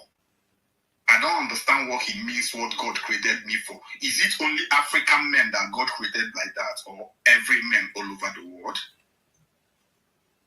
Because the society you come from decides how you live. So if God created men to be a certain way, why is it that a man in UK and a man in Nigeria don't behave the same way? Great question. Is that for Double Chief? Why does, yeah, that's the question for you, but he should be noting it down. I don't want to change. Okay. Then coming to where he said feminism is the reason for divorce. To that I tell him, feminism is not the reason for divorce. Broken communication, many things are the reason for divorce. And the main reason why it looks like feminism is the reason for divorce is people like him that want women to treat them as if he's their God. Just imagine the kind of thing he's saying here. That they asked him a question: are you comfortable with your wife any more than you? He said that he doesn't have a problem with it, but he will go and hustle more to earn more than the woman. Meaning he has an issue with that. It's a competition. It is, to him, marriage is a competition. He has to be on top as the man of the house. And this kind of thing now will cause divorce in his family, and he will say feminism caused it. So feminism is not the cause of the problem. Feminism is about, there is something V.S. said interdependence. If you accept that you and your wife are partners, you wouldn't be competing with your wife, and that divorce that will come from that submission will not be there. But you want a woman to submit to you. Imagine saying you can't cook. Not because you don't, not me, I don't believe that you don't know how to cook talk. No, but Karigwe, to be fair, not all men. There are some men that don't know how to cook. Fair enough. But I'm saying this as in based on everything he has said. Okay. The reason he can't cook is not only because he don't know how to cook, because he thinks he needs to handle that woman. Because he thinks it's not even his position to cook. Yeah, that is it. He has this kind of ideology in his head that this is what God made men to do, and this is what God made women to do. And all of us know that when you go that route, you read Quran and read Bible, you know what God made women and men to do now. Yeah, but Karigwe, I don't want us to put that blame on him entirely, because I grew up in a lot of us grew up in a household whereby women or our sisters they were treated in a way that they're the ones cooking, they're the ones preparing the food, doing the. Jimmy, somebody like you, somebody like Tudo, somebody like me, although I'm not married, somebody like Dr. Chris, we grew up. I know even Uche too. Even Amura, that is a traditional African man. Yeah. We grew up and relearned all those things. Yeah. The reason I was taught how to cook. An adult that has been married for 9 years and still wants to treat his wife the way his great-grandfather treated his own wife should be blamed for the way he's thinking. You and your great-grandfather did not live in the same era. You shouldn't be using what your great-grandfather did. This kind of person now, if his son wakes up tomorrow and tells him I'm gay, he might shoot the boy if he has a gun. Are you gay? Because this one that you are not married. No, that I'm not married doesn't mean I'm gay. Are you gay, Karigwe? What do you mean, are you gay? Jimmy, are you not married at this stage? Jimmy, are you seeing why I fight? Oh God. So I allowed you to talk. Yeah, Karigwe. You cannot advise Yeah. Because you So have not so been through that. so You double don't chief, experience that. double chief. I will allow a civil, interaction. But if Karigo doesn't want an interjection, if you're talking, if you don't want interjection, I will make that I happen. did, Jimmy. When I wanted to talk, when he was talking, he said no. Okay. So he Karigo, do you cannot want him do to? that. Do you want to engage him? Do you No, want I him to? just, I didn't. I said I didn't want to engage him. I just want to correct some things he said. Okay, fair enough. All right, let's do that. So we move on with the hands. I That's think all. Uche has So one thing to say before we go to yeah. So Flying Scholar. the way Flying Scholar, your don't worry. I see you. Uba, I see you. The professor. Everyone is gonna have a go. Don't worry, guys. We're here together.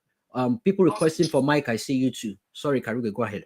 yeah, to conclude, the way he speaks is the way all these misguided alpha male people speak.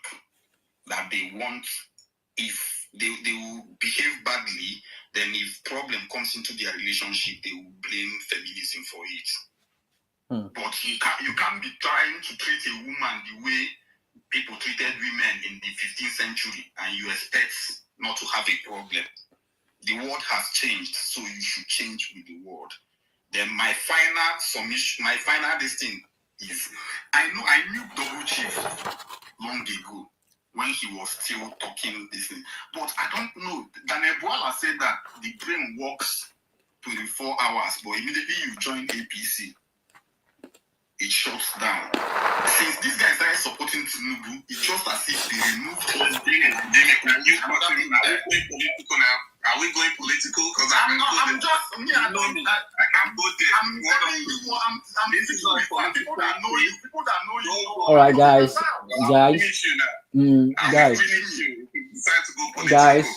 guys. Let's be civil. Let's be civil.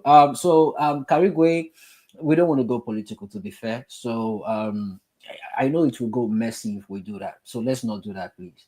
No, I'm sorry, but I just wanted to point out something. I'm sorry for going political. Sorry for no, I'm not saying sorry to you. I'm saying sorry to Jimmy that owns this. No, this is not political space. If you want to have a political conversation, I can do that. Yeah, don't worry, Professor. I got this. I got this. Thanks for that. So Jimmy, yeah. Jimmy, if you, from everything these guys said, you see the reason why divorced women, divorced men, okay, divorced men don't get as much stigma as the women. Correct. Women are both 30. Correct. This guy's men's mindset is the reason for that stigma.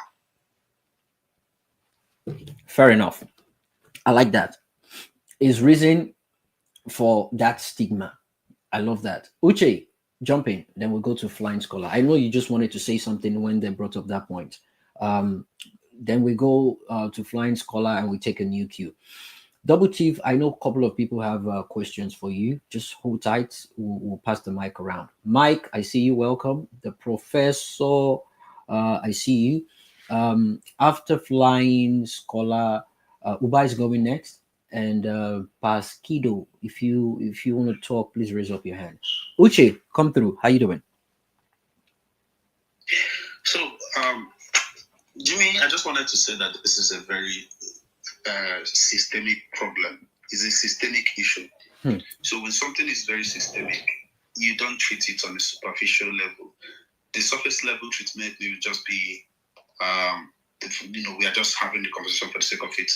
But if you want to really talk about this from, the point of view of trying to really solve a problem, then we will look at it as a systemic problem. Okay. Every individual is a product of his or her environment. True. And if you look at our environment and the background of every single person, like the previous speaker mentioned, that you have all the time to unlearn things. But there's a saying in my place, you don't learn how to write with your left hand at adult stage. So there are things you cannot completely unlearn. And when you are raised from a particular environment and nurtured and you become who you are from that point of view, because like I said, your environment is completely who you are, and you get into marriage or you get into a relationship with that mindset and that thought process, it can only be by grace of God or whatever factor that make you somehow become teachable. And if you are willing to be teachable, really, not everybody's willing. And not everybody is open to corrections and willing to bow to preponderance opinion or superior opinion on any subject.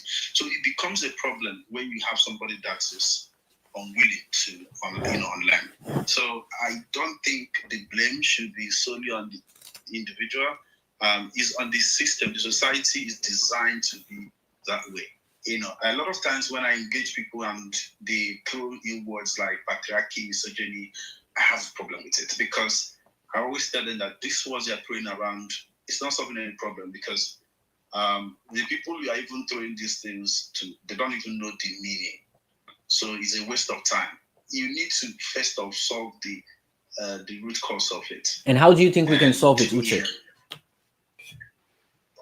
So number one, there was a time. Let me give you an example, right? Yeah, real quick. There was a time it was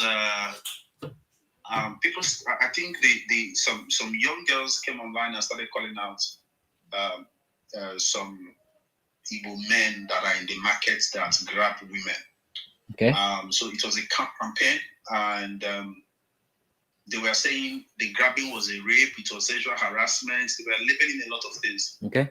And I said to myself, look, this is not solving any problem, because the people you are talking about that are in the market, they don't have access to social media. They don't even know what you're talking about. You should be able to take this message as a group to this market, meet the leadership, take it to the radio station, and begin to reorient the people. Right? Because everything is about information and knowledge. Okay. You become who you are and what you are through the knowledge you have access to. So why not take this message to the grassroots and begin from there?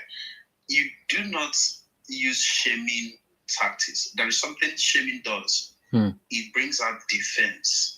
So shaming doesn't really work sometimes. People think it works. It doesn't. It brings out defense, because human beings are naturally defensive. So it brings out defensive mechanism, and when that defensive mechanism comes up, it becomes a combative, and the approach is always combative. So that's what we are witnessing, where you see people who obviously know they are on the wrong path. Maybe from their point of view, they don't know they are actually on the wrong path, but because they want to defend themselves, they come up with a theory or something that will make themselves feel good and continue on that path. So, like I said, the journey is to make sure that people at the grassroots know what they are doing is actually wrong for the first time, because some of them don't know they are doing the wrong thing by grabbing. True. They don't know. True. Right? So True. that is what I wanted to say. It's systemic. It's something that you need to use that approach to solve, not pointing kissing finger to anybody. Thank you. That was beautiful. I mean, this is part of what I'm doing. So short clips from this video can be posted, translated, and sent around so people can learn from it. It's a baby step kind of approach. As we get bigger than this, we might start getting connected to radios, and even though social media is now getting much attention, we believe in what you just said now, and that's one of the reasons why I'm doing this. It's difficult. Not every single person is going to learn and unlearn overnight. It takes about 30 days to 40 for people to unlearn habits, and I mean um, dedicated session towards that can actually cut off some bad habits or good habits, or you can use it as a way of learning new things or unlearning new things. Sorry, on learning old things. But the bottom line is how to make sure what we're talking about here, as you said, gets to the grassroots level, where the people in the marketplace knows this, where the people on the grassroots level actually knows this, not just within the people on social media. Beautiful. I love that. All right. Flying scholar. Let's hear a woman's voice. Let's tone out the bass in the voices we've been listening to for a while. Jump in. How you doing? Thanks for your patience, by the way. No worries. Thank you so very much, Jimmy. Thanks for calling me up, and also thanks for putting together this session. First of all, I'd like to express my sincere appreciation to the likes of Reverend Caribou? Caribou. Caribou, sorry, sir. Anambra first son. I mean, these are the two people I've really heard from. You didn't hear from Double Chief? Wait, now have a small. you know, Ban. Okay, I'll say these are the speakers whose perceptions tend to say things the way they are supposed to be. But then I also respect what Anambra Feson had said about most of the behaviors we put out has to do with our upbringing, and for that reason, I wouldn't want to have any reservations about Double Chief's perception, you know, because he obviously might be a product of his environment or of his upbringing. So that has to be respected. But as adults, the more we grow, the more we learn. And if we really want to make things work in our relationship, there are certain behaviors we need to unlearn. If we care about our partners, this is just how it is. Except if we don't think that we owe them anything in terms of being that supportive partner, then you could just let things be the way they are and continue to be the Lord and personal savior of that person you are married to, which in my own opinion, I think is totally unfair. Jimmy, you said something which I really appreciated, was bringing in the biblical context to all of this. So I've lived in Nigeria for most of my adult life and also moved out. And I agree when you talk about Ephesians, where many preachers tend to skip the first verse and just focus more on women submitting. Like literally, I've been in a women's conference and the woman leading kept stressing on women submit, women submit. Bro, I got up and I left. I said, no, we need to stop doing certain things. There was no time she said, and God says, man, love the woman as Christ loved the church. There was also no time she quoted, I think that's in the Bible book of Peter, where the Bible instructs husbands to honor their wives. There was also no time she also said that, what's it called? Submission should be mutual. But it's always stressed on women submitting. And talking about submission, what I think many Nigerian men, I stand to be corrected, are seeking isn't submission, is more of looking for women who are stupid. That's how bad it is. Where whatever I say, do it. No matter what, don't complain. At that point in time, brothers and sisters on the call, that is not submission, that's stupidity. Because you, as a woman, you have, for those who are educated, who are enlightened, you should be able to at least speak up. But if you find yourself in a relationship where your voice doesn't count, and the man says, because he's the head of the family, whatever he says becomes law. Madam, keep your submissions to yourself. Then there is an issue. And for the woman who cannot take it anymore, she might threaten to leave the relationship. But now, the society is out there waiting for her. The moment she walks out, maybe to save her own mental health or to stop acting stupid in the relationship, they say, Siam, Olosho, Jimmy, I saw somebody already refer to you as a simp. Why? Because you're trying to say something that sheds light on the plight of women. This is one topic I find interesting here on X. And it's more like a project I wanted to take on. I'm so happy you brought it up today as a topic. I would be happy to partner with you in this thing, or maybe invite you whenever I'm doing something similar. because we need to raise more awareness that marriage should be a partnership. And I think Reverend said something about that. It takes two to tango. One person cannot do it alone. So, I've been married. By June, I'll be 13 years in my marriage. So I am speaking from a place of experience. So you're qualified. My brother, how you say I have 3 boys.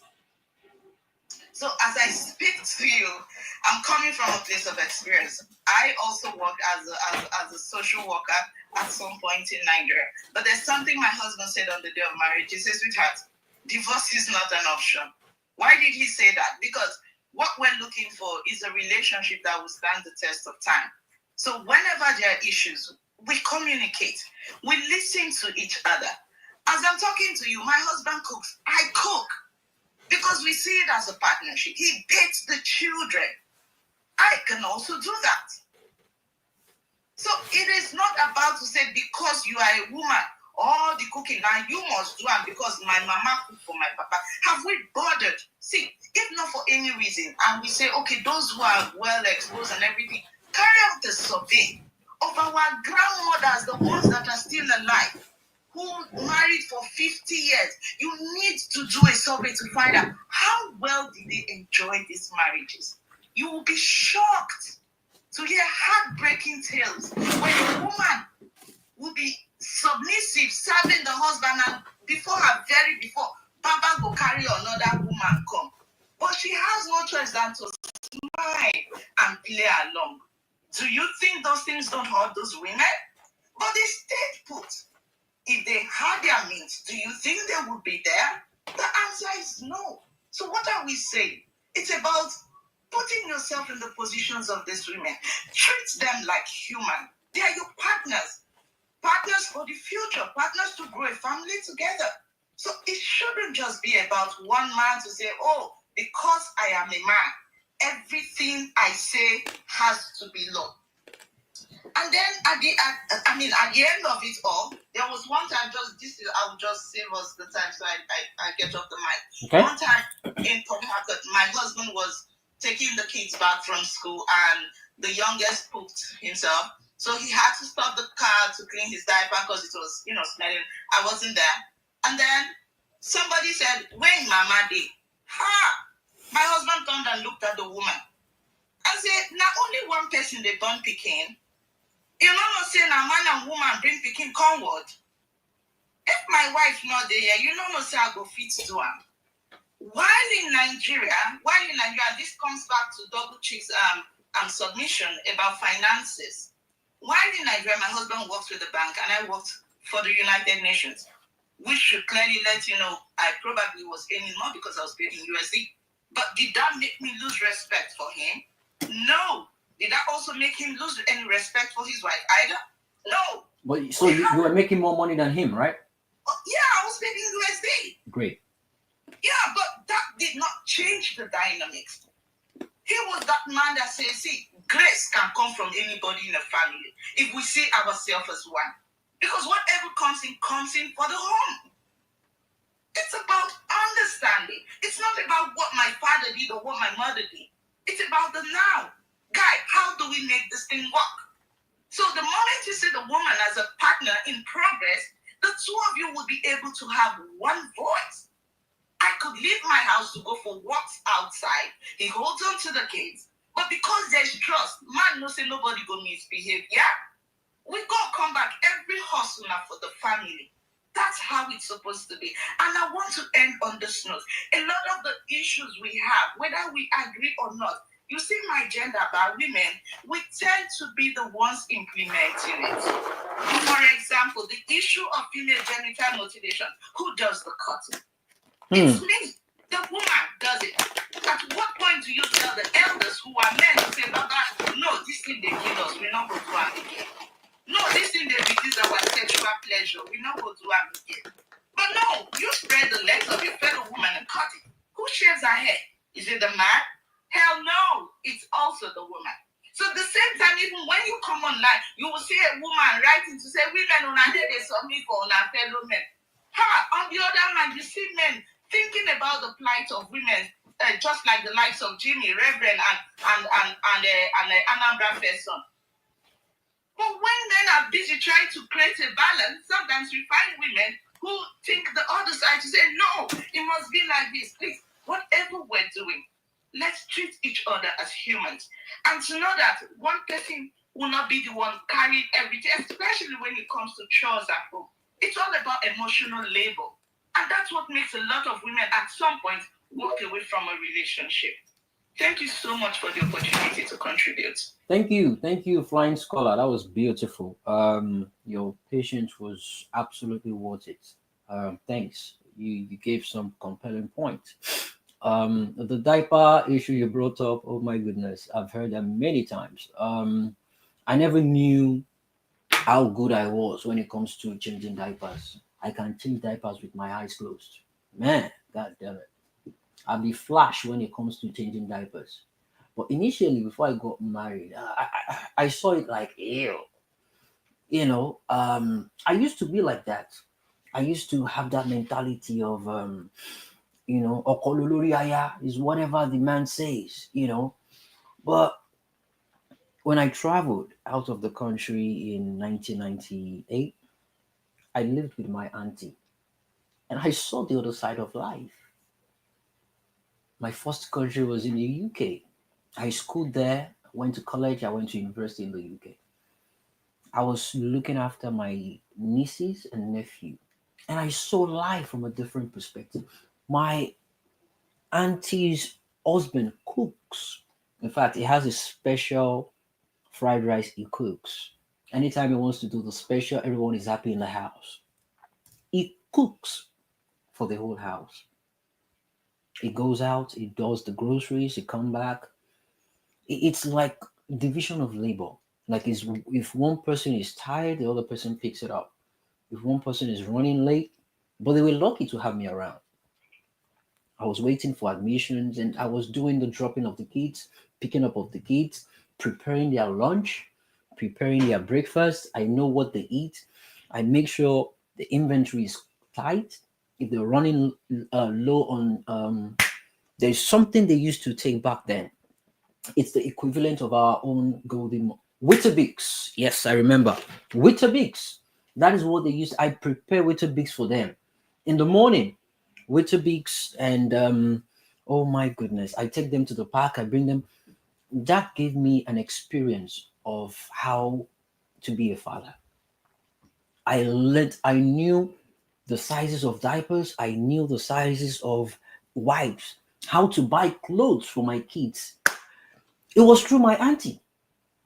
I got to realize that every summer you have sales of clothes for winter because you're just leaving winter, spring. So they're getting rid of all those clothes. So you buy them, and when you buy them for the next winter.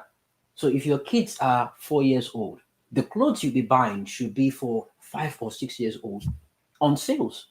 I got the mentality of those things and I was buying ahead because it's cheaper. The mindset is after the clothes comes out in seasons, right? If we do spring now, when we get to summer, all the clothes for spring, they put them on sales because summer clothing are coming out. So the spring clothing are cheaper now. You'll see sales like $2 from $20. Sorry, pounds. I'm used to dollars. I live in America now. So when I see these things, I jump up on it. I buy it. My auntie buys it for the kids, increases the age. And that's stuck in my head. Now in America, whenever I want to buy clothes for my kids, Gap, Old Navy, I look if it's 8 years old, I buy for 9 years old. If it's 11, I buy for 12. These things gives you ideas. And some people have the mentality of it's the woman that should handle the clothing for the kids. It's the woman that should handle the food and feeding for the house. If I go out, my wife will text me, honey, we need flour. She wants to make pancake. We need pepper. We need this. We need that. I stop by the grocery store and I get them. Does that make me less of a man? I think not. It doesn't change the fact that If she's doing what she's meant to do, I do what I'm meant to do. I mean, no one. We are in together in this, and we can only cooperate together to make it work. Because the kids, they're watching, they are studying, they are seeing what we're doing, and they're seeing how we're going about it. Beautiful submission, flying scholar. I hope people are learning from this. Again, don't take every single thing you hear on my platform or you hear from me, hook, line, and sinker. Do your critical thinking, use your wisdom, knowledge, and understanding. Whatever works for you, take it. Whatever doesn't, discard of it. Jimmy, can I ask the last speaker question? Yeah, do so before we move to Uber real quick. Okay, so I was looking at your, of course, I don't want to overflow your submission. I understand exactly where you stand. I was looking at your profile and you listed mother, wife, friend.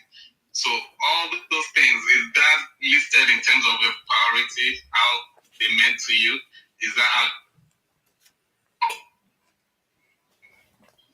Well, if I get your question right, those are listed in no particular order, but I wouldn't know why you decide to ask me that sort of question. Who lists stuff like that in a particular order? I don't know. Except there's something else you want to say. Double Chief, what's your point? I mean, people do, because there was a time, I think it was Hillary Clinton that listed things like that on her profile. She listed wife, mother, and all that. And the person corrected her that, before she is a mom, she's a wife to somebody, and then every of her achievements in her career comes later. And that was the reason I was asking that. Double Chief, does that matter? Aside from, yeah, it does matter, because you're a wife to your husband first before you're a mother. So you'll be the one. You're a wife to your husband first before you're a mother. Jesus. I just want to know where her line of thought was coming from. But leaving that alone, there's a mind as a man. The marketplace is very competitive, and to win as a man, unless it's not someone who's running a business, who's like doing some great thing in the marketplace, there's a mindset that you have to bring into the marketplace. And if you are reducing a man who is supposed to be highly competitive, at a place of work, trying to win in every aspect, telling him, imagine trying to close a deal, maybe a housing deal, and in the middle you're texting him, to get a diaper. Or I'm not saying it's wrong to assist. I'm just saying don't make it the job of the man. Don't make it the responsibility of the man. It shouldn't be his priority. All these things that they said here, is this what you understood? Who said job? Oh my God. Well, okay, let me put it this way. Karigwe, Uba, don't worry, you're going next. Karigwe, Double Chief, let me put it this way. So, all my kids, I've got 2 boys. Since I gave birth to them, and by the way, I was in the labor room with my wife. They brought out my baby. I used the scissors to cut the cord myself. So, I saw the whole thing. I was even holding her hands and everything. I respect you doctors, man. God damn it, I respect you guys. So since the very first day I saw my son, I started buying diapers. I bought all the diapers for my kids. In fact, the first diaper, it's N, which means newborn. N, you have N, you have 1, 2, 3, 4. The first diaper, I still have the package. I have the wrapper. I kept it in my house. That's the first ever diaper I bought in my life. I kept it.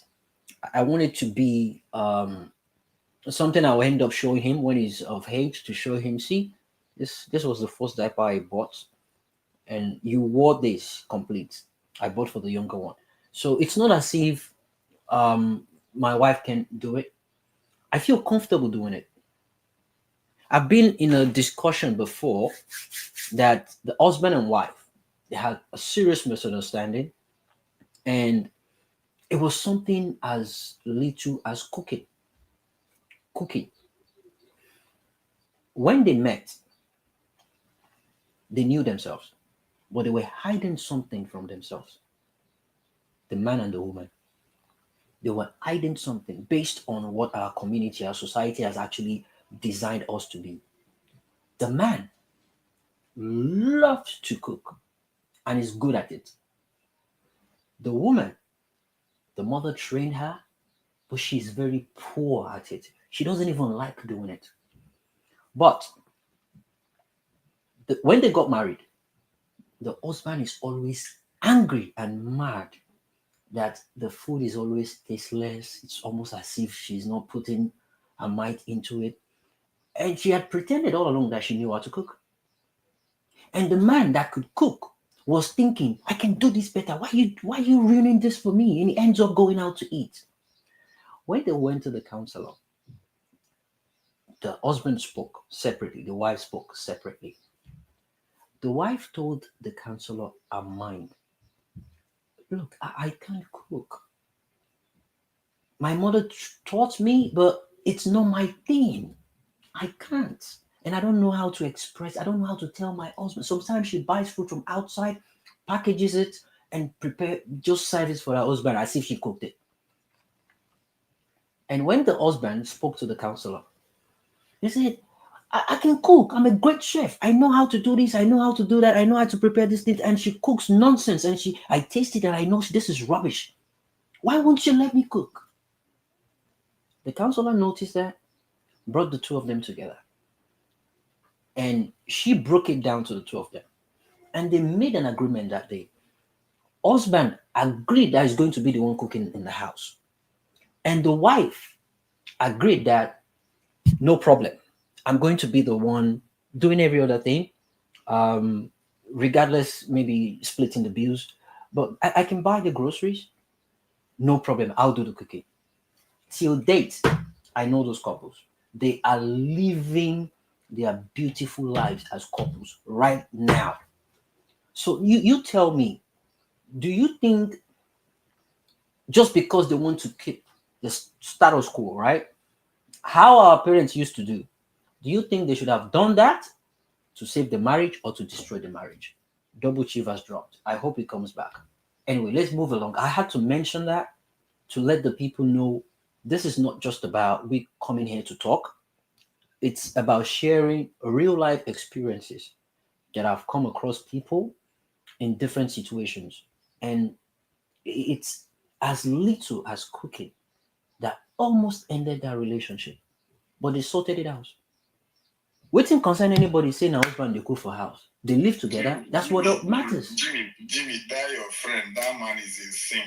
The man for just beat that woman till the woman learn how to. Me where they talk about be simp. You don't see what they write about me for comment section.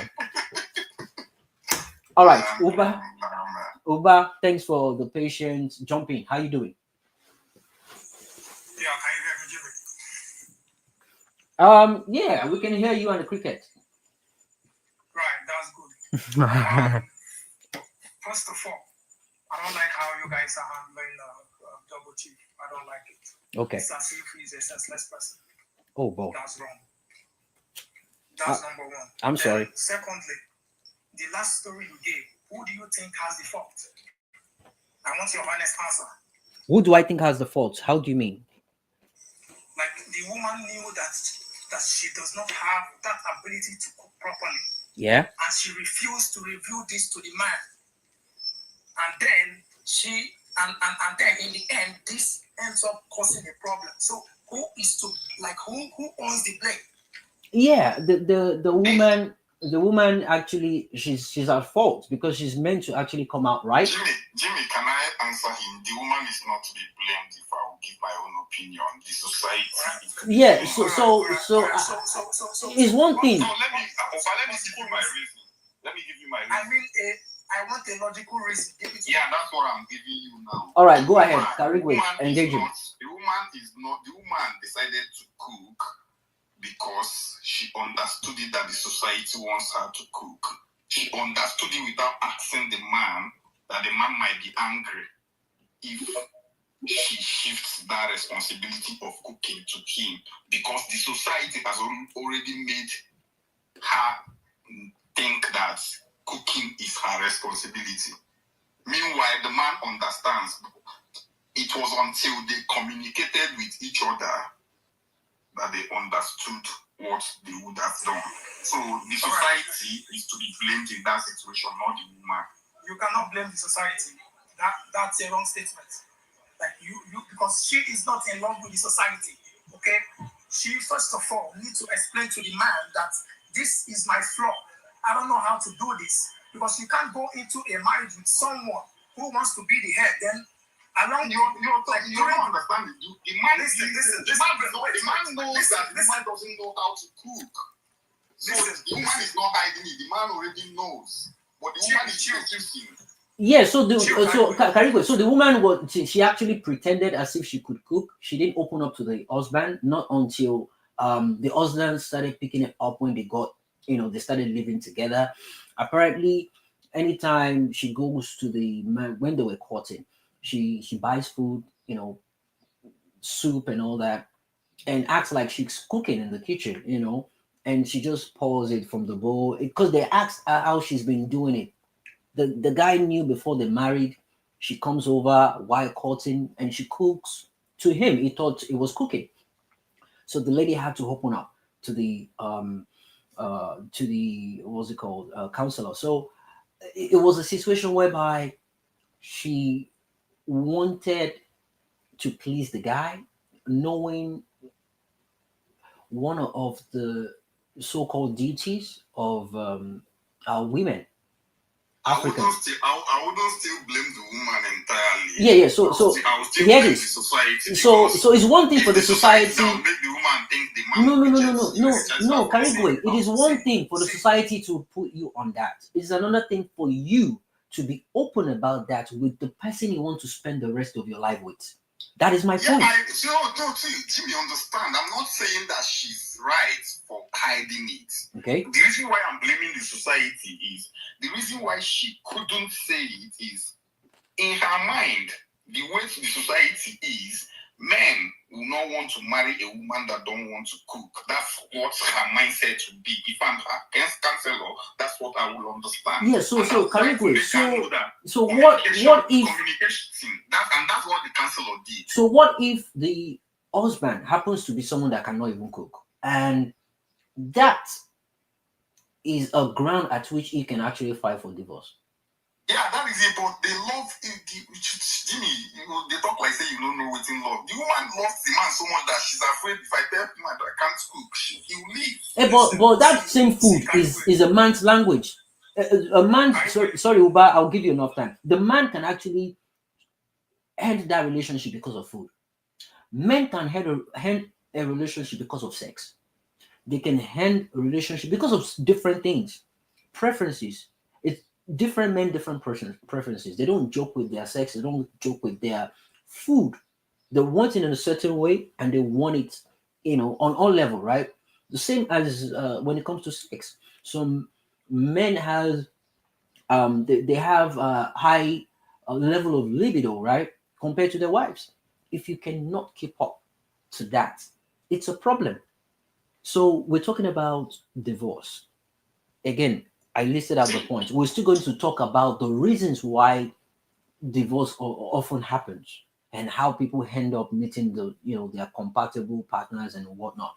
But I get what Uba is trying to say.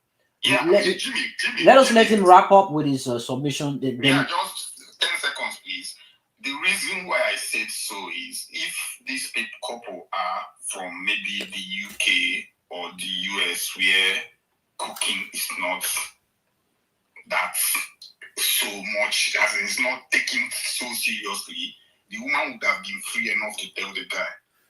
Well, they married in Nigeria and they moved to America now. Yeah, it's because of how the society where they were sees those kind of things that make the girl see it as something she can hide.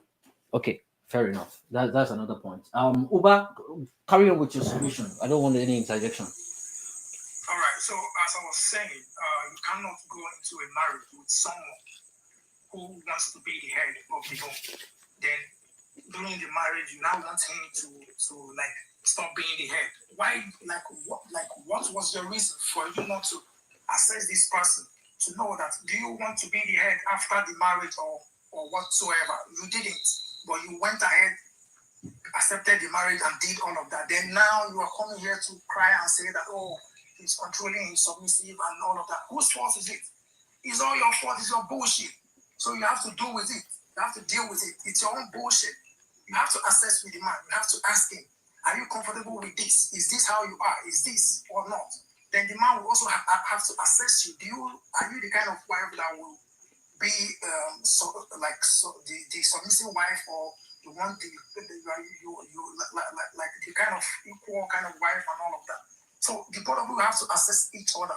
Then if the answers are convincing for the both of you, then you can go ahead. Not after marrying someone who already have the mentality of being the head of the home. Then you now come here on social media to say things that, oh, that the man is this. Why didn't you make the findings at first? Why didn't you do that? You did not. Now you are here to say a lot of things. And another thing I want to say is, someone made a statement. I don't know who is that. I think it was Flying or something. She said this is the reason that every woman needs to be a feminist. So I was like, what is this kind of statement? Will you force your stuff on other women? Because I have seen other women who intentionally and vividly said and made it clear that they don't want to be a feminist or be part of it. But anytime women see such kind of women, they have to attack them. I have seen it online on Facebook. And again, if you should check the type of feminism that we see here on Twitter, like it's them not like never encouraging. And another thing is, you are saying that everybody should be feminist. Where is your voice, or where is your tweet? Can you bring up a tweet saying or showing that when this feminist start tweeting something bad, like are you there cautioning them to stop? Because I know your defense will be that is not the real feminism, but they are there. They are hiding under the umbrella of feminism. You guys are not doing anything. They hide under the umbrella of feminism to say all sort of nonsense, say trash and rubbish. Now you want a reasonable person, a reasonable woman to come and join such movement. No, it can't happen. And again, according to what Jimmy said, everything you said is correct. A man can change a diaper and do all of that. And also, a man can take the children to school. You get, those are not a problem, but there is a problem that, there is a point that Double Chief is trying to make. He's trying to make a point. And that point is based on the kind of tweet these so-called Twitter feminists are making. You know, no reasonable person will agree with all of that. But nobody is coming out to tell them to stop. I'm here to see Karibwe. I'm not seeing Karibwe there. I'm not seeing his tweets. I'm not seeing flying colors. I'm not seeing all of this. So where is the Have you done a search on my page? Because many people have blocked me on this Twitter. They've attacked me because of the way I talk. I'm not the kind of person. And another thing, there's this correction I want to make before you continue. When it's I think VA that said that everybody needs to be a feminist. She's not saying everybody. Flying scholar. No, yeah. Flying scholar. No, it's VA. It's not every. She's not saying you should go and be the kind of feminist that attack people that have a different opinion. Feminism, what she means is everybody. She made a non-particular state. Yeah, that is it. Feminism is not what you're defining. Feminism is not what you're defining. Feminism is preaching interdependence between men and women, equality between men and women. That is what feminism is. Anybody that is not going by that definition is not a feminist. So what you're defining, it doesn't define feminism. What she means is feminism in the real sense of it. And that's why she now said, you remember that you have a child. This is the same difference that I was talking about. This is same thing that you guys say. You guys say the real feminism, the real that. But those ones who are hiding under the flag and umbrella of feminism, you guys are keeping quiet when they tweet shit and nonsense. You guys are keeping quiet. Why? Now you come here to claim that there's real feminism and they are the bad ones. Which are you guys not hypocrites? So what do you mean tweet shit? You have to correct it. So Uba, what do you mean tweet shit? Shit like what? Give an example. I have seen a feminist come here to say that women need to start revenging and punishing men with false rape accusation. And she's a feminist, and one of these people. That person is not a feminist. She is. She is. Calls herself a feminist. Okay. Do you know what? Do you want? Where was your tweet? Okay, wait. I'm about to go and bring my tweets against. So what's that kind of tweet? Wait, let me. There was flying close to Uba, wait. Uba, listen. Let's stop all of this. Listen. Wait. Guys. Let's take it one at a time. It's a conversation. I love the back and forth. That's what I want. Yeah. No. Professor, don't worry about it. It's actually engaging. Uba is engaging Karigwe, so it's allowed. I'm allowing it. Don't worry. If it's getting rowdy, then I won't let it happen. So after Uba, we have Mike, we have Pasquido, and Professor Olamide and Stanley in that order. But I really want to have. I want the interaction between Uba and Karigwe. And before we move to Mike, Flying Scholar was mentioned, and I want to give her a minute to rebuttal. Then we move to the next person that's meant to actually speak. So let's let that happen. I don't know what's wrong. Yeah. So can someone speak to Uba to drop and come back? It seems he can't hear me. But if you can't hear Jimmy, that means you have to drop and come back. I'll hold on. I can hear you guys. Oh, okay. So yeah, so I want to allow the back and forth as long as we keep it civil. Anyway, so I want to hear what Uba is trying to, the point is trying to make, and I want to hear Karigo's response to that. And Lucifer, I see you. Then I want us to move to the next person, but the professor, don't worry, I got this. Let them do the back and forth. As long as it's civil, then we move on to the next person. So, Uba, what you're saying now, pointing at those bad eggs that front themselves as feminists, I can do the same and point at people that present themselves as alpha male that do nonsense and say that is what your movement is about.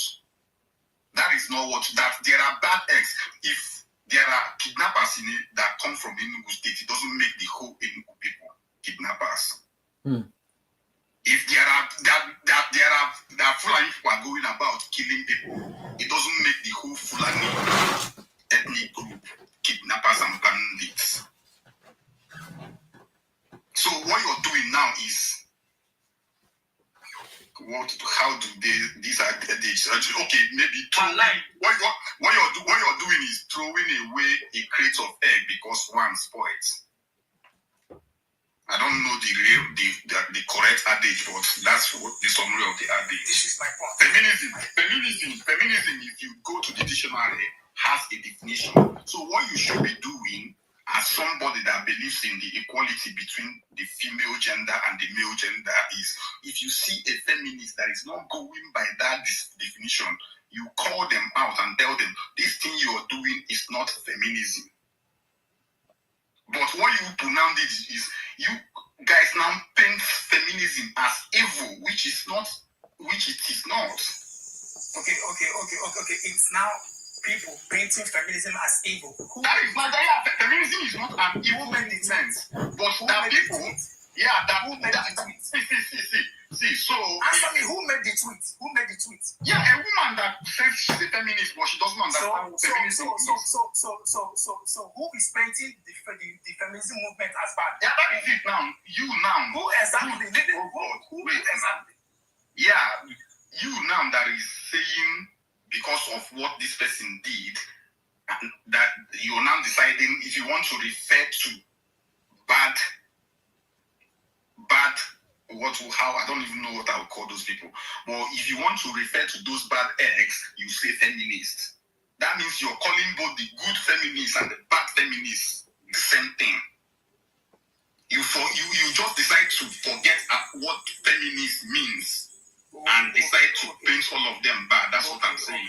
Okay, so now so if a feminist comes and makes a post that they shouldn't make, I, as a human being, Lucifer will bear me witness. They've attacked me many times. I always go there, tell them this thing you're doing is not the right thing.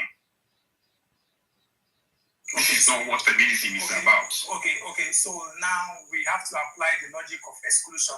But yeah, you have to apply the logic of exclusion when there is a definition to some a term. Okay. So now, when these women we are referring to the men that we are not good and all of that, did they exclude what? Yeah, that is it. When they generalize it, when they come here, if a feminist comes up here, if a feminist comes up here to generalize, I still tell them that they should. Did you correct her?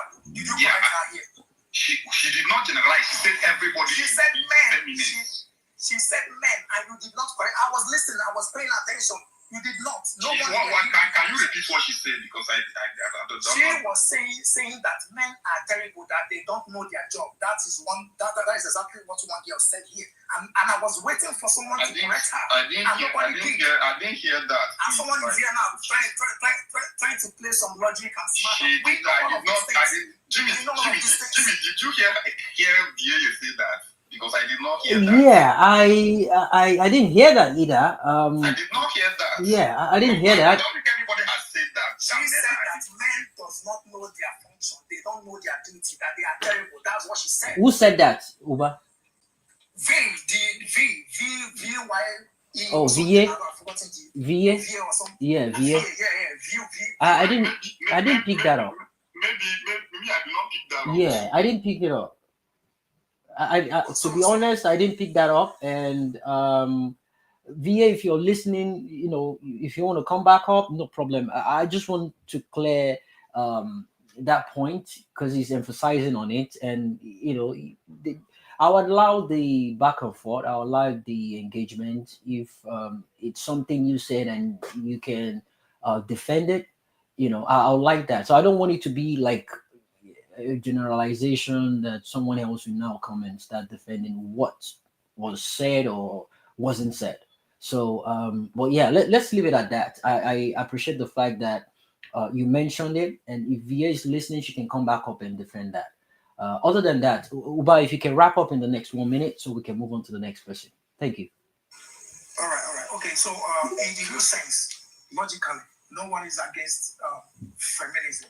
But when they start adding some bunch of crap to it, like a lot of reasonable and logical, rational people will not want to engage or identify with such a thing. You get? No one is against you helping, like with the kids going to school and doing all of that and stuff. And one point that Double Chief was trying to make is you don't like try or start making it to be as if it's a shared stuff. Like it is your turn to do this as a man, and it is my turn to do this now. No, it should happen naturally. It should happen by itself, not on imposing it as a law. That is what exactly Double Chief is saying. No one is against assisting the wife, and no one is against the wife assisting the man. It should happen naturally. If the wife is not okay or feeling fine, then the man can go ahead and do all of that. There's nothing wrong in all this simple logic. It's simple wisdom. I don't know why we are fighting all about this. Okay. I don't know why women are trying to make it a thing. There's nothing in all of this. So what if it's a situation whereby both husband and wife have agreed on, we can work on this equally. You do this on Monday, you do this on Tuesday, you do this on Wednesday, I do this on Thursday. I don't think I have anything to say to that. As long as it works for them, their relationship is okay. They have no problem regarding that. You might see it as a weakness on the man's side, but guess what? That is what actually makes the marriage work for him. He prefers it that way. So, what do you want to gain from being bossy and you want to make sure everything is your own call. You're the shot caller.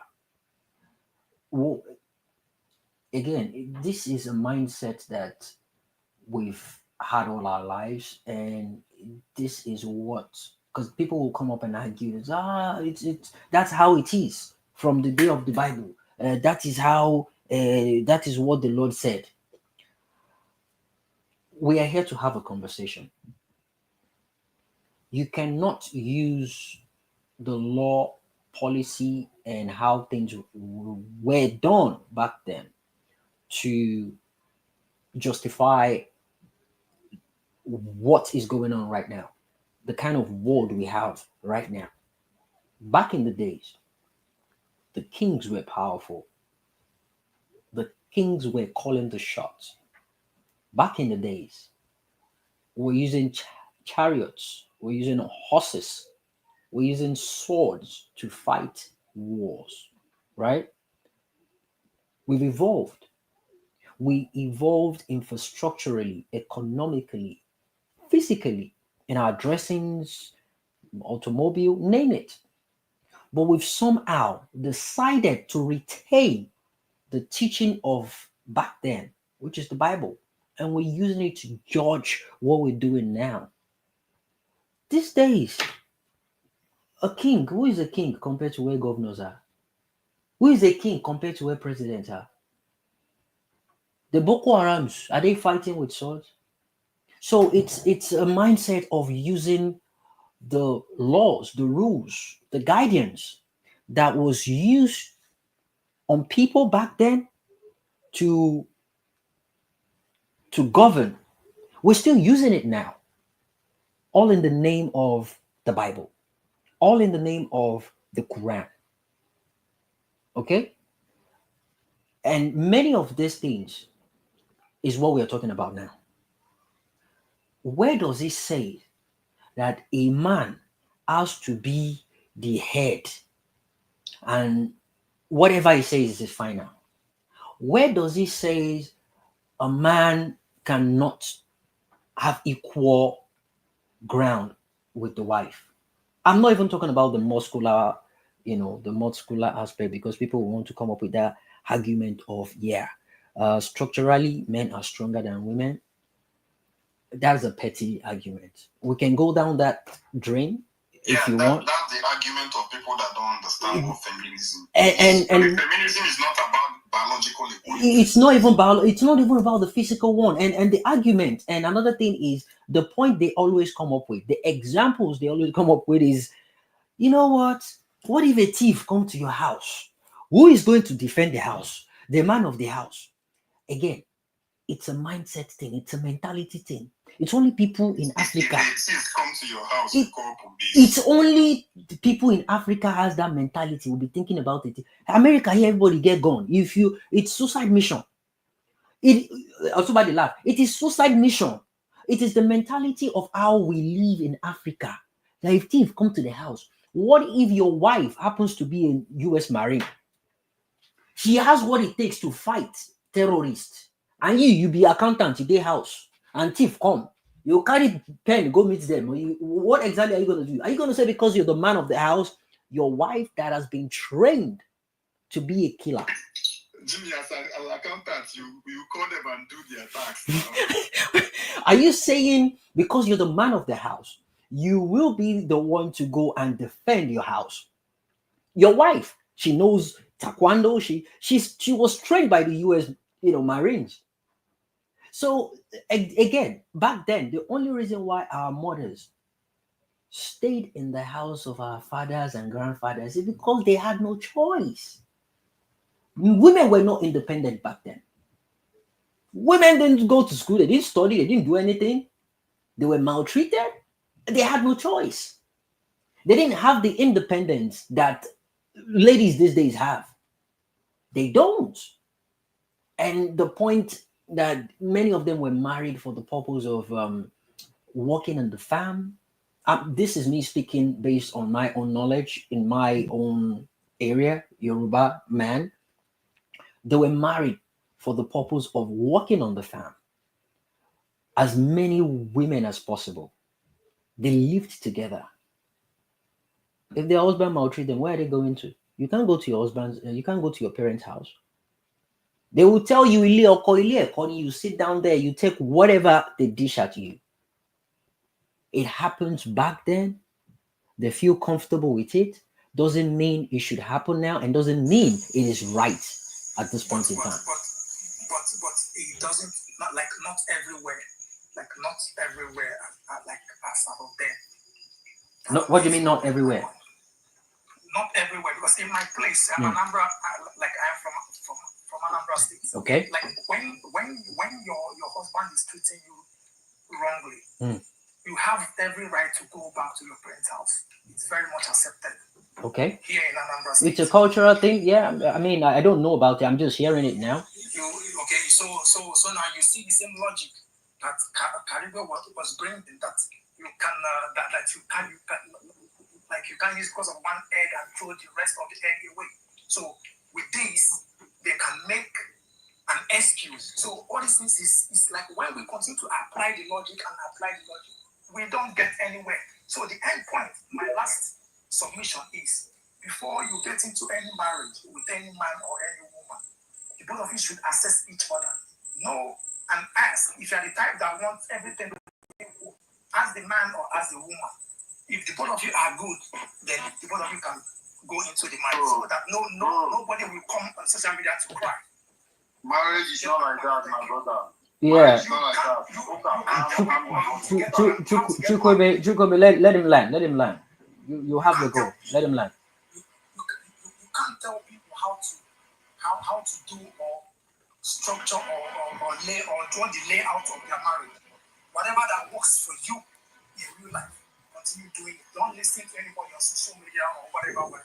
I'm just saying this as an advice. I'm not saying that you should take my word for it, but I'm saying right from a logical angle, so that nobody will come on social media to cry. Thank you, Jimmy. Very good. Thank you. Yeah, all right. I have a question for you before you go. Jimmy, just let me one question. Yeah, because I want us to move on to Mike immediately. Yeah, just one question. I became an atheist when I was 32 years old. So let me say hypothetically that I married when I was 30, and we discussed all those things. When I was 30, I was really into religion, and I maybe met a religious girl as well, a girl that would never want to marry an atheist. And we discussed and went into a religious marriage. And 2 years later, I became an atheist. Change, they say, is constant. You people can decide that this is okay, this man doesn't want submission. Then halfway into the marriage, something will touch the man's head and he will start wanting some submission. That's why people come out and complain. Because the agreement they like, what happened between Yul Edochie and his wife, they went into a monogamous relationship, and halfway into the marriage, the man became polygamous. How do you expect the woman not to complain in that situation? No, the woman had every right to complain for the fact that was not the initial agreement. The error is on the man. So she decided to leave. It's fine, totally understandable. What I'm saying is, if there were no access between both parties, this is my point. That is where I stand. I'm not saying when they already have accessed each other and all of that. Like I'm not saying that. What I'm saying is, before the marriage, they need to assess each other to avoid error or coming on social media to cry and all of that. This is just my point. All right. This is how I will my Jimmy, just give us a few minutes to respond to Oka, because. Oh no. Let's do it this way. Other people have not spoken. There are many people that have been they've been waiting. Yeah, so don't worry. You go in a minute. Don't worry. You've spoken. Others have not even spoken at all. So let's be fair. All right. Thank you. Thanks for that back and forth, guys. Uba and Karigwe. And by the way, whoever wants to give their submission, it's okay. If I'm gonna ask them if they want to be engaged. If they want it, fine. If not, they will proceed with their submission without any, interjection. I would like us to have that moving forward. Mike, thanks for your patience. Pasquido, I see you. Olamide, Stanley, and Professor, I see you guys. So after Mike, Pasquido is going, Professor, Olamide, Stanley in that order. Then Kaineke, then we take we go around with the hands again. Mike, thanks for your patience. How you doing? Jump in.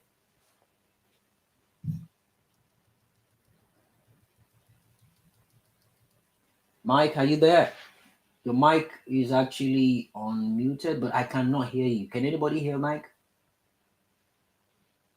Nah, no one can hear you, Mike. If you wanna check your mic, drop and come back. If you have the latest update of Twitter, if you don't, check for the latest update. Drop, update it, and come back up. I will pull you back up immediately if you can do that, but no one can actually hear you right now. There you go. Thanks. So while waiting for Mike to quickly come back up, I don't want to pick. I don't want to jump on anyone, so we don't waste time. Um, so we don't waste Mike's time. Mike, you're back up now. Request for the mic again. You just dropped.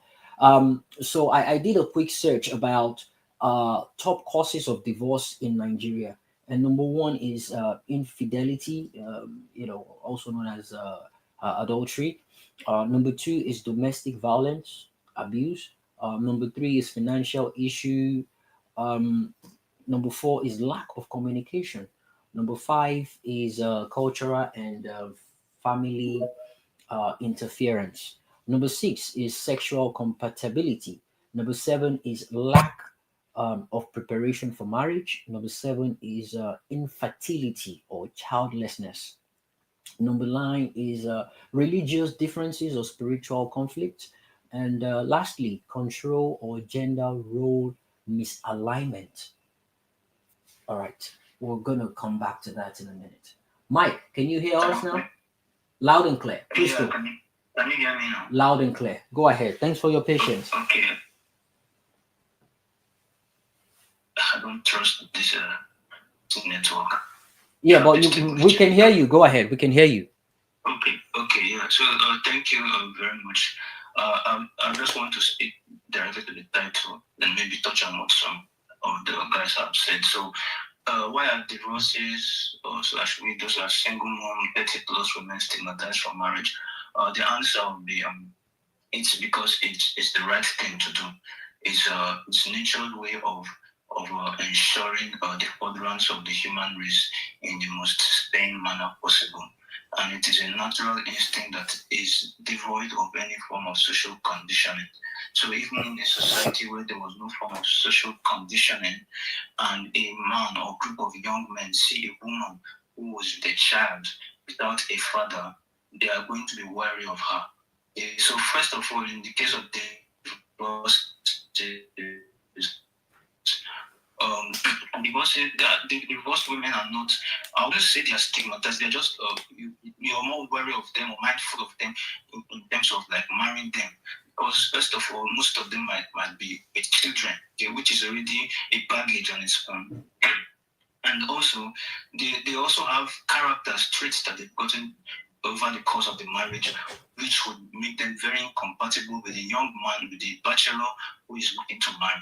Okay, and we're not going to even talk about the little matter of a lot of women, okay, killing their husband. So even somebody was talking about how some cultures talk about how the women, the men, or the people are stigmatizing the no, not divorce, sorry, in this case the widow, rather.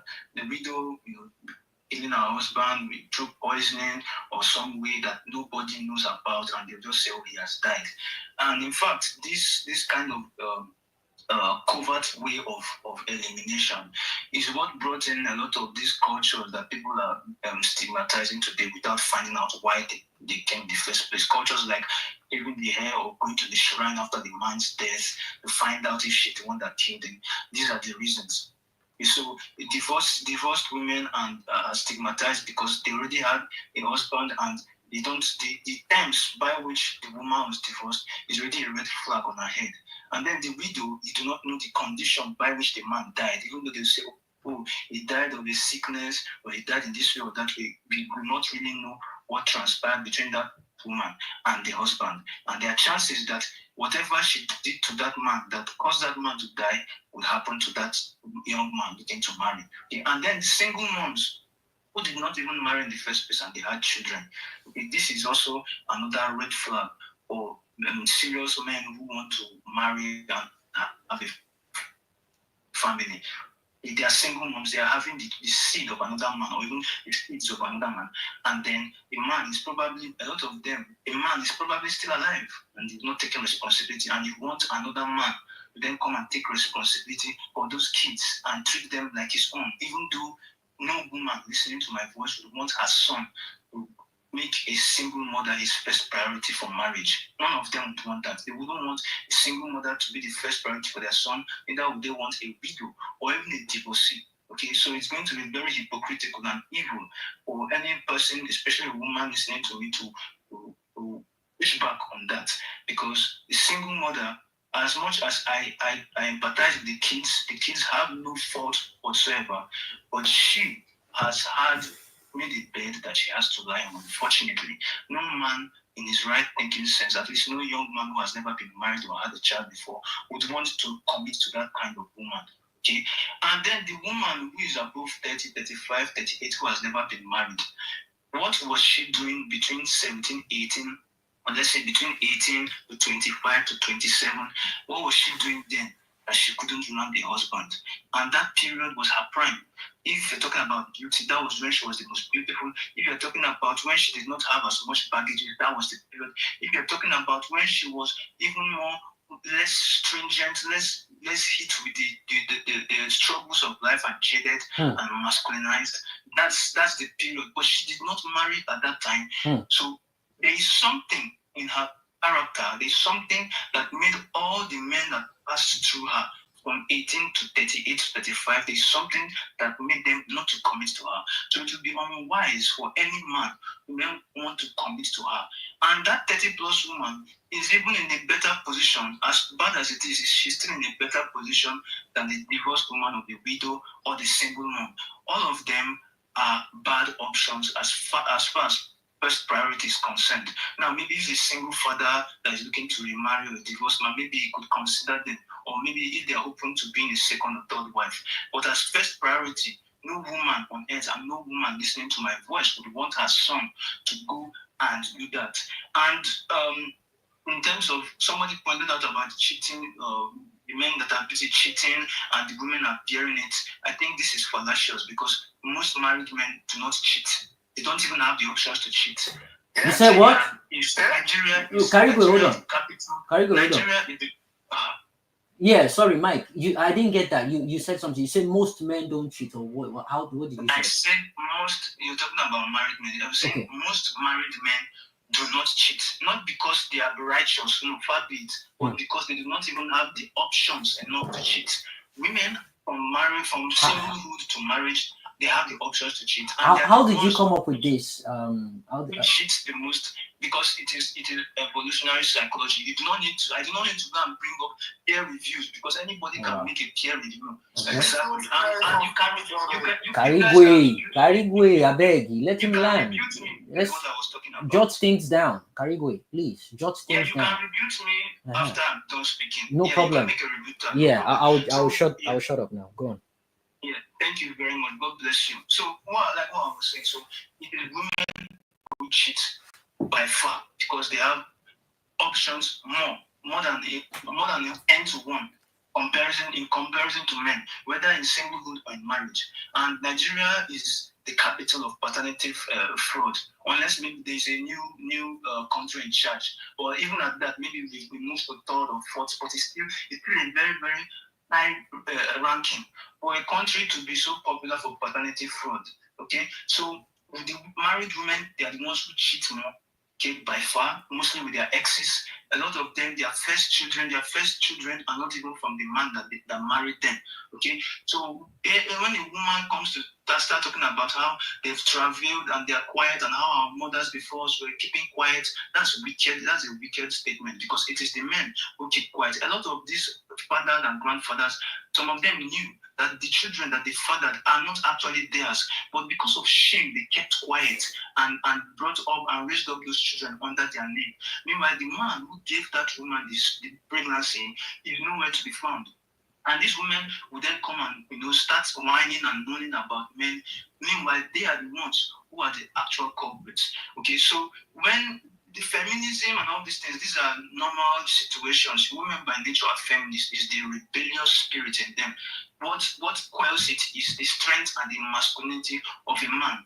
But women, especially today and normally, would always want a man they can control, a weak man they can control. Interestingly enough, when they have that weak man that they can control, who wants to be cooking food in the kitchen, instead of going out to actually do the man's role and letting the wife be in the kitchen as her role, these men end up being the ones to become cooks. They end up having their wives cheat on them and even fathering children that are not theirs. And they are littered all over Nigeria. Every day they are crying, wailing, but they know that they have a weakness, but they are too weak to even stand up for themselves and say enough is enough. If you can't abide by what I say, this marriage is over. They are too weak to do that. Okay, so if a man is saying that my wife can decide not to cook if cooking is not her thing, that man is a weak man. There is no two ways about it. And when you go look at it, the woman is most likely cheating on him. And God have mercy if she has not already brought in another child from another marriage. Okay, so sorry, from another man. Another man. So so these are the things that bedevil a lot of men, a lot of men keep quiet about it. As far as the topic is concerned, it is the right moms and young unmarried childless man who is looking to get married and settle down. Any woman who tries to gaslight is a wicked woman because her son and her close male relations should never want them to use women as their first priority. And they can say they are victims, cry victimhood up and down. That's their nature. They are meant to cry. A woman would normally cry victimhood. But it is folly and weakness for a man to start trying to bend to our whims and caprices based on our wills of victimhood. That's what she's meant to do. Or you stick to your gun, is my way or the highway. If all those hypocritical, like the statement about a story somebody shared about the woman who lied was behaving like she could cook until the man married her and found out that she could not cook. That's grounds for divorce. That woman is capable of killing that man, and she doesn't love him. If she loved him so much, she would have gone to learn how to cook. Instead, she decided to go and lie so that she would gain his commitment. She was so hell bent on getting married, but not with love, just on marrying. Okay, so she decided to lie. And a woman that would make such a lie about food is capable of killing that man, is capable of cheating on that man very well, is capable of committing paternity fraud. Because of food. That is a grounds for divorce. Because of food, right? Okay. All right. Yes. It's not just food. That is not just food. It's a pointer. It means she lied. She lied. It deceived him into gaining his commitment. Fair enough. And a lot of men not value themselves. They don't know commitment is not just ring. It's not just the wedding. It is your life. It is your blood. It is your sweat. It is decades of your energy being given to the woman and the children who God help that man if those children are actually his. That's what commitment is. So a woman who would love that she could cook, even though she can't cook, and she's buying food outside, that woman and most likely will eventually kill that man after cheating on him and he refused to divorce her. Okay, so these are the things I would say about that. You guys can have your rebuttal now. All right, thank you. Oh wow, that was before rebuttal. yeah. No, so Karibu, you actually don't worry. People are actually itching to have a go. My DM is buzzing right now. Pasquido, don't worry, you're going next. Um, thank you, Mike. Yeah, thanks. I just have a quick question before I let people engage you. I know a couple of people have questions for you, but I want to ask you: Are you married? I would like to know how that question relates to the rebuttal you're about to make. Oh no. It's in line with the topic. Um, I want to, based on your submission, I want to know if you're married. It will give me a perspective of where you're speaking from. Don't get me wrong. I'm not saying. I mean, there are a lot of single people that they speak more sense than married people when it comes to relationship matters. But when you live in that practicality, when you live in the world of getting married, you wake up and you sleep in the same bed with your partner, you have kids, and situation happens whereby when it gets to cooking or eating, you might want to, make some decisions regarding that every, once in a while. So that's the reason why I asked you. You don't have to answer it. But I want my engagement with you to be based on experience and based on how you see things. If you're married, there might be some things you're doing that is working for you. You might want to share with us. I'm looking at it from that perspective. So, and it's not me trying to water down your submission. I want to know how your submission carries weight, meaning it will be coming from someone that is married, and everything he has mentioned or said now, he has practicalized it, he has done it, and it worked out well. I want to learn from someone like you if you're married. And that's the reason why I asked. Can you answer that? Uh, First of all, you just said a few minutes ago that anybody gives an opinion and it makes sense, whether single or not. And now you're saying that you prefer to listen from a married man's point of view.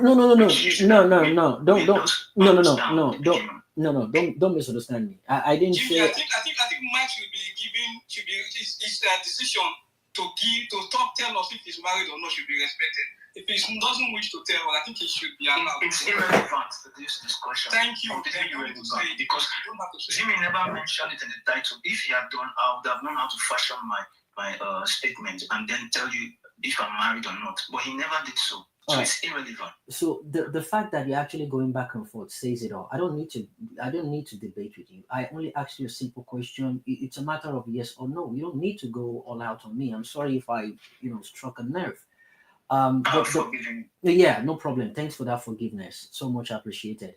The point is, I love your Karigwe, please. I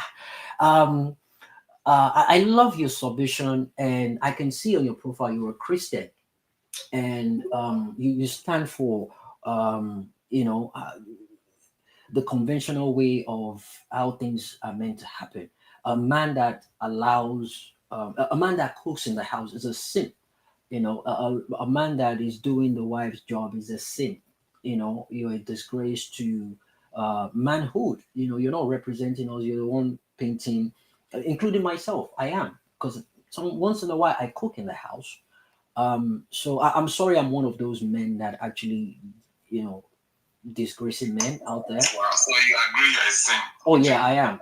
So yeah, I did. So double, yeah, yeah. I'm a weakling too. Mute your mic, double chief. Don't worry. We're having a conversation. Don't worry, it will go around.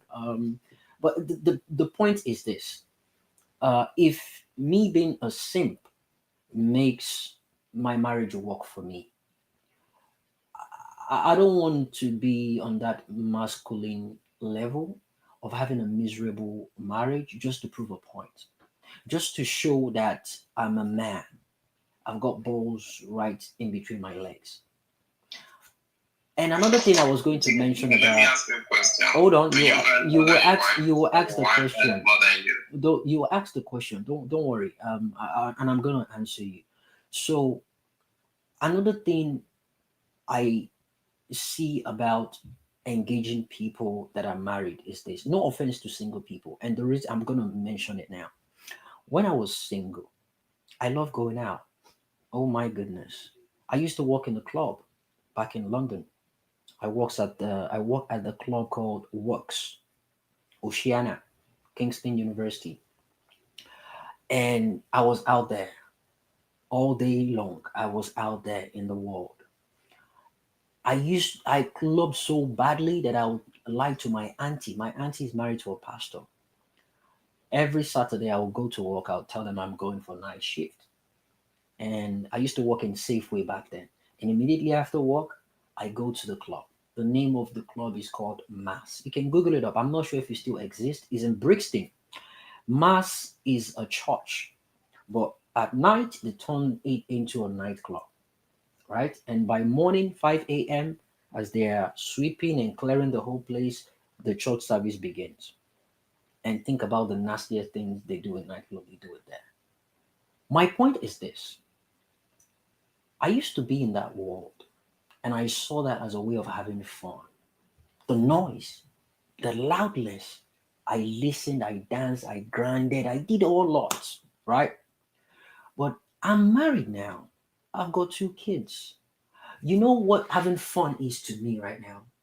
Is being indoor in the living room watching Minions with my kids and having them jump up and about the house, seeing them shouting when group is trying to chase a villain or whatever it is going on, and you have your kids shouting, pointing at the TV and asking you questions about, did you see that? Didn't you see that? The togetherness. It gives you a different vibe of being a father. All the action movies you watch, you have limitations. There are some movies you won't see with your kids, and there are some you will watch with them. That is beautiful, right? That is peace of mind. If you want that in your marriage, you would sacrifice anything to make that happen. If you want that in your marriage, if cooking for your wife or for the house because your wife is running late is going to give you peace of mind in the house. Peace of mind is overrated. You don't understand what it is to have peace of mind. It's not just about shouting, having grudges. It's the fact that you go to work, you come back. If you're healthy enough, if you're energetic enough to do some extra things that are maybe in the routine of your wife, and you have enough energy to do it, you have to do it. No one says it is by force for you to do this, and your wife wouldn't tell you it is by force for you to do this. As a matter of fact, if you get married in Nigeria, all the nonsense you do in Nigeria, when you travel abroad, it's not going to happen. If your wife is the one cooking in Nigeria 247 and you like eating fresh food, you don't like it prepared, packed in the freezer, where even where's the light safe? Generator is not on. When you travel abroad, you have to start learning how to use the microwave because she can dedicate a day and cook for the whole week, 2 weeks, depends. You pack it in little, plastic and put it in the freezer. You bring it out one at a time. Sometimes they label itself. But if you love fresh food, if you can cook and you are hungry, my brother, please don't keep waiting for your wife. The way hunger will wire you, you will order McDonald's. And guess what? You can't do anything about it. It is not a situation of you are the man of the house. In America, in UK, or the Western world, as long as the both of you are working, you're sharing the bills, it is your responsibility. We have this mindset about the man does not do a woman's, what you classify as a woman's job. Cooking, cleaning the house, what? Changing the diapers. You don't understand the kind of things you do. Do you even understand your wife's love language? Some women they don't like flowers. Some don't even like money. Some just like you saying the words to them. Oh, I love you. I care about you. Some love it when you help them do little things like clean up the living room. You come back from work, you see the whole living room messed up, the kids mess it up. My wife can clean the whole house at night when everyone is asleep. I will go and pee. I will see everything sparkling. And we sleep. Before we wake up, they don't scatter them because they wake up before us. They will come to the bedroom, jump on the bed, and they've scattered the whole place. Your wife is still sleeping. You went to pee in the midnight and you saw how crystal clean everything was. You tell them to go back into their room. If you want to give them time to keep watching, I will clean it up because I know she will not be happy when she wakes up. If that makes me a simp, so be it.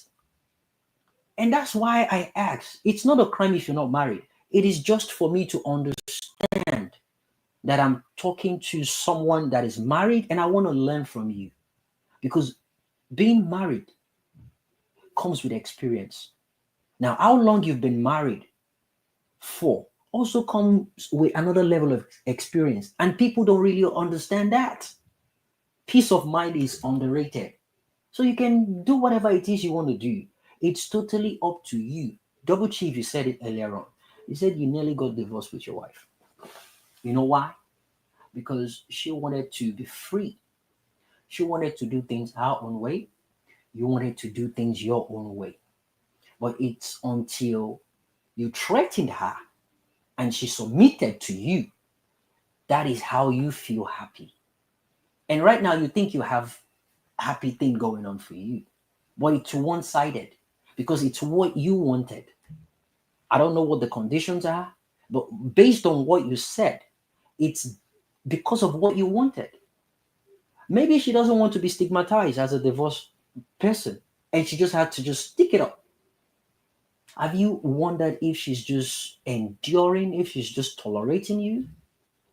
You need to sit down and think about this and have this conversation with your partner.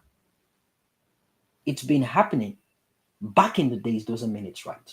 It's not an echo chamber. Sorry for the monologue. I just thought I should mention that to Mike. Your submission was okay. I know people have rebuttal, and I'm gonna allow that before we move on to Paskido in that order. Karigo, jump in real quick. Yeah, this guy said too many things. My blood don't boil and come off from my head. I think the women should come up and actually reply. You have too much to speak for someone No. Double Chief. You have too much to say for someone who's never been to that. You've not ever been on that journey. So what do you have to say? Where's your experience from? What are you talking from? Jimmy. You're just talking from your head. You've never experienced nothing. You've never been married. You've never been in a relationship. You've never experienced anything. Jimmy.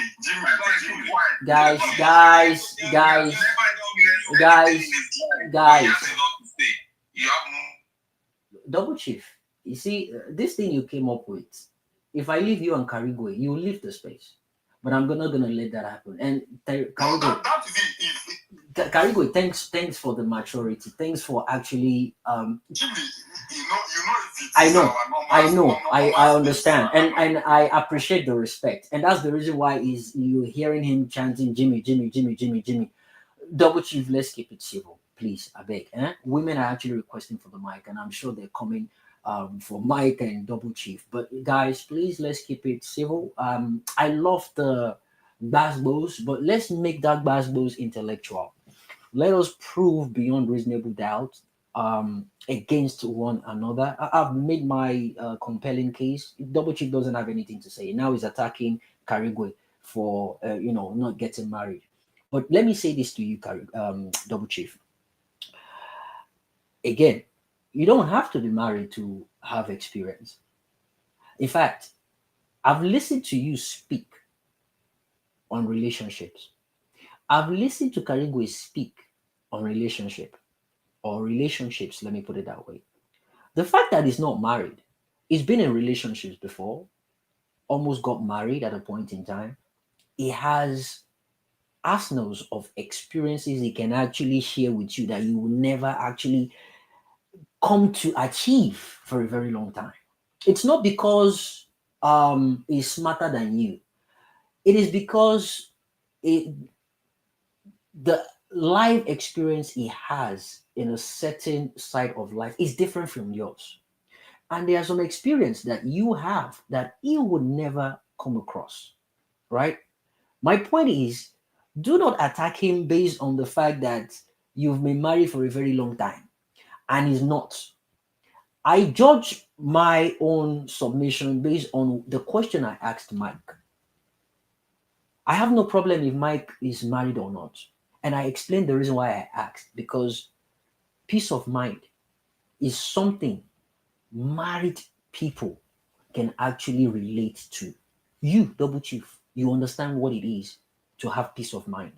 And that is what I'm trying to establish, but Mike doesn't want to answer it. And the fact that it was going back and forth explains what that is, explains his status.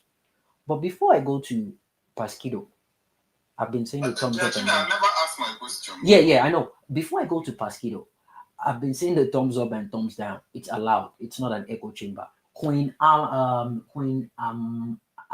I see you. The speaker section is jam packed. I will I'll try and decongest the space so someone can drop and you can come up. But I see you requesting for the mic. I want to have more women so it doesn't just look like men are the only ones here. So real quick, Kariwa, you have a question. Please, guys, don't interject. I would allow women to maybe talk on most of the things he said, but one question that I want to ask is the beginning of his submission. He talked about the reasons why widows and divorced women and single mothers are stigmatized against. He gave one reason as that when a man dies, that there was no way to find out what killed the man, and that's the reason why some take them to the oracle and do this thing to find out the reason why the woman died. And the reason why you don't go and marry a widow is that you don't know what killed their husband. So the question I have for you is, when a woman dies, what do they do to the man to find out if he killed the woman or not? They don't do anything because there's a 99% chance he did not kill the woman. How? Because the society decided. No, because everybody knows themselves. Women are the ones who actually supported the fact that widows should go to the shrine. It was not men, it was women who moved for that.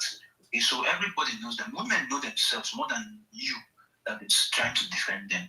So men will not kill their wives. Okay, they don't. A woman who cheats even, you probably just takes her away. Oh my God, Jimmy, I think we should let Amy be. Let me talk. Yeah. So I want guys, guys, one mic. One mic.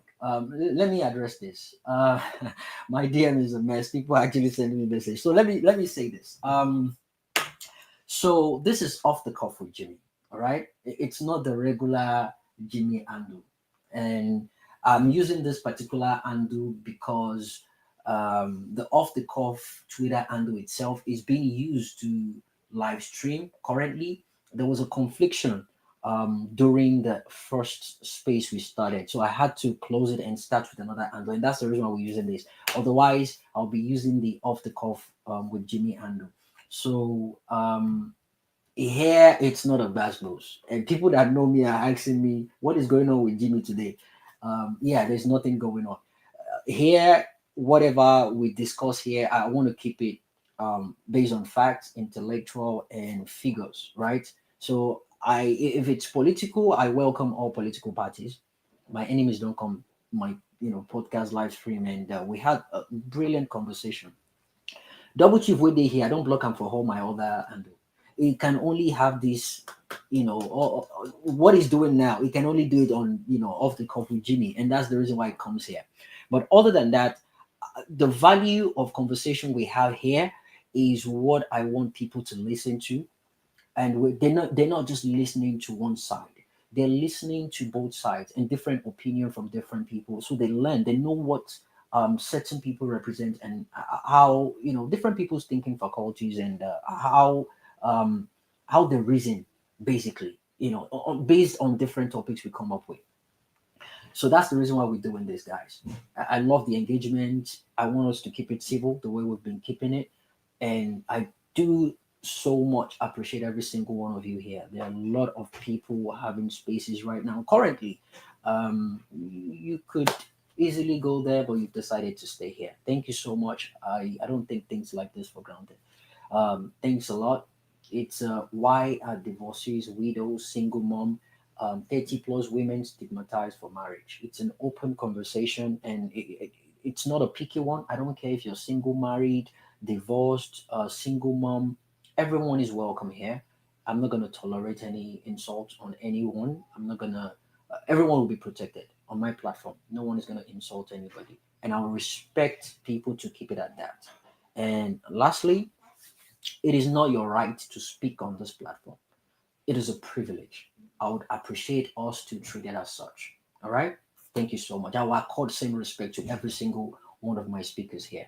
Thank you. God bless. So real quick, Karigo, you've spoken and you've directed the questions to women. You want women to take it up from there. Right now, Mimi is here. She hasn't. She's a woman.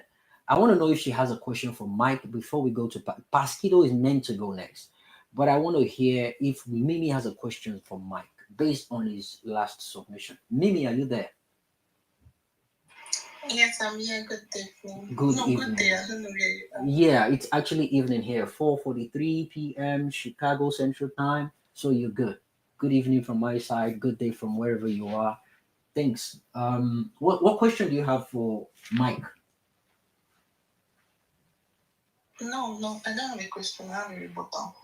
Oh, you don't have a question. I'm actually interested in a question. A rebuttal is going to take longer, and I really want to go to Pasquito. People have been waiting, and they're still requesting for Mike. I want us to move as quick as possible. There's Stanley here. Olamide is here. Double Chief wants to report out. Uba wants to report out, and we'll do it that way. But now that we have a lady here, Pasquito goes, then Mimi goes. If we have another lady coming up, so we'll do it, one male, one female, one male, one female in that order, just to keep it balanced, okay? Um, so in that case, let's move to Pasquito real quick. How you doing? Do you have a question for Mike before you proceed first? Yeah, big shout out to you, Jamie. Yeah, you guys are massive. All right, this is my first time on your space, so well for now, I would say I have a question for Mike because Mike says a lot, but I would say to me, this Mike said, I would agree. I would agree to what Mike said. Mike says so many things that might not go with my own logic. For example, the idea of roles being, because for me, I feel that is extreme. That is not the idea of roles that I believe in. The role that I understand when it talks about, when one talks about marriages and relationship and then mention roles, these roles are complementary. Like it's not something that comes with excessiveness of wanting to would I say being a fanatic, you understand? So Because sorry, what do you mean rose? Rose as in flower or what? no the rose like Oh, duties. Rose, yes, duties roles. Okay. All right, I get it. Go on. Because for me, I'm actually part of should I say school of thought. I would say okay, that would champion roles, okay, because I still believe in roles, like in relationship, that both partners have roles that they play. But at the same time that I believe in these roles, I believe these roles are most times are delegated to the next partner when needs calls. Yeah. So because I don't see relationship as something that's too rigid. So for now, I'm not going to really focus on what Mike is talking about. So I'm not going to go to my own point. All right. So before you go to your own point, I'm glad you mentioned the roles thing. So you believe there is a role a man should take as a responsibility, and there are roles a woman should play in a relationship. Is that correct? Yes. Okay, good. So now, can you give me an example of a man's role and a woman's role in a relationship and in a marriage? It doesn't really matter, whichever one suits you. Okay. Let me give this idea about roles now. This is also what I believe about roles here. The role for a man, I believe in every organization, there's always a lead in every organization, in every country. There's always a lead in a country. There's in every organization, whether in the judicial system, in politics, in your parties, or even in marriages, unions like marriages, or even in the church, or even in people who says, like Rev that who say is actually an atheist.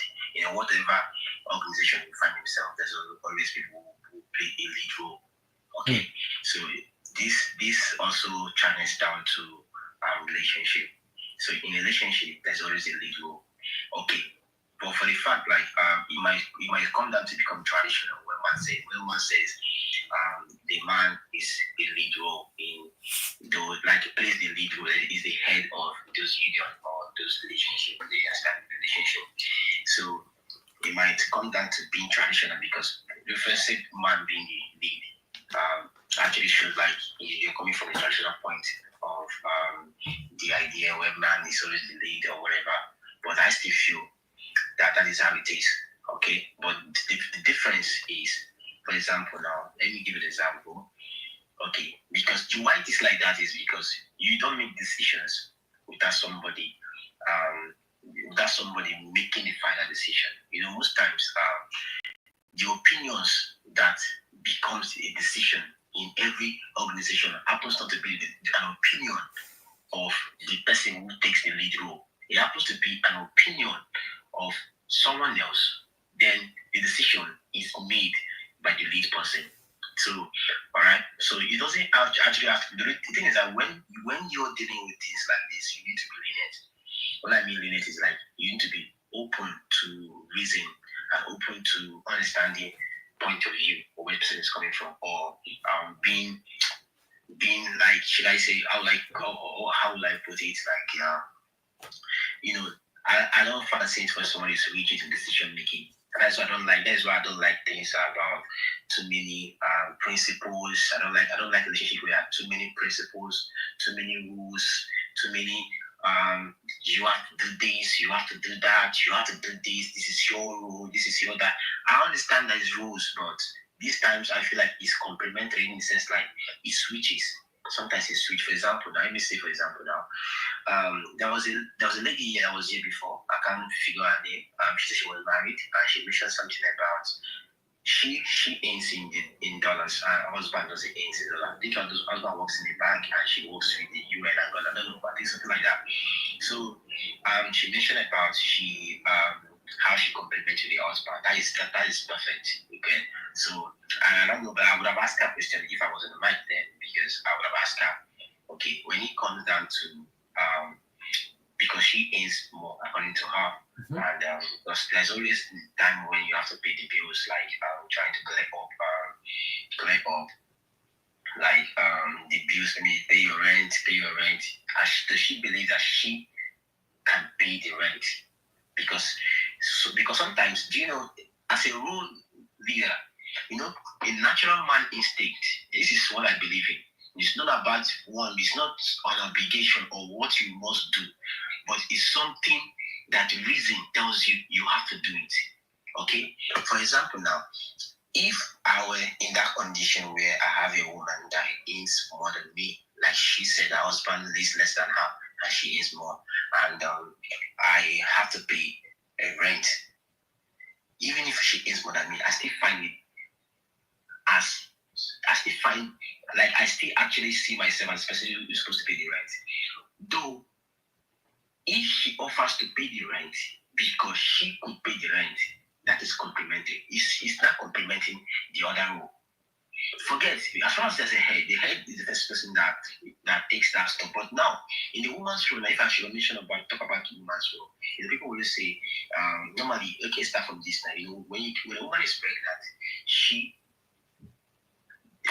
carrying the child is already like a role for her already. She didn't choose that, but that is what she has already. Okay, so now look at this now. The man, okay, normally she take care of the dishes sometimes. She does the cooking and everything and stuff like that. But this time around, because she's pregnant and because she's always having discomfort, she's not feeling alright. Okay, now the man's the man should know at this point, because my woman is not at 100%. She does this normally, but she can't do that now. So a normal logic tells you, okay, right now I can't. She needs more of a treatment because, first of all, it's a happy home. A happy home means the woman is pregnant, a newborn baby is coming up, and therefore, what happens? What should happen? That you should be happy to know that you need to support this woman while this thing is coming. By doing what? Doing those few things that you can do to support. You can't do much because you can't do much like carry the child in your womb and stuff like that. You can do that by at least helping with the dishes sometimes. You don't have to cook every time. If you can't cook, sometimes you can live by out. These are things that people do to complement each other, sometimes, and that's the reason why some people pay for. If you're lazy to do that and she's finding it difficult to, you complement it by finding someone who can do that, and you can put it on the payroll. Okay, put the person on the payroll. So I find it like it is if everyone is open to understanding, but when people make decisions strictly on should I say principle. I hate principles. I understand principle in terms of work, but when it comes to marriages and stuff like that, you don't apply principle. You don't apply principle like this is how we do. That's why I don't like it when we have to discuss how we have to clean the house. I don't find it reasonable. It doesn't work with me. I'm not married.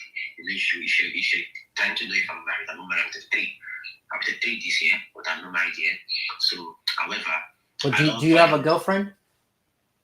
To be honest with you, I don't have a girlfriend. Okay. I'll tell you why I don't have a girlfriend. Well, you don't have to if you don't want to. It was just a question. I said I would tell you. Okay. All right. That's fine. That's all right. Right. So now, before I continue, there's just something about what you be saying that I wanted to correct. I wanted to correct before. Most times you give examples and you use the United States. I understand you stay at United States and you give example using United States. I don't fancy that analogy using United States to equate good marriages and relationship, or how the idea of this union should operate, because I could tell you like there are more divorces in the United States than any other country. There are more failed marriages. There are more failed relationships. In this country, you use as instance. I will tell you the truth. So what I'm trying to say is that it doesn't sit well with me when you have to use it as an example. Because how can you? Yes, for me. Because you can't tell me you're using the example of a country where a woman is already married 5 times. A man has gotten married 5 times already before. Okay. Can I talk? Sorry, Karigwe, hold on 1 minute. Please, don't worry, you will. Karigwe, you can't hold yourself. So can't you? Double Chief, you're doing the same thing you're accusing Karigwe of not doing. So, let's be mindful, please. Pasquido, I think you missed the point I was making. And when I compared, I wasn't saying marriages in Nigeria are better than America, or American marriages are better than the ones in Nigeria. I mentioned that comparison to lay out a scenario for you. And what I said was, you're married in Nigeria, you prefer to eat your food fresh. You want madam to go to market, cook the food for you, prepare it. It's fine.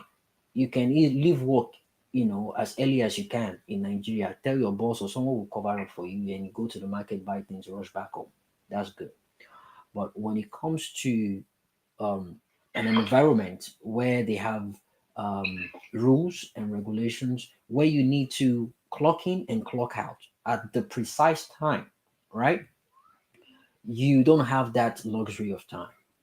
So therefore, a man that loves the food fresh, if you want to eat fresh food and you want your wife to cook it for you, it's not going to happen the way you want it, because she's probably going to be at work.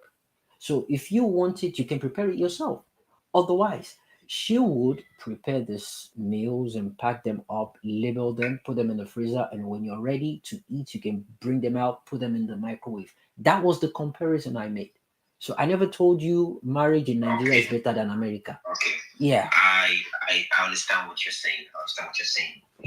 Okay. Well, the the angle where I'm coming from when I have to pick on that is because this is Nigeria, and in fact, this is Africa, and I believe you've been here before. You stayed here for some time before you travel out, so you can relate to what I'm trying to say. This is a country where I would say we have what they call the double standard. Okay, the double standard where people seek to beat this and they expect something else that doesn't work with what they keep on saying. And do you think it's right?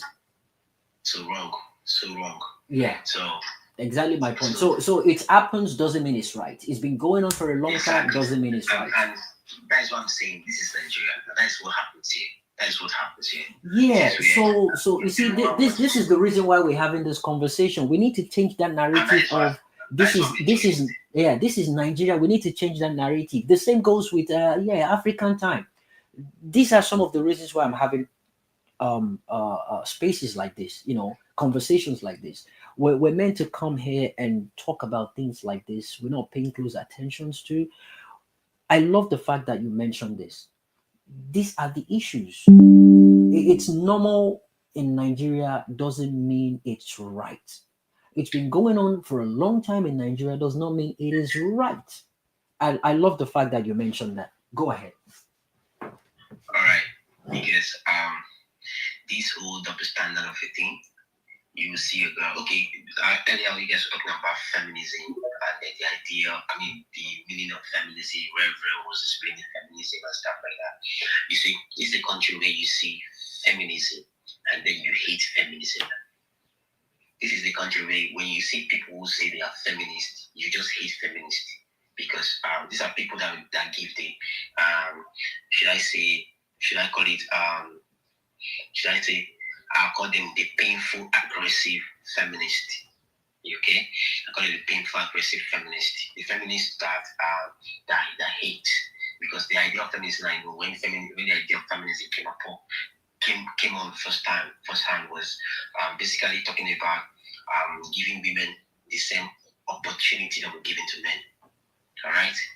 The feminism wasn't talking about that right now. Okay, people go to school. You can actually apply to any university. You can apply for many job. You can apply, and then you're given the same chance. You want to vote. Your vote are counted equally as the man. This is the idea of feminism. This the idea of feminism doesn't. If a man goes to work, a woman can also goes to work. Do you understand? These are the idea of feminism. It's not about you don't have to do the same thing because you are this, you're that. That's the idea of feminism. But the one you find here are the ones that ask for that just play to different standard. Aside from that, again, you can also find girls who was a man that that can actually pay his bills, and at the same time they want you to be a simp. You pay the bill. They want you to be paying every bills, including transportation. It is common around here. I can bet you that 80%, when I'm talking about 80%, you can give that a try. Call somebody in Nigeria, ask him, invite 10 people, 10 ladies, and then ask 8 will tell you, minimum of 8 will tell you, you have to pay for the transport. I'm just trying to tell you how it is because this is actually a country where women says, okay, men pays the bills. Okay? They don't believe that these things can be reciprocated.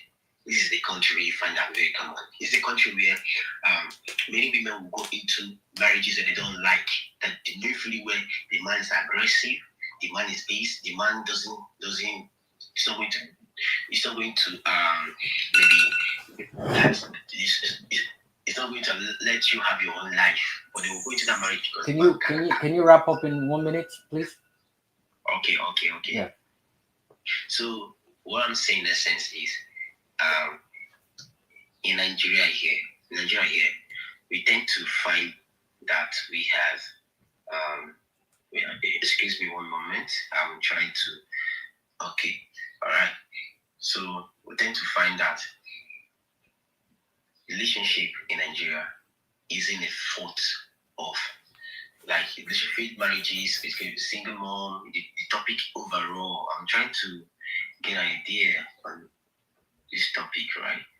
Okay, 1 moment. So I can run down quick one. So, when we talk about You have just 30 seconds, by the way. So wait, just go on. I'll get back to you in a moment. Just be saying what you're saying. all right, so it's fine. I don't have any other thing to say. I've heard everything you said. So as the rest of the people listening to you right now. Without wasting any much time, I think we'll go. Professor is actually meant to go, but let's take a lady, then we'll go to Professor. But before we can go with the hands, guys, we need to let people that have not spoken at all actually speak. So it's because we have a lady here. I want to mix it up with a man and a woman, a man and a woman. Karigwe, if you have questions for anyone or the people that have spoken before, just raise up your hands and we can attend to that. Just one question per person, based on their submission. But Pasquido, you can mute your mic. Let's let Mimi go. 4 minutes now, guys. A lot of people have not spoken and they're still requesting for mic. So please, let's do it that way. Mimi, how you doing? I want to hear from a lady's perspective. You actually wanted to rebuttal to what Mike said earlier on. This is your time to do it. Go ahead. Let's go. Yeah, thank you very much. Good evening, everyone. Carrie Green, everyone. Good evening. Yeah, I was just listening and I don't know. I didn't want to say anything because I don't know much. But Mike was just shifting my mental health. And he then said men don't kill their wives. And I was, who killed the Sinachi first of all? The recent news of Alan Brown woman who was burnt alive by her husband, and you're saying men don't kill their wives. For women, for saying that men should not marry men should not marry a woman that her husband died. Is that your defense? So I'm just running crazy. He said a lot of things. He then said the one that made me request the man was when he said any woman from her 27 upward that is not married is because she has bad character. Please, that's a very wrong thing to say, please. Many women that don't get married before 27, it's not because they have bad character. Some of them are hooked up with school. Some of them met bad people. I don't know why the blame is always on the women. Don't we have men that have bad character, please? Some women, I know a girl that all her life she was meeting bad guys, and she's a very nice lady. Very nice, very nice. But all the guys she met in her life were the ones breaking her heart. They were cheating on her and everything. But she finally got married this year at the age of 33, right? And her husband is in Canada now. She's preparing her visa to leave the country. So when you say, who will give us, which mother will allow her son to marry a woman that is 33? Many women are allowing their son to marry them because there's nothing wrong with them. So please, that's a very wrong narrative when you come out and say anybody at the above the age of 27, what maybe not to get married when you are younger. Have you not seen girls of 22 that get married and get divorced after 2 years? Your age is not a guarantee that you make a good wife. So you don't have to stigmatize anybody for not getting married early. Yeah, that's what brought me up. But let me just touch small on the topic. Yeah, women are stigmatized just because of our culture, tradition, and religion. Yeah, so our culture believes that a happy wife makes a happy home. So when there is issues in the home, the fault is mostly on the woman, like traditionally and culture-wise. So when there's divorce, people tend to blame the woman the more because they feel like the woman should be the one building the home and everything, which is wrong. I know so many women that are suffering in their marriages, enduring because they don't want to face societal shame and everything. At the end of time in their marriage, like Osinachi. So there are so many women like that are just managing their marriage due to what the public will say. And also our religion too is also playing a very bad role. Like my church now, if you're divorced, you can't get married in my church. Anglican, Catholic, you can't get married.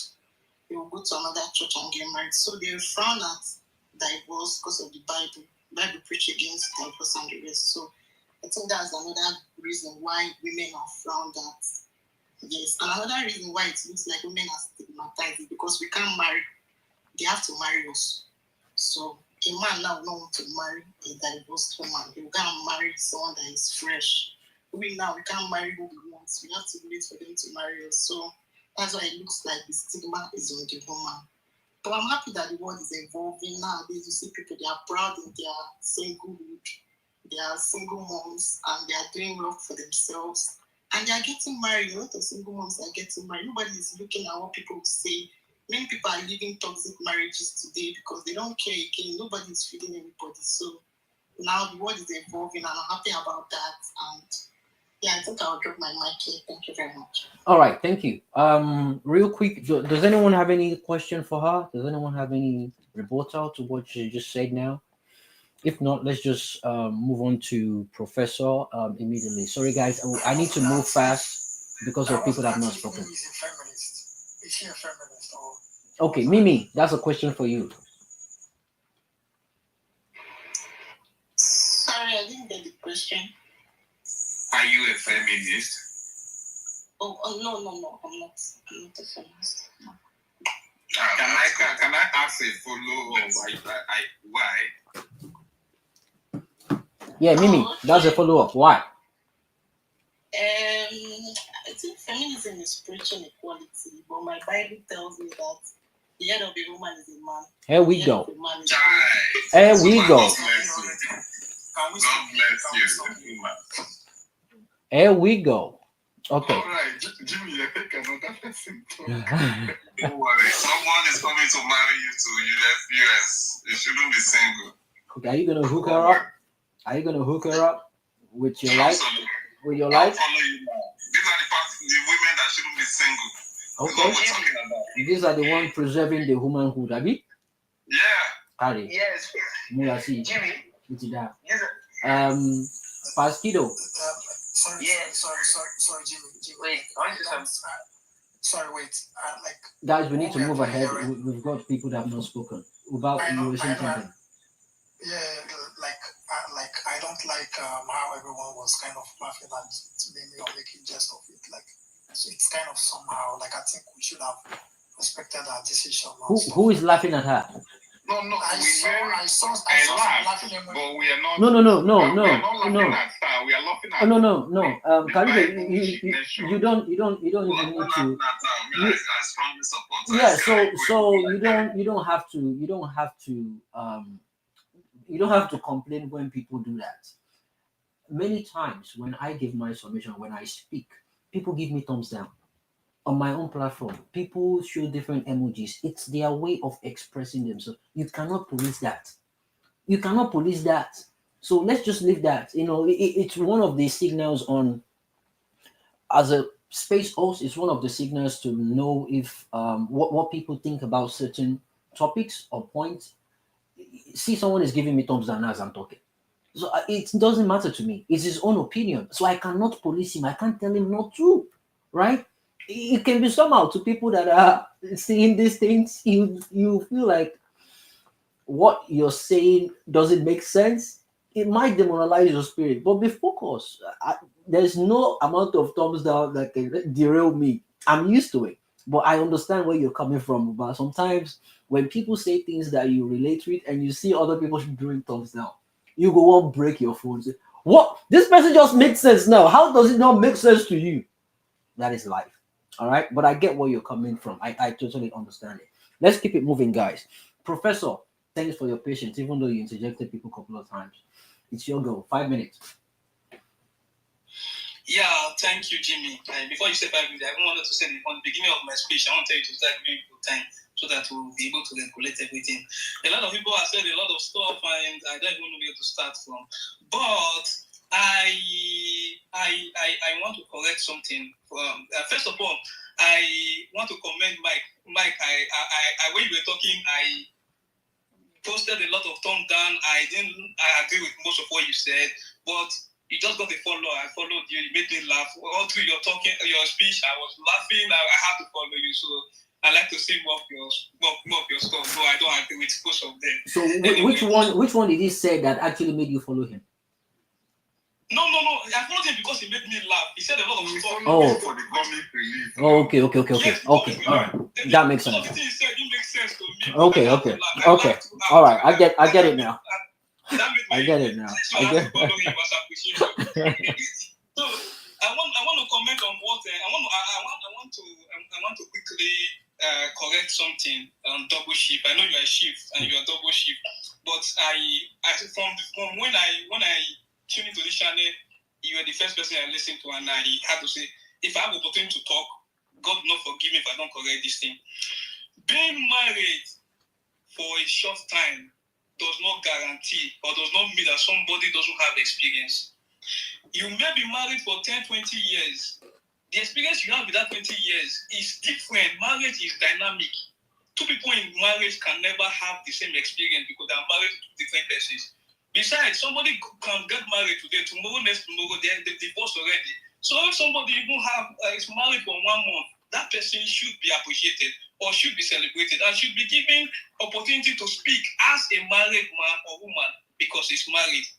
And I believe somebody like double shift, if somebody that have only female children are speaking, you can say, no, don't talk. You don't have the experience of a male child. You are not allowed to speak. So things like that is not to me, I don't feel that is acceptable at all. Then I also want to mention something about what Pasquido said. I want to address this from my personal observation. A woman, you don't need to wait till a woman is pregnant for you to assist her. Assisting a woman is a man's responsibility and vice versa. And talking about cooking, which some persons have mentioned before, role play and whatever. As an African man, I advise my sisters, do not marry a man who doesn't know how to cook. A man who doesn't know how to cook should not get married. He should go and learn how to cook first before getting married. That doesn't mean that you'll be the chef in the house. But that also means that in case of emergency or when the need arises, you should be able to take up that responsibility. So cooking is for both the man and the woman. It's not tied to anybody. It's not written in the Bible that a woman should be the cook of the house, while the man should fold his hands and sit in parlor and watch TV. Anybody can do that. Marriage is partnership. It's partnership. You either win as a couple or you lose that entity as individual. That's from my own point of view.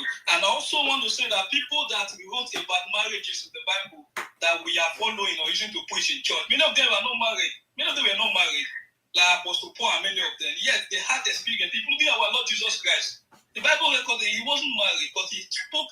He had a lot to say about marriage, about unity, about community, and all of that. So there are people who are not even married that have experience from dating, from relationship, which is different from what the married people have. Then I advise people, if you want to marry, you marry a human being. You marry a human being. Somebody must be a human being first before it becomes a man, a wife, or a husband. What do I mean by that? Anybody that will see the partner, whether girlfriend, whether sister, whether parent, whether relative, suffering. One person will sweep, one person will cook, one person will change diaper, one person will take children to school, one person will do everything, and you are there. You fold your hand, you are looking, you cannot even assist that person. You are not a human being, you are a wicked person. Be it man, be it woman. And a man is suffering and doing everything. You have the finance to support the man or assist the man if you can.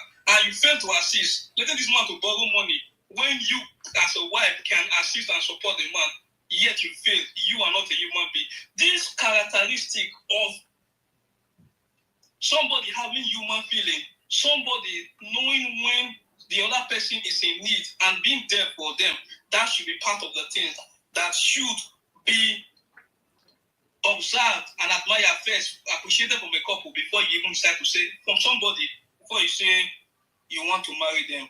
Then people talk about roles. I think I said something like this before. Whosoever that have the time to do particular thing in the house can do it. If a man can clean the house, maybe probably the wife is working and is free, what's stopping him from doing it? If one can change the diaper, probably the wife is sleeping or the wife is resting, the man can do all those things. So I don't think there's a particular rule tied to a particular person. There are some houses, the man is jobless, the wife goes to work. Why the man doesn't have a job, looking for a job? You don't expect that woman, after sweating and suffering throughout the day, at a place of work will come home and cook for you as a man that has been home since morning, doing nothing. You don't have a work. This you've been home. This woman went out, work her ass out, come back, and we have to cook. If doing with the daily set, and at night you will not come and say you want to touch this woman. Only one person when you've not been doing anything.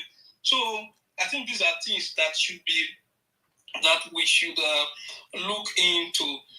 What else? Then let me address the topic. What I think is the reason why divorcees, widows, and single mom don't actually they are not easily accepted by men. I think one is family.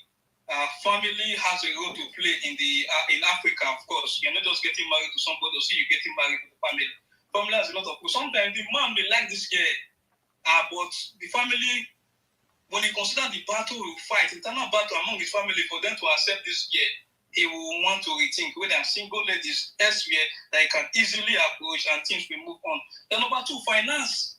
Finance is a big challenge in Africa because most of the time, wedding marriages, the man plays 80%, sometimes even 100% of it. So when you consider the finance you're going to spend on this lady and the baggage, this child that she's bringing along, and she's not just bringing a child. In African society, of course, there are in-laws you have to take care of. So when you calculate all these expenses, and you are just probably a fresh graduate or you just got a job, you are not financially balanced yet. So taking responsibility of that woman, and at the end of the day, even if you decide to support the child, the original father will come someday and say, "Oh boy, no, my picking with this," and really you can't argue. That's the child's father. And taking care of another person's child is not a guarantee that the child will even respect you or accept you as their stepfather or whatsoever tomorrow. So finance is an issue. My friend, I said I shot this demon in the face. Society has a large role to play on this because I'm sorry. The way the society sees divorcees, widows, and single mom, the stigma is from the society, it's not from individual. So a single mom, we have to deal with the society first before the individual. Unfortunately, even in our churches, so pastor, my friend, I've seen my friend wanted to marry a single mother one time. So the pastor that told him, "Do not marry this girl." You understand? Because of this. So that's my view on that. Then I want to talk something about feminism. I don't really have much to say, but some people have talked about feminism. You have just 1 minute. Okay. Let me talk about feminism. Let me end my speech with feminism. I'm sorry. You said who's it? Feminism, the feminism now, in both words, let me speak in, is, we like to copy a lot. I'm sorry. But we don't know how to paste. We just copy. First of all, let me address this. There is nothing like equality. We are only equal in the eyes of God. What the lady should be fighting for is gender equity. Not gender equity. Two men are not even equal. Two men are not equal. Talk of a man and a woman. When you're measuring the equality of man and woman, you are reducing the women. Because women have more advantage and more strength than the man. All man is physical. Besides physical, there is nothing most men can offer. So comparing a woman to a man, making them equal, women are reducing themselves. I want coming under the umbrella of feminism. Feminism has been abused, and that's why I cannot even attach myself to that. Some are saying it's equality. As far as I'm concerned, there is nothing. They're just the white people. And if you look at majority of these people that are said that many of them are sad, angry divorcees. Some of them have seen shame in the eyes of men. They come up, and I'm not saying all of them are like that, but this were the narrative that those women came up with.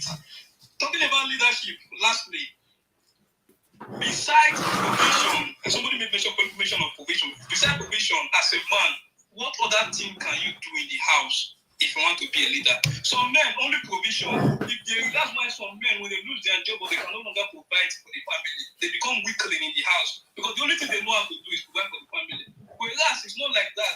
There should be emotional support, there should be physical support, there should be psychological support, there should be other support that a man can give. Thank you very much for this opportunity, Jimmy. This is my first time of training you, actually. Yeah, thanks. You're welcome. You're welcome. Thanks for your patience. I enjoyed your submission. And quick one, are you married? Yes, my marriage is 1 year and 5 months old. And we are in UK. We left Nigeria and came to the UK. And you get experience past people who don't marry longer. Thank you. My wife is here. So, according to double chief, you're not supposed to be speaking. No? Oh yeah, you don't deserve to speak because it's mind measured. You, sir, mind you, sir, I think if you want to equate marriage, it should be the quality of marriage and not by how long people have been married. It's not about the duration; it's the quality. Yeah. It should be the quality of your partner. See, okay. Prof, you know the funny thing? He says people that are not married are not supposed to talk on marriage, and people that are not married for so long are not supposed to talk on marriage. But he's listening to Paul that is not married. Well, Bible. Yeah, it's in the Bible. So I think if it's coming from the Bible, then it's justified in its own way. Yeah. Guys, thanks for being part of this. That was a beautiful submission, Professor. It was worth the wait, to be honest. The next person is actually meant to be Olamide, Stanley, then Jay in that order. But I want to spare 5 minutes. I want us all to listen to this conversation for just 5 minutes. It's sensitive, it's emotional, but I want us to listen to this. I'm sorry. You said who's been shot? Hello, sir. Are you My still friend, there? I said I shot this demon in the face. Yes, me. Subuike Ohuabuna. You can come and take me. She's lying down here. She's always lying. Oh, okay, sir. Okay, sir. I know you're very upset, but can you please tell me if there's anybody else hurt? Hello, sir. Sir, are you there? I'm finished. Chiamaka. Chiamaka, you have finished me. Hello, sir. Is somebody else hurt? Or you hurt yourself? Hello. No, sir? no. Okay. Okay, sir. Thank you for that. Now, can you please give me the address to that location? Can you please confirm the address?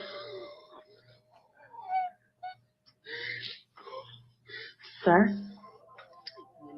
I have nothing to say to you. Chukuna. Chukuna Zubike. So this is how it is for you. What, Jojo? What, Jojo? Okay, sir. Emergency personnel are on their way as we speak. I need you to put down the gun so we can talk. What? No, I can't do that. I need it. I can't do that. I understand that, sir, but for right now and for the safety of the... I will shoot myself before your people near me. Eh? You think I'm playing? You think I'm playing? Eh? Sir, I know. I don't want you to do that. Telling me that my mother cannot come and live with me. You cannot come and live with us in Dallas. Eh? Who the hell are you? Eh? You're enough, so you are God, Abi. Eh? Sir, are you there? Are you there? So you can build house in your father's village. You can build house in your father's village. Eh? Okay, But I cannot send sir. you chain and Okay, money. Eh? Me. As you be sir. I should come and answer asking you for permission to spend my money. Okay. Eh? I'm also Kibu. Marine spirit Kibu. Marine spirit Sir, Kibu. That's what you sir, are. please. You're a bitch. You're a bitch. Eh? You kicked me out of my own house.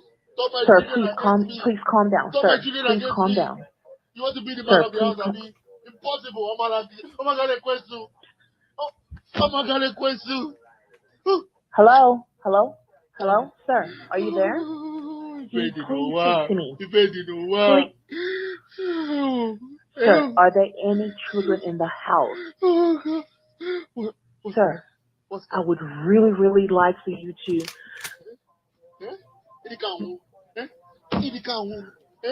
Oh. Look at me. Look at me. Look at my face. Look at my face. It is me that shot you. So you think you can mess me up and go for free? It is me that shot you. Okay, sir. Can you please put the gun Look down? at me. Can you please put the gun down, sir? Please. Okay. I have emergency services en route to your destination. All I need for you to do is put the gun down on the floor. Can you please do that for me? You Americans, I would you can really... just And you think you can ruin my life, my destiny, spoil my name. But if you kill me spiritually, I will kill you physically. I understand you're very upset right now, sir, but I need you to please calm What down. are you talking about? Eh? Are you any better? Me upset? No. Did I say she broke my phone? Eh? I said this Ogbanje finished my life. And she took everything from me. All my hard work for what? For what? Because she's a nurse, eh? Because she's a nurse. I understand your frustration, sir. I understand. But if you don't want to put the gun down, can you please go to another I room so made that her we who can? she is. Ask anybody. Ask anybody. I made you who you are. Eh? She was in the village begging me to marry. Eh? All her family members. Oh, begging me. It was me. She was nobody. You were nobody. You become a nurse and then you start crying. Start carrying shoulder. Start carrying shoulder, acting like madam. Eh? So that you will not give me your check anymore. Eh? Eh? Sir. Sir. Akpala magbu eginebo. Akpala magbu eginebo. Eh? Akpala magbu. Pia. Pia. Pia. Akpala magbu eginebo. Eh? Sir. Tell me I should leave. Sir. Tell me I should leave the house. Sir, are you? Tell me that I should leave the house now. Eh? No, tell me to pack my load from the house that I bought. Eh? Hello. Akpala magbu Hello, sir. Akpala Hello, magbu sir. Can you eginebo. please speak Eh? to me? You know how Can to you call please police focus all the on? time. Wake up and call it now. Wake up and call it now. Hello, sir. Pick up the phone. Hello. Hello. Sir. Join the corner. Put your hand behind your back.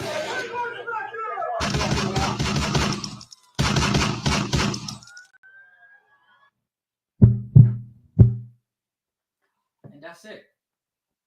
Um, that's an audio of a man um unaliving his wife, and that conversation was recorded. It happened in America here, in Dallas, Texas, and it was based on I don't know complaints about you want you want to take over my life, and I brought you from the village to America. Now you've become a nurse now. You're building house for your family back home and all that. So my point is this: it's a compilation of resentment. The marriage could have been easily dissolved in a manner whereby it wouldn't have led to this. But that didn't happen. It got to a situation whereby the man was kicked out of the house, and this man managed to go back into that house with a gun, shot the woman. And what we just heard now was the conversation between the dispatcher. I think he probably called the police, and the phone was on. And at a point in time, you can hear him kicking the woman because she was shot, but she didn't die. And the guy was still kicking when she flinched or moved the body, realized she's still alive, and it was still kicking the woman. It's explains the level of resentment. It's a compilation of issues that had accumulated, and the hatred was so much that shooting her wasn't enough.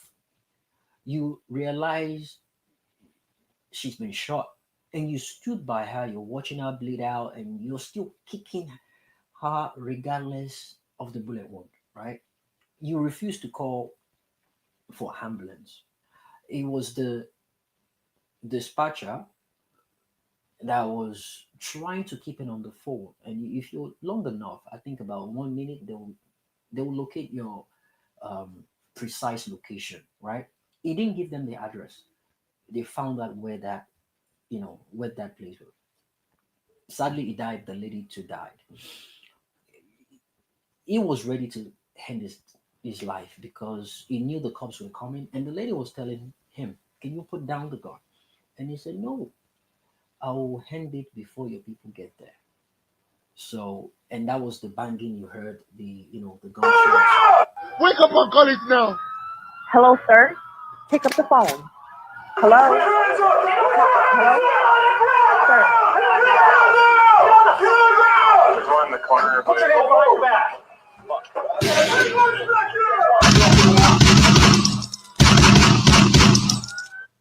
Right. So I had to replay that. It was probably a situation whereby they asked him to raise his hand up or drop the gun. And one thing about situations like this, if he's holding on to that gun and he tries raising it up, it could be he wants to hand himself, right? If he tries raising it up, they will shoot him because to them he could have pointed the gun at them in whichever way. So it could be a situation whereby they shot him not to shoot at them, but the fact that you're holding on to a gun, it's a threat to anybody. So it's almost as if you wanted that to happen. So the bottom line is this: how did it get to that level at which they had to kill themselves? It's not just this. There are other audios like that. In fact, there was a particular one I heard the guy didn't use a gun. The guy used a knife. There was another one. The guy, this one is actually a video. The guy used armor, and the police came and was there. I think this one was a Yoruba man. He was wearing a white singlet, and the police were there, and he showed them the hammer he used, and he told them the bodies in the other room. It was casual about it. I think he's in jail now. These things happen, and if you find out what caused it, it is from issues like she doesn't do things she used to do for me back at home. She used to cook. She used to respect me. If you listen to a particular statement the man made, I brought you from the village in Nigeria, which was the example I laid out earlier on. That the way the flexibility of how you can operate in Nigeria, you can cook at will, you can go to the market, you can tell you can even at work, you can pick a goosey at work. All these things are allowed, but you can't do it here in America, UK, any Western world. You cannot do. They believe when you're working, you're meant to work. You can't. Why you carry a goosey go work, go they come out, or you will do go work, go they come out for where, how, when, how, why? So these are the things. So therefore, the wife decides to prepare the food in bulk and places them in the fridge or freezer. But the man doesn't like it. Things like this compiles and leads to a lot of resentment and can end up this way.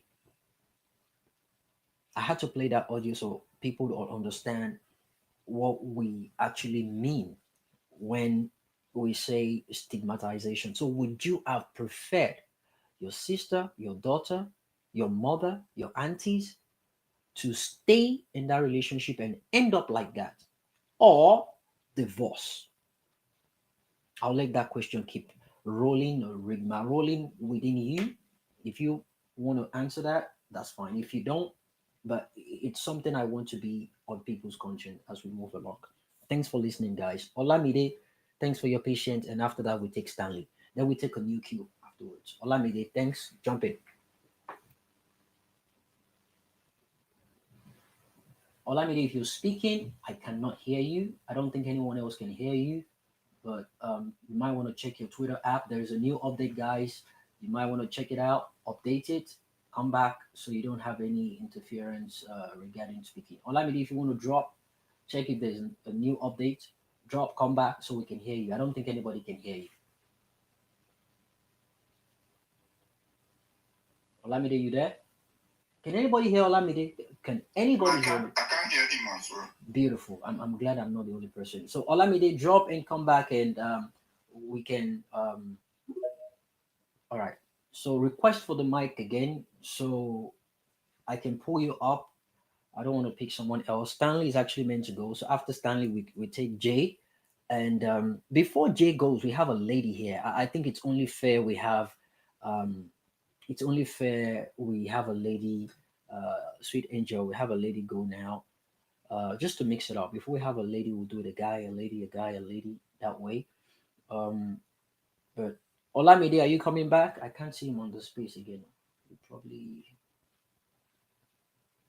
All right. And that guy has been patient for a very Honestly long speaking, time. he's been waiting patiently. He never interjected anybody. He just kept quiet and he was waiting for people to have their turn before he speaks. So I'll be looking forward to having you back, Olamide. I'll actually give you enough time to speak. He's been waiting forever. Anyway, so while waiting for him, okay, he's coming back. Here we go.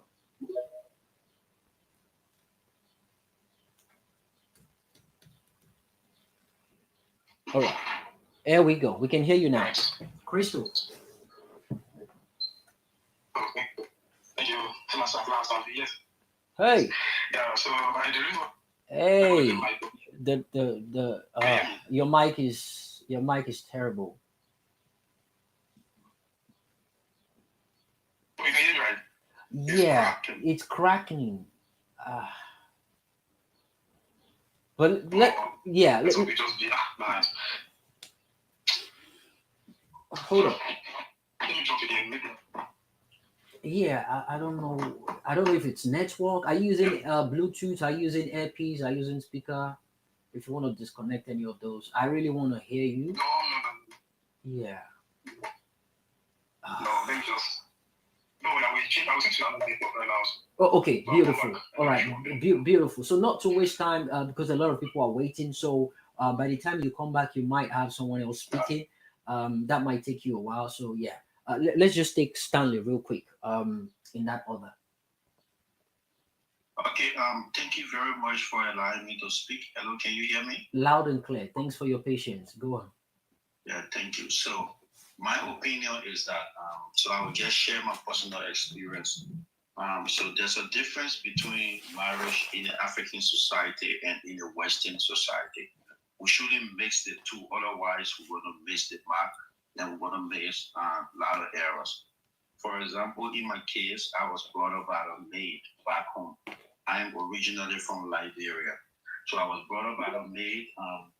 I didn't know how to cook. I didn't know anything basic because my parents didn't allow me to do any of that. And it's just in the African setting when people can afford and they bring their boys up in that way, thinking that not understanding that every boy child that you train, they're going to be a husband for another woman. So every woman need to understand that son breaking up in a way that you are preparing your friend husband in the future. And I can say in Africa, it's not a bad thing the way our system works for sure. At first I had a view that African marriage institutions were wrong, but when I travel around the world, I found out that people envy us, people love our system, and we are even better off globally. The Asians are the first, followed by Africans. And if you check the United States and Canada where I live, I mean, the divorce rate is very high. People are very, very unhappy in their relationship. And I've dated outside of my race for sure. I've dated different nationalities. And I can tell you for free that, it is just not the same because in the West, the people don't believe in family value. They don't care about family. They care mainly about the one individual. But what I think we Africans need to make an adjustment on to make our system the best for us is that we, the African men, we need to go one step further. When I say we need to go one step further, is that for example, I never knew how to do anything for sure because my parents had everything. So I was brought up like in my bunga and with everything there. But when I travel abroad to do graduate studies and other things, then I learned how to cook for myself. I learned how to do laundry. I learned how to go to the shopping mall. I never went to the shopping mall in my life except I wanted something. Then I learned how to do basic household chores, which is not it's not fair enough. However, when I was living in my common law relationship back home, I could also afford, so I could hire a maid, right? And like in Africa, we have so many family members that come, and then one of the things that serve as a barrier for us African men learning is that back home, We have so many family members. We have other people of the society that are disadvantaged that we can hire to come and do this work for us. So at the end of the day, it serves as a barrier for us learning. We do overlook it. For me, I was brought up by a maid. When I started living in a common law relationship, I hired a maid. My ex could do everything. She could cook, but I was like, no, I wanted her to be comfortable. Not about providing employment for other people, but I just hired two maids, one person to cook and one person to do, washing clothes and all that stuff. When I came to Canada, to advance my studies, when I broke up with my partner, it was a complete different story. I came and I was living with my father got a house and then I went to my auntie. So my auntie she lived here for over 30 years and she's Western laws. So she compared me, hey, you have to wash your own bathroom. You have to learn how to cook. She used to chastise me. She used to talk. At first, I used to cry. Like I hate it. I'm like, listen, but I used to cry. Like I would be complaining to my parents. And then, like my mom was mad, But then, my auntie was like, hey, I'm not going to give you a chance because this is here. You can hire a man. Nobody going to work for you for that. So do it for yourself. So now I'm the best cook, thanks to my auntie. So in my community, I cook and everybody come and eat. So I learned how to cook. I learned how to do my laundry. I learned how to make up my bed, and I learned how to even clean up my room. And my cousin in Liberia, he is the Minister of Education. So when they appointed him as Minister of Education, my auntie here, she said, what? So you guys said that he's a Minister of Education? They said, yeah. They said, okay, now we know that Labrador is in a deep shit because this is a guy who wakes up in the morning and eat in his room. When we were coming up, and he would not even, he would not take the, he would not take the bowl from his room. so in Africa, it is like that, and still we remain together. We have stronger family value. It is because of the system that our ancestors set. And I heard someone was saying, about the African, institution. People try to condemn it. It's not bad. All we need to do as African men is just if you don't have money, if you are not financially able and not capable, right? Learn to do basic chores in the house so that you can be or help to your partner. That's the bottom line. That is if you cannot afford. But if you can afford, you can make up for it by what hiring this. I can bet, I can guarantee anybody here the what divorce rate is not compared to. I don't know much about Nigeria. I traveled there and I have some Nigerian friends, but the divorce rate in the West is very, very high, very, very high. They just don't get married for pretty long because of the way their system work. Another thing I would say to my, Nigerian brothers and sisters in this group, when you traveling to the West, because I have some Nigerian friends here, some of them are having problem in their relationship because of what I'm about to say. When you are living in Africa, it's different. When you travel to, when you plan to move to Canada or to UK, know that when you come, there's a changing role in this society. The role of women changes and the role of men changes. So you have to understand that. That is, if you were in your country, you could call your sister or your nephew or whoever it is to come and clean your house, to come and help. Here in Canada, that is not possible. So your work is going to, your wife is going to work a 12-hour shift. You also going to work a 12-hour shift.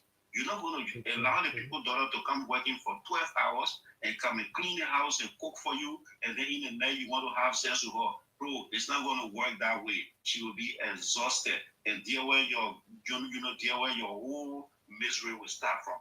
So if you're planning to move abroad, you have to learn these skills. You have to learn that you will be in a new environment. You have to learn that the role of women change here, and people talk about gender equality here. Let me say something to you here in Canada, right? There is nothing like gender equality. Most of the way women are get they very much last by their men. In fact, Africa is even better. I work in the family code. Nobody told me. I didn't read it in the newspaper. I saw it myself. The white people and the white people in the West, they are the worst hypocrite. They are the worst cheaters. They are the worst bad people when it comes to family and a relationship. I mean, my first job, I work in the family court where I was responsible to handle divorce issue. If you see the way they treat their women, I am telling you, it's worse than the way we African men do. That's why if you find a white woman that have been married before, or a woman in the West that have been married before, when they start dating an African man, the whole perspective of marriage and relationship change. I'm telling you, and I'm speaking from experience, their whole perspective change because the way their men treat them, they are selfish people, they are mean to each other. Only we Africans have the heart to treat people with kindness and with goodness. There are few dickheads and bad people among us, which is true, but on the on the general scales, for example, I have some of my Nigerian friends, they marry people for paper, they do things like that, and then they break people heart. Yes, that is true. But they are doing it under condition. But I can guarantee you, if all condition is right for them, they will do the right thing. They are loving and caring partners to their people. So just to conclude, I don't want people to compare the Western society with the African society. No, it's not the same. And if you plan to move from Africa to the West, it's also not the same. Situation will change, dynamics will change. And if you plan to keep your family together, coming from Africa, you need to change your attitude. You need to know that you are in a new environment. You need to know that you'll be in a new area wherein the laws are different. It's another thing. For example, back in Liberia, when you have issue with your wife, you start from the family member first, which is so good. That's why our marriage is still longer. You start with a family member intervene. Even your friends can talk. But here, if you dating somebody, look, nobody care. Nobody gets ahead. If you and your wife have confusion, it is your responsibility and you will handle it. In Africa, I'm sure that is also in Nigeria. Let's say your wife is unhappy. You can invite your brother to talk to her. You can invite your mother to talk to her. You can invite your church to talk to her. Here, nobody gets ahead. You are on your own. You will handle your own problem. It is individualistic. So at the end of the day, there is no second chance. So if you are coming here, you should understand that hey, I am going in a new environment. This social support, the kind of community and social support we have in Africa is not here. So you will not have it. It is only you, your wife, and your kids, not even your friends. Some of your friends will even try to take advantage of you when you and your wife are in confusion. They will want to sleep with her. So I mean that's the whole code, bro. So when you are coming, you go, hey, listen, I have to put my house in order. I have to take care of my wife, and I have to make sure that I learn to do my basic stuff because there I don't have maid. Even if there are maids available, you cannot afford to pay people. To do that. So the whole dynamic change. So thank you very much for allowing me to speak. And this is an ongoing conversation, and it's a very good space. Thank you very much. I can take questions if they need be. Thank you. Thank you, Stanley. Beautiful submission. I love the angle you came from, and I love the way you broke it down. And it's a beautiful it's a beautiful way of putting the topic into perspective, which I totally agree with you based on the points you made. Um, we have two different angles to this. You were quite on time. So we're looking at the Western way of marriage and the African way of marriage. So it's now left for the both of you to come to an agreement because the society you're going to um, operates differently. But then again, you want to retain your culture, you want to retain uh, your background, your lineage, your tradition. You want to retain it. You can work with that. Don't get me wrong. You can. It's a matter of having that dialogue with your spouse. All right. If it's comfortable by them, that's fine. My point is, don't force it on them. Let it be based on understanding. Let it be based on, you know what, I prefer it this way. And the reason why we have issues or cases like the audio I just played is simply because many of our men African men, they are so um, full of. I'm trying to figure out a way to put it. We have this mentality of upholding patriarchy. We But want not to. only that, we are hard to change. We want We things are to difficult to change. We want things to be our way. We don't want to change our culture. We don't want to change the way we do things. And when I say change culture, is I mean evolve, right? It's been done that way doesn't mean it's right. So therefore, they want to retain that culture, the culture No, of. Jimmy, one funny thing is they will tell you our ancestors did it There because you our go. ancestors did Exactly. it, then we will do it. But Exactly. they will go ahead and use block and glass to build house. Your ancestors used mud Mod. to build house. Why Thank you. don't you go back and build with mud? So for them to achieve that, they have this mindset of, you know what, I cannot find a woman in America or UK. You know why? Because the women here, they work with the system. The system is designed for people to have freedom of speech, freedom of doing whatever it is as an adult responsibly, right? But they don't want that. They are still hell bent on this masculinity. They want to be in charge. They have this narcissistic tendency. They want to be the one controlling. They want to be the Oga, the top, pata pata. They want to be the alpha and the omega. They will tell you, kusoma gidi in America, kusoma gidi in UK. They are not wife material abroad. So therefore, they go to the village. They go back home. They go to the not just going back home. It's one thing for you to go back home and pick a woman from Lagos, or they go to the core village, the proper village, to go and look for one innocent girl that still fetch water, puts it on her head, goes in the morning, does it in the evening, back and forth. They want to go for someone they can control. But guess what? The moment they get to America, and that one knows how to speak English and write, especially if she start going to school, she knows all these things and she goes to nursing school or gets a degree. Of course she's going to have friends. Of course they're going to talk about things, and she will get enlightened. She will see the way their husbands or boyfriends are treating them. She will see the way they relate. She will see that these things are meant to happen. But you see, back home, we tend to tilt towards culture and tradition more than the court. The court system is designed in the Western world and it works. So either party can go to the court and they will address the issue. It's so effective. But I just go tell you, listen to your husband. Listen to which kind of woman are you. Go and listen to, oh yeah, kneel down there and beg your husband. A judge in the courtroom will be the one telling you all this in Africa.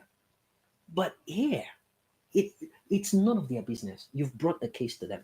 They have domestic courts. They have courts that handles um, civil matters. They will go according to the constitution, according to the law, what was done, and the remedy to undo it, or to dissolve it, or to rectify whatever problem it is. These are the two differences: African and Western marriage. Western marriage comes with baggages of in-laws, and you have to respect them. You're not marrying just one person in Africa. You are marrying the whole family, extended family. You are. And as long as you are in Africa, you have to listen to them. But you see, if you are in abroad, so some people are beginning to, keep a distance with the family. And, in Nigeria, people are waking up now. But in abroad, ẹ má kọjá àyè yín. Do not trespass. The boundaries are already there. If the wife doesn't want you, god damn it, they don't want you. If the husband says this is what I want, so it's more like it's a structure, and it's divided into different categories. And the first category is the structure and process of a marriage. I mean, the Western marriage typically involves one ceremony, the civil or the church wedding. They have legal documentations in central situation, maybe courthouse, and usually a private union between two individuals. They can two people can just come together. We want to marry. They don't want anyone to be a witness except the pastor. They just do it, mom. They're married. That's it. But Africa, we have a tradition, and it's introduction, family meeting, traditional wedding, church or court wedding. It's optional, right? Marriage is seen as a union between families, not the two people that are married. No, it's the family. The husband family will pick a particular material attire they will wear. The wife too, they will pick it. But so you coming together, you're not just coming together as two set of people. You're coming together, including the family, and that's the reason why most families in Nigeria, if anything happens between the two of them, mom, they don't grab phone, they don't call your mama, they don't call your mama, they don't call your papa. These are the things that actually prevent. And the reason why I'm explaining this is to let people know the reason, the major reason why you can put numbers statistically to the amount of divorces we see in the Western world, because they have record. People go to court. There is a process. But in Nigeria, it's difficult to happen because you won't even go to court. You have factors that will prevent that from happening. How dare you? Your lawyer said, go the advice you say, need and go beg your husband. And we have it has another role of education. A lot of people don't even have the level of education to understand that I can get a lawyer to file a divorce as a woman if I don't like what is going on. But because the mentality of my mother went through this, so should I. It's a lengthy process, it's a lengthy explanation, but I just want to put a justification to the reason why people always they pull out that figure. Why do we always have the high rate of divorce in Western world is high? Obviously it is high because they have a working court system. If something is not working for you, then you move on. You go to the court. Jimmy, not only the court system, the stigmatization that we are talking about here is not there. It's not. Yeah, your No, friends it's will not. encourage you to leave the marriage. In Nigeria, your friends will laugh at you if you leave. Karigwe, there is a divorce party. They do divorce party. No, I just want to make a point. I just want to make a quick point there, Jimmy. All right, do that real quick. So we'll move on to the next person. Olamide is back. Then we can go to Jay and Chris in that order. So the issue of stigmatization is there, but here it is because of the money. When they have property together, the women, they are very materialistic. They go meaning for the property. Let me tell you, they can feel shame when they divorce, worse than African women. There is stigmatization, but they prefer borrow for that money because the court system portion more of the money to the one who make less. And then obviously, if the woman is making less, that is if you don't have prenup. That is if you don't. That's if you don't have prenup. Yes, no. I mean, if you guys were living together, right? Because I went to law school, so if you guys were living together and you have that property together, as at the time, it's not about prenup. It is about property that you have before your marriage, before entering the marriage. But I'm referring to when you guys live together, every property and wealth that were accumulated during the course of the marriage, in the court, yes, during the settlement time, is called equalization process. The person who makes less, that person carry more, and then if the woman have kids, she carry most of it. So first thing first, they put the money first and the property first. That's why they risk it to go for divorce. You understand? So they also face stigmatization, but they cover it up in a way that people don't get to see it. But it's not a thing of shame, and that's what the stigmatization is all about. It's not a thing of shame. I mean, they throw parties for their divorce here. They do it proudly, and they even talk about it. They brag about it. But anyway, thanks for that insight, Stanley. Thanks, that was beautiful. Without wasting time, Olamide, you're back now. Let's go so we can take Jay and Chris in that order. Uba, I see you. We'll make it an open discussion in the beat. Olamide, yes, we can hear you loud and clear. Crystal, now go ahead. Thank you. So, what I wanted to say is when the woman, there was a woman that was talking the other time. She's no longer on space. So when she was talking, then I noticed that she was speaking from the biblical point of view, and talking about what the Bible says regarding husbands and wives. So I just want to add to it.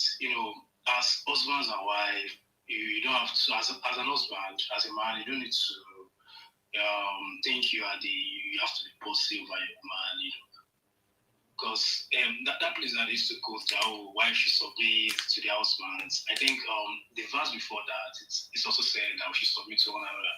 So yeah, right. Sometimes to make this work, you need to and also there's a part that said you should love one another as well. So it's not only the man that should love, right? It's not only the woman that should submit, right? So there are cases where you need to check balance. That's the first thing. And the second thing I want to point out is for me personally, I don't think there's a gender role in marriage. Okay, so I've always been like that. I don't think there's a gender role because before I meet you, I'm eating. So before I get married, I'm doing my laundry. Today, like this in 2025, we have many things to make our life easy.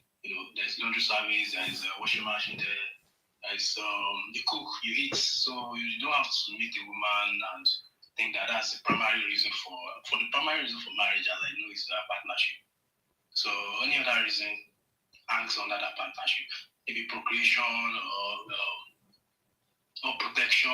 Everything's still under partnership because I don't procreate with you if I'm not in partnership with you. So, and I don't protect you. We need to protect ourselves. Yeah. So everything is all about partnership. So if you are you're waiting and all that, yeah. But sometimes I still believe in Nigeria it's one-sided in a way because when it comes to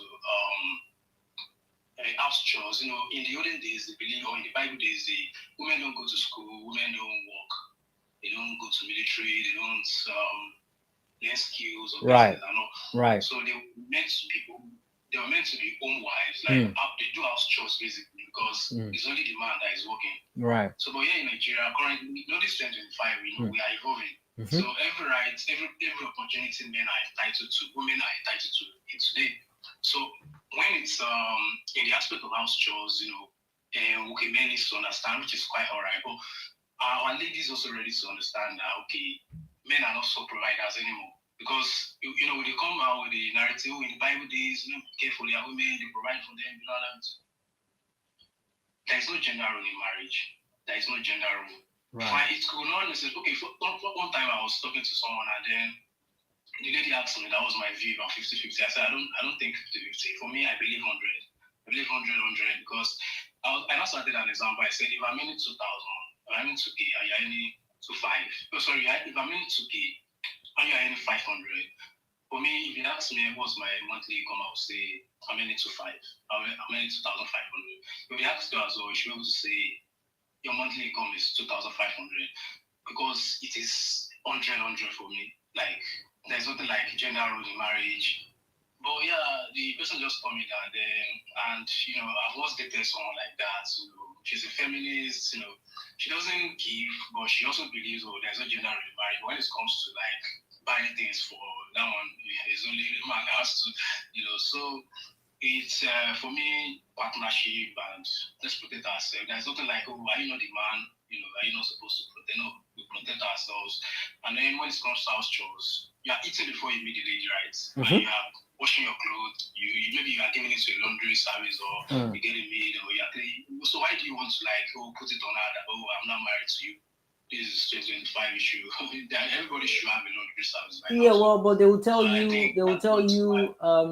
their mother washes their dad's clothes, and that's not right because I grew up like my dad, for example. My dad married my mom as a single mom. Nigerian men are doing a lot anyways, but and then back then my dad used to go to the kitchen. My mom would complain, "What are you doing in the kitchen? My dad's presence in the kitchen sometimes doesn't really sit down well with her." So I don't really see. For me, I don't really know how to cook. But at least as a single guy, I'm cooking. I'm eating. Sometimes I order food. So there's no point in now basing that on, I want to get a woman that will cook it for me. I just want it to be cooking for me. I told my sister's ex, I said, just break up with this guy because the guy has a mentality of, I just want to cooking for me good food, washing my, I was like, yeah, you're a lawyer. My sister is a lawyer. Imagine telling a lawyer that you want her to be cooking, just want to cook, kind of man. So I mean, what's the big deal if she can cook as a lawyer, regardless the profession? what's the big deal if she can cook? No. The man just said, "Oh, I just need you for cooking, cooking for just be giving me good food. I don't need your money." That kind of mentality, I don't like it from the man. So even though she will definitely cook, but don't come with the idea of what I want from you is just food. I just want food and taking care of the house. I'm pretty sure if you get married to the man, she will have to stop working. That kind of person will say, "Don't bother to work. I want you to stop your profession, your career, so that I can be staying at home." So that's just my own submission. Let every man just treat himself. Let's treat everybody equally. God doesn't see anybody bigger than God sees everybody equally. I used to tell people, sorry, let me end with this. I used to tell people that, okay, for example, Adam, because I'm Christian, Adam, for example, Adam, there's something any woman can do to you that can be as big as what Eve did to Adam. So, and Adam's still not Eve. He called her mother of all living. I think that title is actually irrespectful. You had to go biblical. Oh yeah, Reverend is coming for you. Oh Lord. Yeah, so there's nothing a woman can do to you that will make you to treat her like anyhow. It's gonna be as expensive as what you did to Adam. He cost Adam the whole of marriage. So based on the records, so let's treat ourselves with respect. Submission is both ways. For me, submission is love is also both ways. So it should not be balanced because I don't believe in total equality anyway. Like there are times you just have to submit to make your marriage work as a man. All right. So well, don't go yet. You mentioned Adam and Reverend has come from. I like Jimmy. I like everything he said.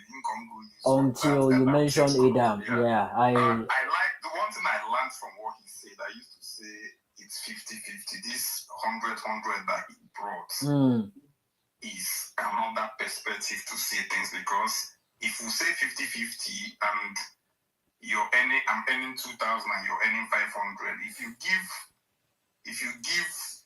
half of your 500, you're left with 250, and while I'm left with 4 times what you're left with.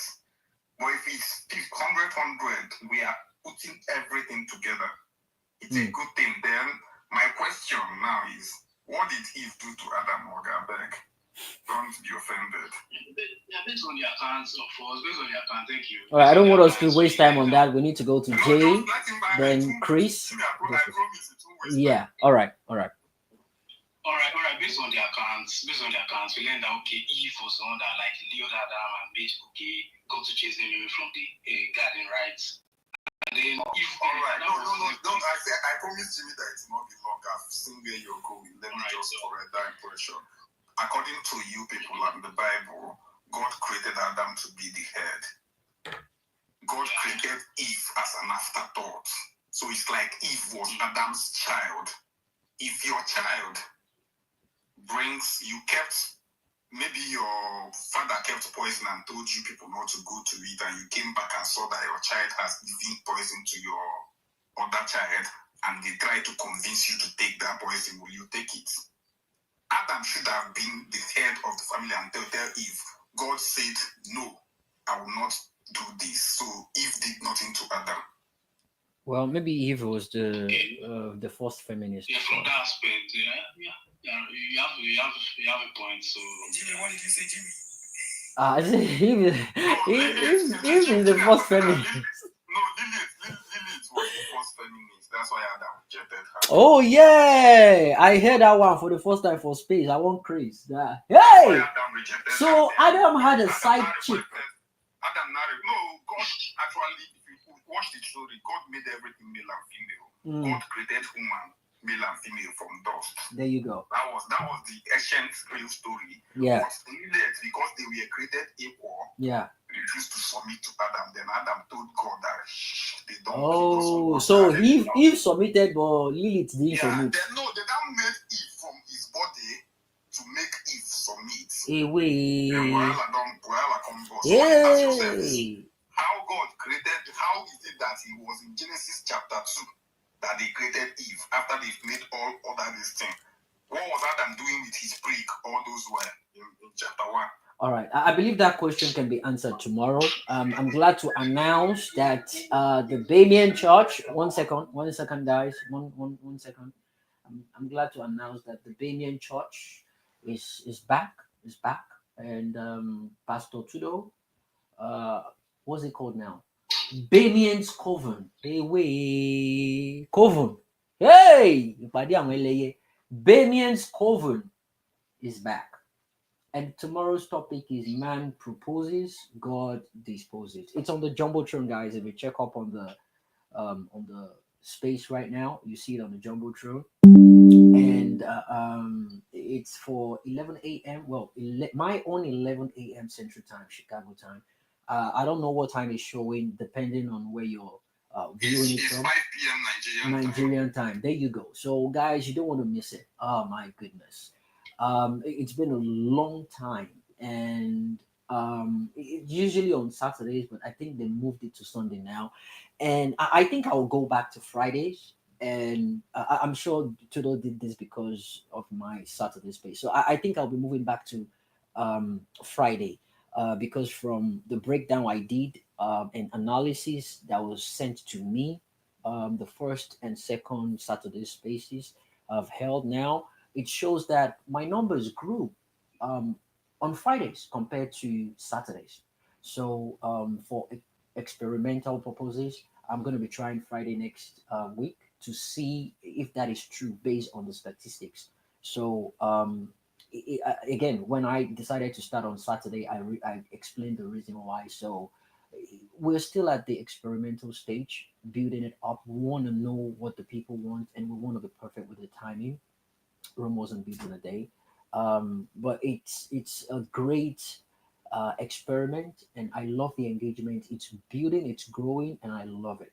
What I want to do now is go back on Friday and try my usual time and see the response, the attendance, and because the last highest space I had was about 7,000 listeners, and all the numbers, all the highest numbers I've had on my platform is on Fridays.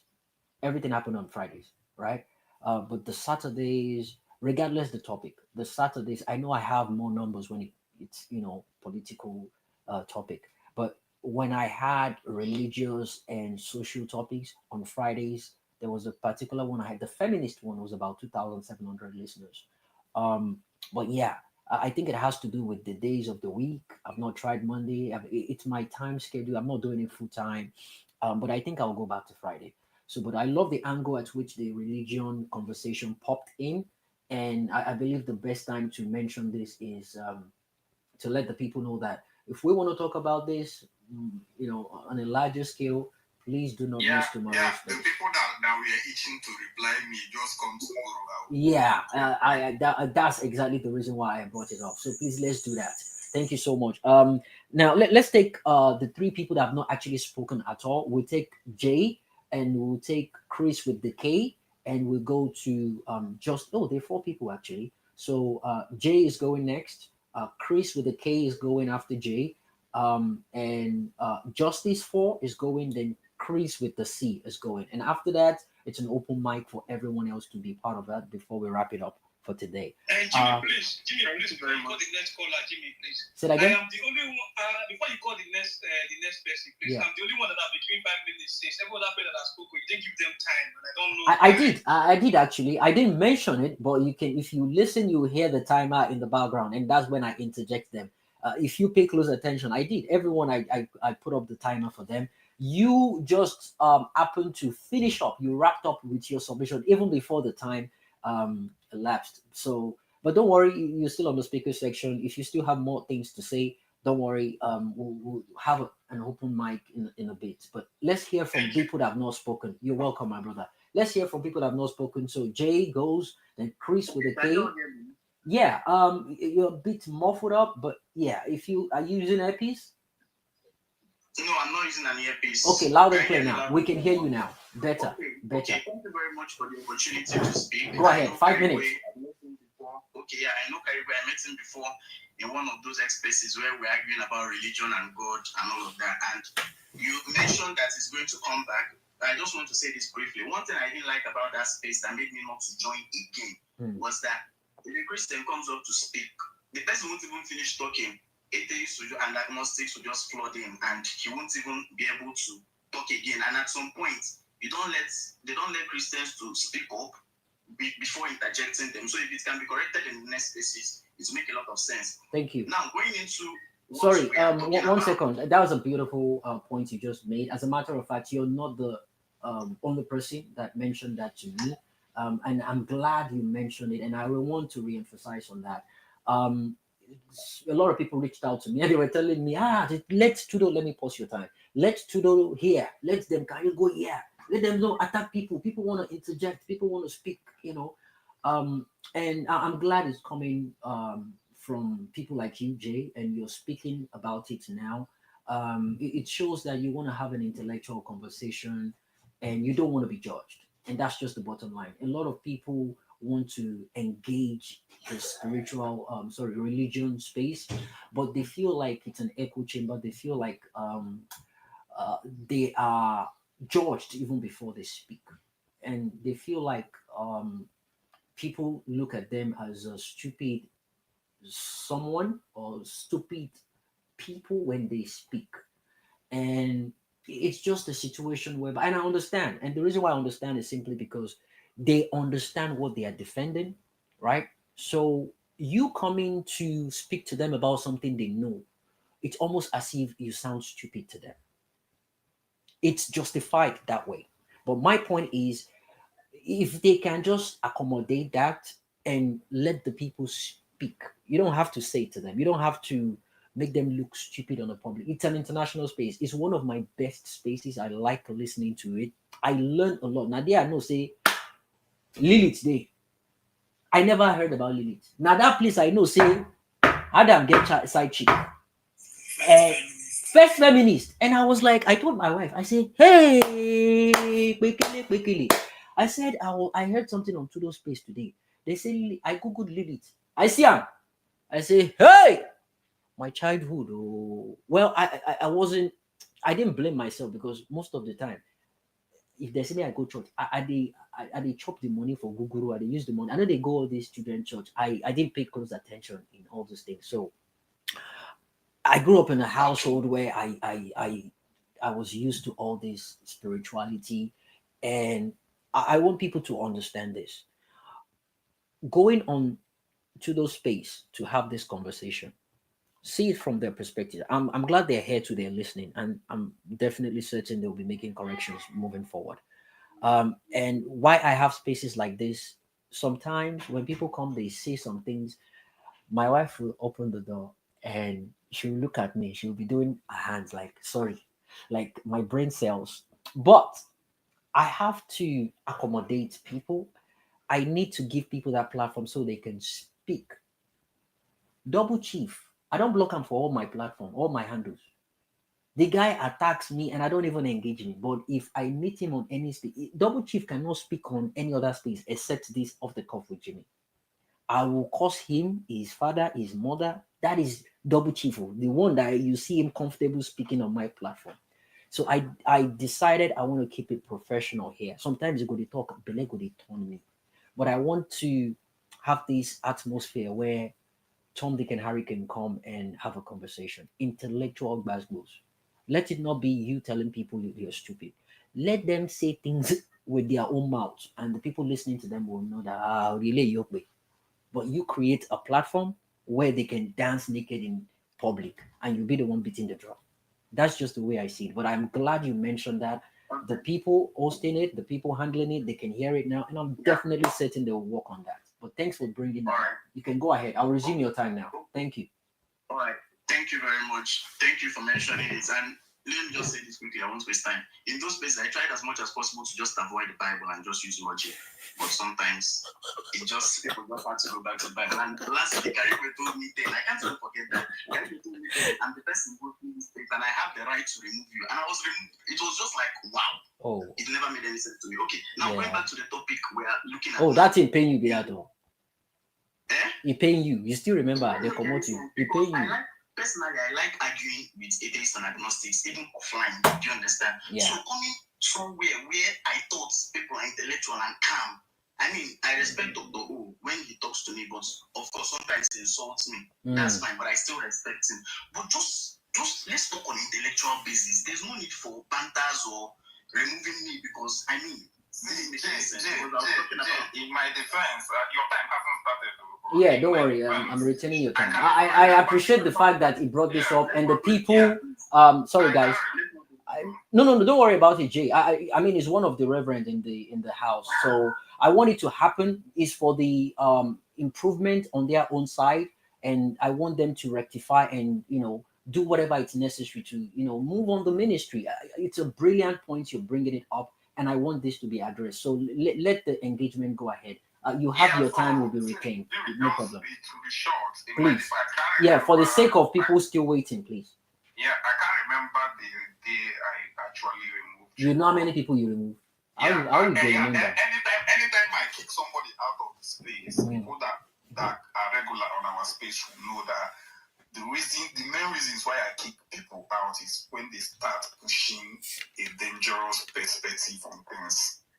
And no, you told me you were going to act as God that day and you removed me. It was why. Yeah, I'm serious. Maybe something pushed it, but I'm sorry if something bad didn't push that. But well, we've taken note of what you said, and going forward, maybe the elders, the 24 elders of heaven will meet and will decide how we move forward.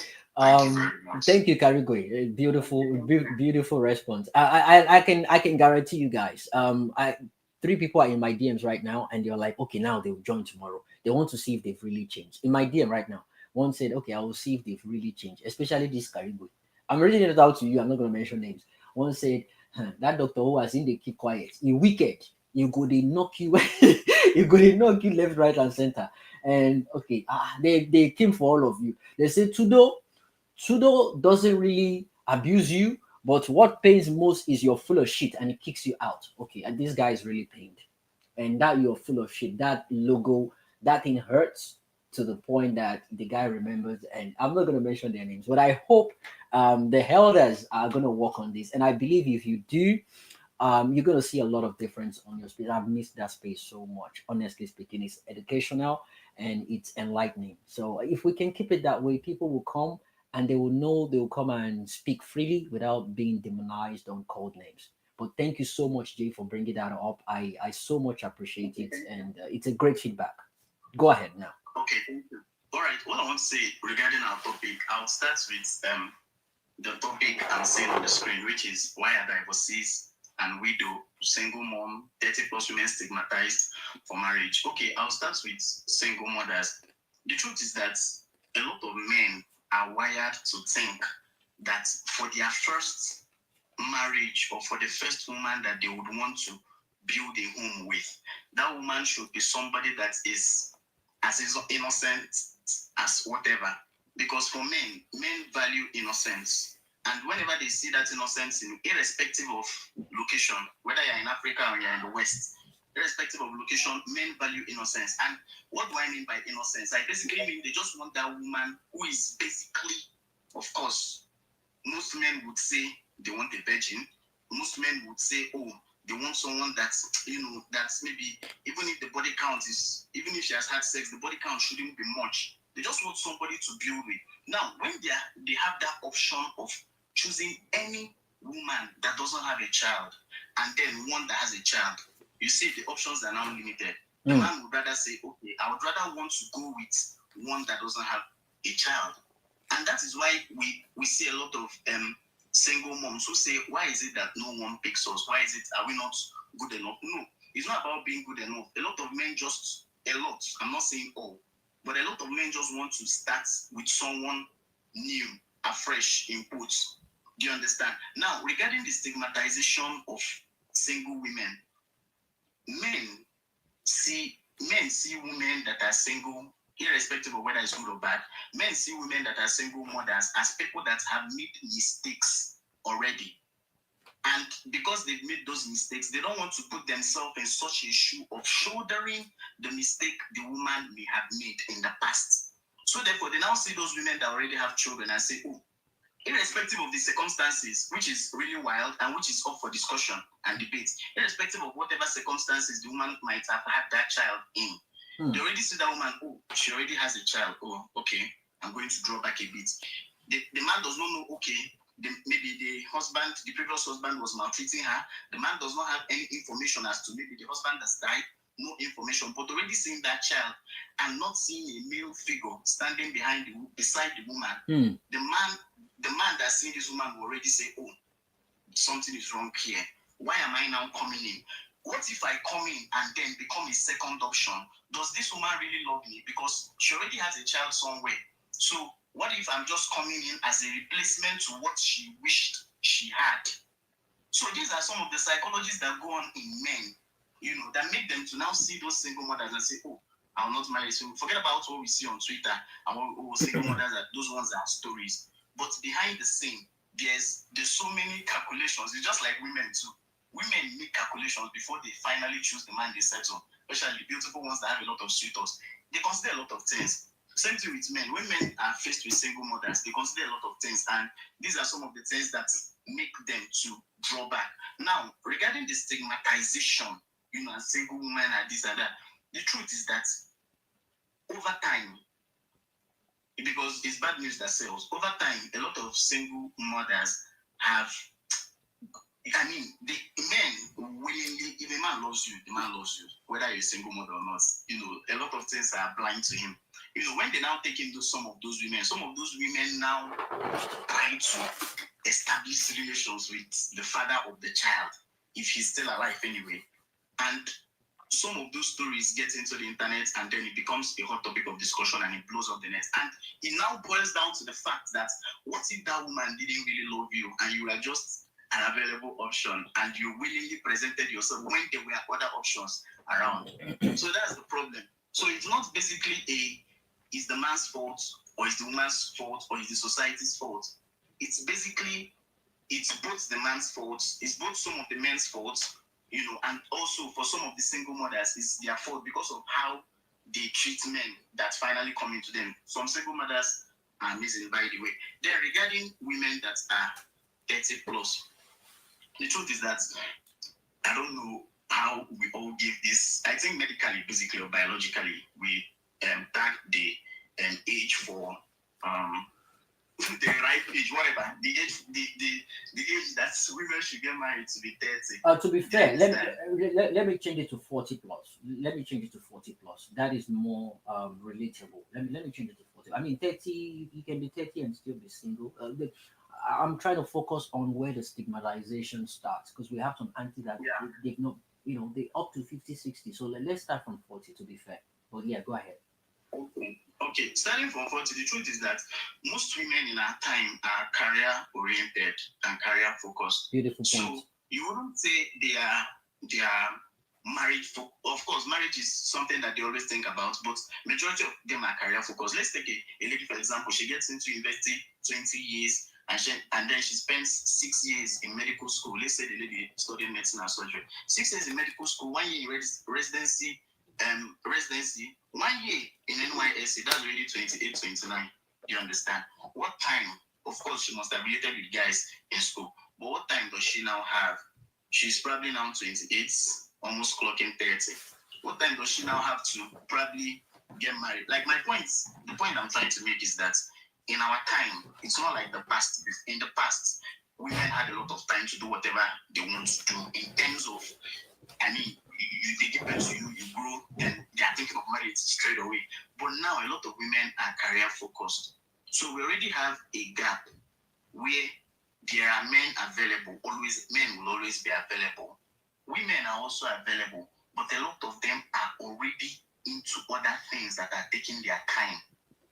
Do you understand? So it's now making a lot of them to kind of go through their 20s searching for career opportunities. Then hitting their 30s, they get to that career opportunities, and then they find out that nobody wants them again, and people are looking at the younger people. Now, the stigmatization comes from, in my view anyway, the stigmatization is basically an African thing. You understand? Because for we Africans, we see a lot of things are based. Jay, your time is up, but you can wrap up in 1 minute. Okay. Yeah, wrap up in 1 minute. Okay, thank you. A lot of things are already looked upon from a religious perspective and then a traditional perspective. So for Africans, we still have a long way to go regarding looking at women that don't marry before 30 or before 40. Do you understand? I just got an invite yesterday. One of my classmates in my master's class, she's getting married and she's probably 30 something. I'm also happy for her. Do you understand?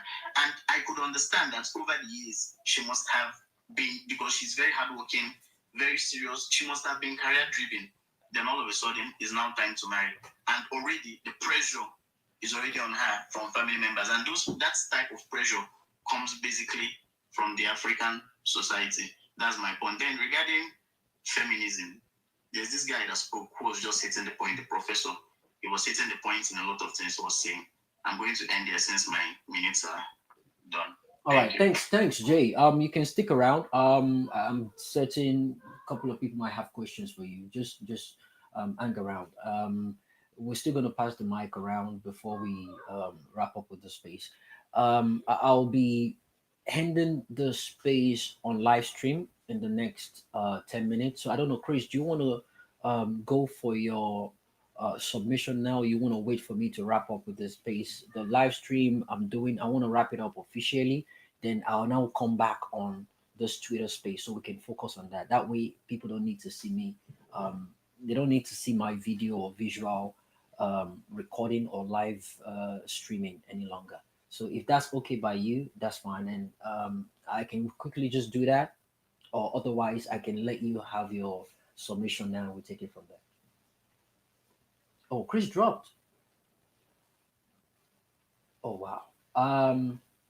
I'm not sure you heard what I said. Uh, Chris, if you can come back up, I mean it's 10 minutes, and your submission is gonna be like 5 minutes, and you're meant to go next. So I don't know why you dropped. But anyway, I've reached the 8 hours um time frame, and I can cover up for another 60 minutes before I wrap up the whole thing and focus on just the Twitter. But I would love to still hear from Chris. Has been waiting patiently for a very long time, and it was just a question, by the way. Anyways, so Chris is meant to go next. Chris with the K, and I'll be waiting for him to come back up. But Justice, you're meant to go next. Okay, so hold on, Justice, before you go. I think Chris is coming back up now. Can you hear me? Hey, loud and clear. All right. I was speaking. I heard everything you said. I was speaking. Oh, I didn't hear you. Yeah. Okay. That was strange. All right. Yeah. Welcome. Thanks for the patience. Thanks for you. All right. So, guys, please don't interject. He never interjected anybody. But Chris, if you're open to questions or you want anyone to engage you, that's fine if you want it. But if you don't, I can let that happen because you never interjected anyone. I don't expect anyone to interject you. So I'll give you 5 minutes, not interrupted. Please. Thanks for the patience. Welcome. Okay. No, thanks, Jimmy. Anyone have any question? I'll be at the end. I don't really have a lot to say. I've been listening. I've been laughing my ass off. I will interject you. I saw that coming. Great. So predictable. So hello everyone. First, I am not married, so I hope I can speak. Of course. Of course. I so many things, but no matter, I was just trying to throw a little jab there. Well, in any case, I'm looking at the topic of this space, right? And straight up, to cut to the chase. I think it's the things we have normalized. I wanted to say in Nigeria, but maybe in Africa. I haven't been to a lot of African countries, just a few. It's just the things we have normalized.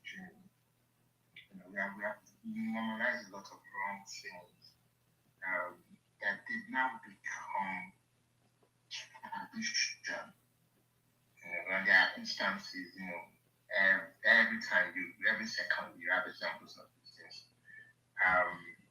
one example is that we have wrong idea of what respect is, and it has gotten so bad that Oh, Chris, we're losing you. You're breaking. back home in Nigeria. And really, can you hear me? Yeah, we can. But you're going in and out. The network is fluctuating. But we can hear you now. We can hear you now. Okay. Yeah.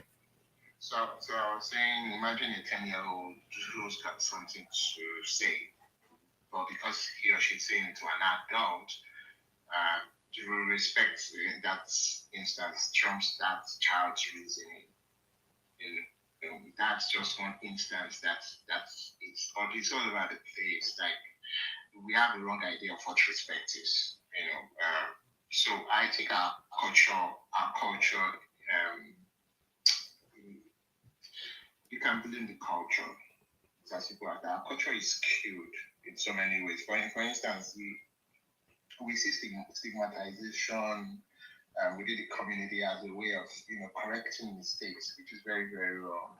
You want to admonish a young girl who got pregnant. Stigmatization is part of the means by which you want to correct that child. You hear parents saying things like, "Oh, your teachers in school will hear, oh, your mates in church. Okay, we'll see where we get through with this." You stigmatize the child, and that's a very wrong way of doing things. And I'm saying this because, say you are a boy growing up in that community and you see that growing up, God help you if you never had the opportunity to deconstruct that consciousness, you're going to grow up with it. So I'm saying all of this because I'm looking at the topic of this space. Why do people who are divorced get married? And in some cases, especially for women who have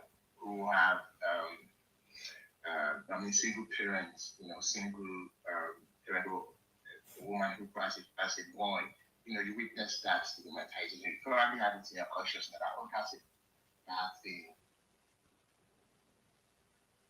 for a lady or a bad situation for a lady to be in. So our culture is so skewed and it's not helping. Yeah. So Oh, Chris, you're going in and out. The network is not. the other thing is The network is doing you shaky. Chris, where are you, Chris? Say, where are you, Chris? Why did you ask me that? Yeah, your network. Your network is giving you away. So you're not a monitoring spirit. I am at home. I did house. I am in a house. Don't worry. So I was just saying that our religion also, you cannot take that out. Religion, there's a huge fault there. And listen to me, and I bet you, if and I'm not saying this because I had limits. It could be anyone. We have young people who they go to church one day, and for the rest of the week, they go through the rest of the week by what they've heard. They heard their pastor say on Sunday. So I won't be surprised if Mimi comes next time and she has a different opinion about what she said. It's probably because of what her pastor said. So I'm only saying this because number one, I've said we have a very wrong idea of what respect is, and we have a lot of older people in community which the young people listen to and they hear the wrong things. Like I can tell you, when I was young, my mom was teaching me how to cook. One of my aunties used to tell my mom that, "Oh, you are teaching this boy, he will not respect women." I remember that one very well. That was what she used to tell my mom, that I will not appreciate women's cooking. And now I know how to cook, but I don't think I've ever treated any woman, whether you know how to cook or not, treated them badly. So we learn wrongly. Our culture is somehow skewed. And look, as for the other things I heard, making your marriage work and all of that, and it is that you have to do. Look, I used to say that you should know how to cook. at home. If you know how to change a baby's diaper, please do it. And here's the thing. I thought I heard someone say it like, oh, some men cannot cook. Look, if when you were in your mother's womb, you didn't know anything about chemistry. You didn't know anything about physics, right? You grew up and you learned those things in school. That means because you have a brain, you can learn certain things, right? So cooking should be like a life skill. And if you're capable of learning chemistry, you're capable of learning physics in school, you're capable of learning little things at home, as little as boiling rice.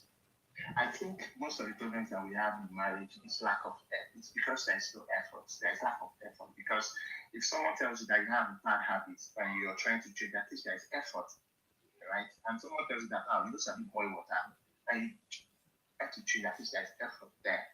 That's you can learn anything. Makes you a very good candidate for learning how to cook. Makes you a very good candidate for learning how to change a baby's diaper or even care about your woman's sanitary pad. So I don't see any excuse. So if a marriage fails or any relationship fails, maybe I'm naive, like I said, I'm not married.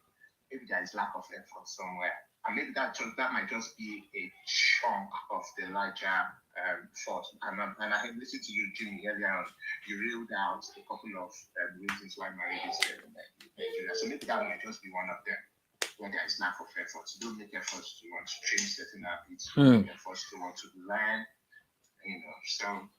So that's all I've got to say.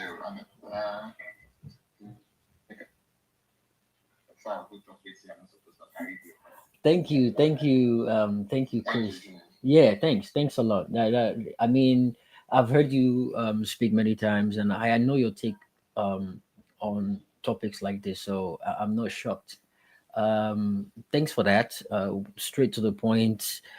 Even though Carigwe wants to just be on your case. Although I can see you. I heard Carigwe. Somebody called Carigwe without putting reverend. I'm an ordained man. You should respect that. Although I see you, I'll pull you up in a minute. Let me attend to the people in the speaker section when they drop. I know you're coming with your own. Yeah, I know you're coming with.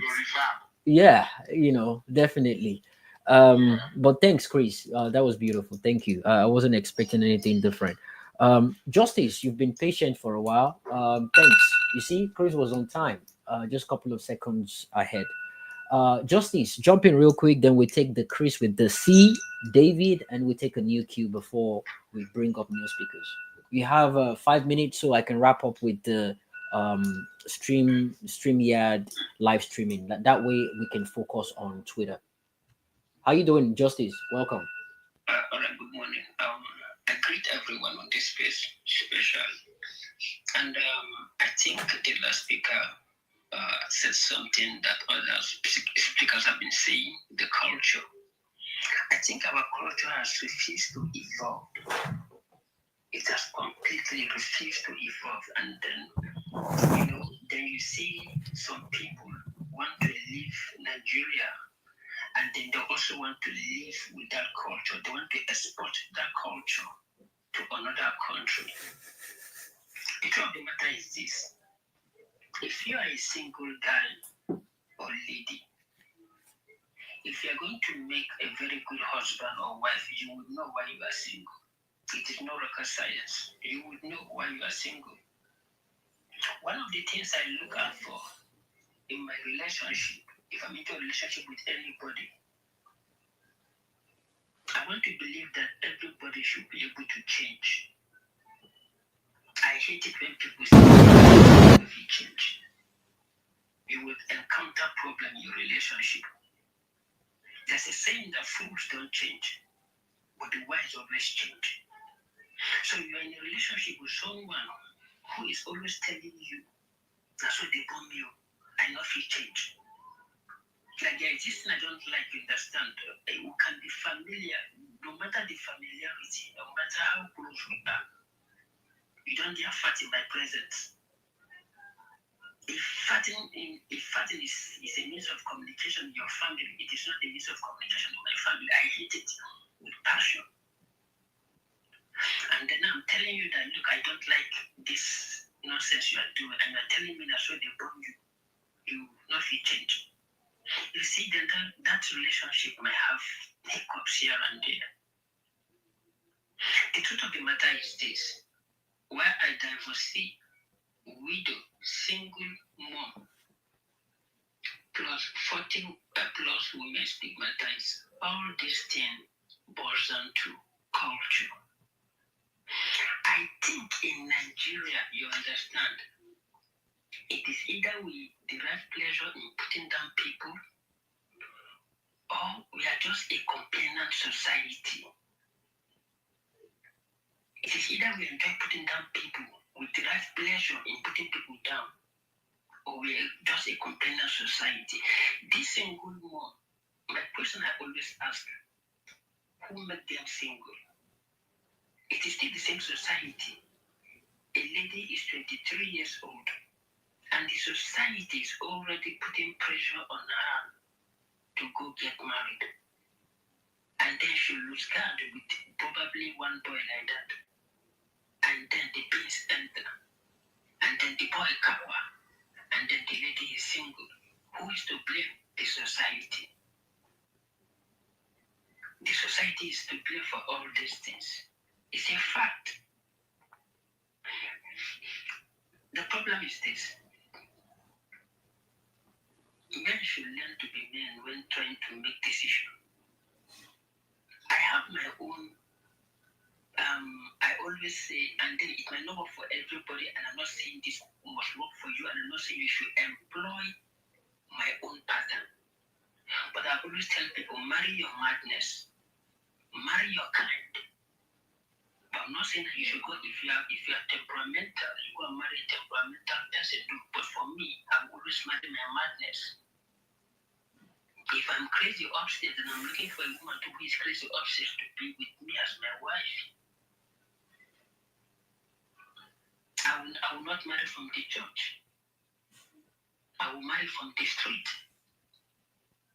Whatever she is giving me, I will not marry her from the street. I pick her not from the church. Because if I marry from the church and then she should be behaving otherwise, I will get angry.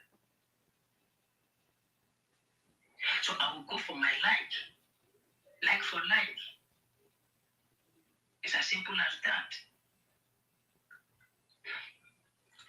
This single mom divorcee, Nigerian men are so funny. When they want to mess around with probably older ladies or something like that, you see them using all kind of stories. And then when it comes to settling down with them, they start telling them about their biological clock. I have a brother, not my blood brother though. He was telling me how he told his senior sister that he got this girl when he want marry and she's in her 30s. And the senior sister now told him, "Are you mad?" Justice, your time is up, but I'll give you an extra minute to put your thoughts together and wrap up. Okay, let me just round up with this. And thank you. And the senior sister told him, "Are you mad? Can't you see your senior brother? He married a 40-year-old plus woman and he's here to give birth. Either you are in your 30, you are almost approaching 40, go and look for 20 to marry." And that was how the boy dumped the idea. In my submission, not being issue, I said, let men be men and not the kids. Thank you very much. All right. Thank you, Justice. Beautiful. Thanks for doing it within even the extra 1 minute I gave you. So this is what we're gonna do, guys. I quickly want to wrap up. I'm not handing the space now. The Twitter space is gonna go on. I just want to officially end the space on the live stream, so that way we can focus on the Twitter, and I can still spare about a couple of hours, about 2 hours, so we can engage ourselves. I want to pass the mic around again to the people in the speaker section, and hopefully, if we have new speakers, we can hear from them. But I want to hand on TikTok, YouTube, Facebook, and Instagram, uh, so I can just focus on, what's it called? I can focus on the Twitter. I thank everyone for their submission so far, and again, our sponsors, OBG Foods, thanks. I see the CEO himself has been sending me messages and acknowledging how interesting the topic is, and he loves what I'm doing here, which is music to my ear. So thank you so much. Thanks for being a partner to Off the Cuff with Jimmy. I welcome you on board to uh, this great, shall I call it movement, or this great uh, establishment. It's only for the purpose of learning and learning, educating ourselves, and enlightening people from staying away from this conventional mindset and trying to do what is right for the purpose of humanity, not cultural, not traditional, not religious. It's just simply humanity, and we need to preach more of that. We need to emphasize on how important it is. We need to speak on the um, we need to speak on how we can move forward as human being. Uba, you're raising your hand. You've already spoken. I don't know. Do you have a question for uh, Justice? Justice just spoke, right? You have a question. Oh, he dropped. No, I have a question for Jay. Who's that? Jay. Yes, yes. Okay, so do you quickly want to ask that within 1 minute before I wrap it up? Yeah, like I wanted to ask him, like, why is he using school as an excuse? Why is he not using like achievement and kind of investment as an excuse? Why is he using school as an excuse for a woman? Why is he not using an investment monetary aspect? Jay, did you get that? I don't even understand the question. You should rephrase his question in a better way that I can understand. All right, you said that women, before they go through school exams and whatever, they've gotten to 28, 29, 30. Then I am asking you, why are you using school? Why are you not using investment in their name, monetary aspect, business, and all of that? Why are you not using it as an excuse? I mean, it's clear as daylight that school takes a large part of a woman's life in Nigeria, especially if the person is in the medical line. And for some women, they would rather want to finish school before even getting into marriage. So it's a fact that's as clear as daylight. Do you understand? People that go to school spend years. But you use it as a valid excuse, which you and I know that this is not valid. They are inexcusable. What is school? Can you give me your reasons? Don't say about you and I. Give me your reasons. State facts. Wait, the end point is to make money. And you are talking about school. What is school?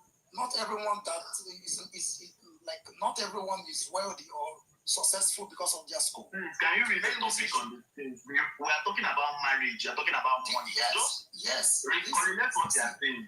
Chill. What I'm saying is you gave an excuse that why women don't get married early is because by the time they finish their school exam and whatever project, they will be 28, 29, and 30.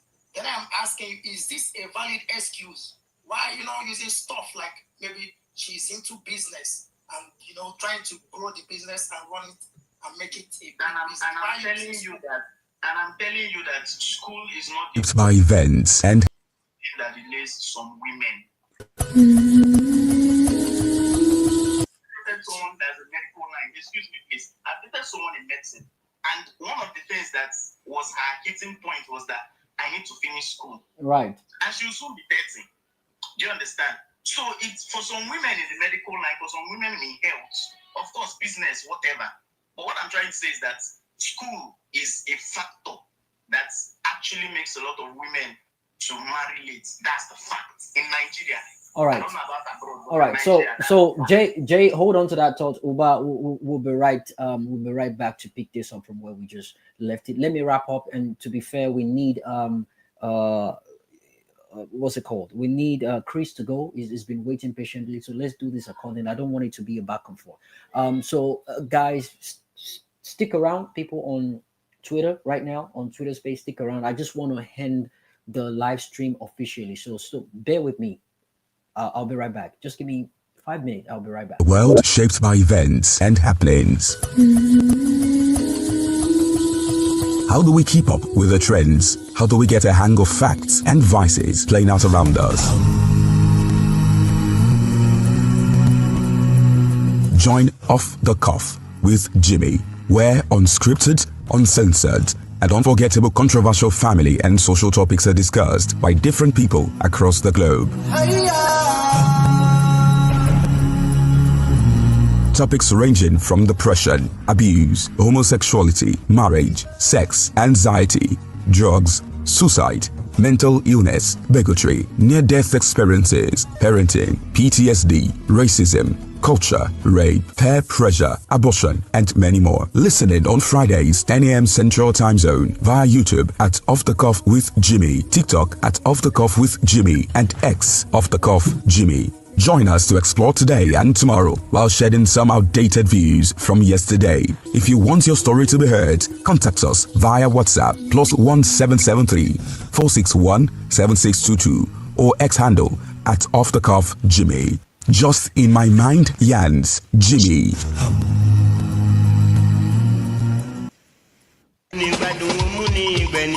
Taciturnity, they say, precursors ill luck, while a problem shared is definitely half solved. Ọ̀rọ̀ tí bá ń gbé lọ́kàn tá a bá ń ṣe mọ́nú lásán bí èkó inú agolo, ó ṣeé ṣe kó gbòdì sígbésí ayé ẹ̀dá. Ẹ pàdé Jimmy Hulk lórí ètò tá a pè ní Off the Cuff with Jimmy. Where conversations flow, breaking silence, sharing stories of struggles and hope to repair from darkness to light, engaging real guests narrating life's ordeals from personal experiences and overcoming them, discussing emotional issues ranging from marriage, rape, religion, abortion, parental failure, death penalty, depression, siblings rivalry, social media addiction, suicide, healthcare, etc.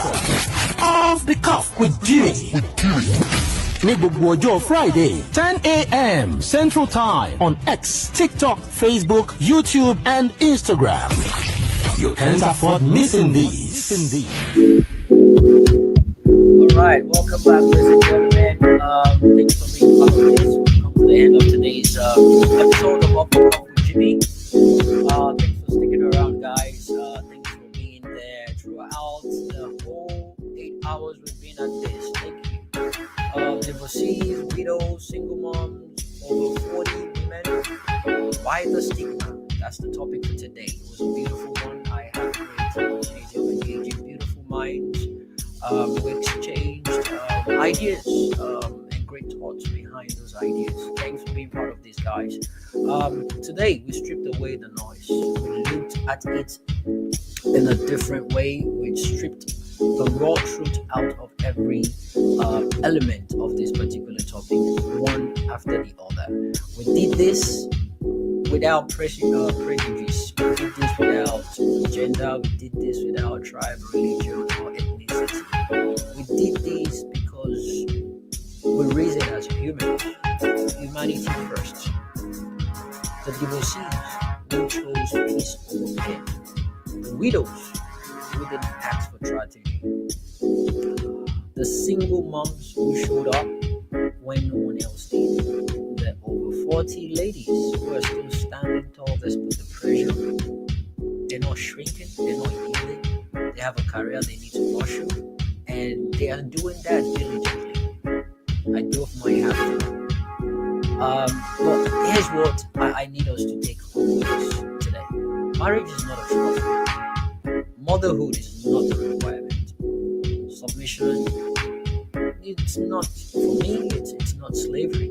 A woman's worth is not defined by the ring on her finger, but the light in our soul, right there in our heart. To every single woman listening to me today, you are not behind, you are not broken, and you are not too much or too late.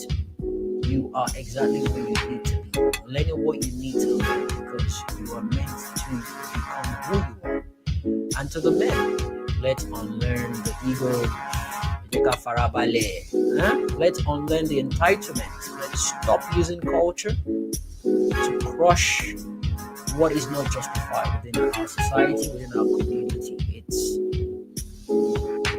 It's unfair, and that's the honest truth.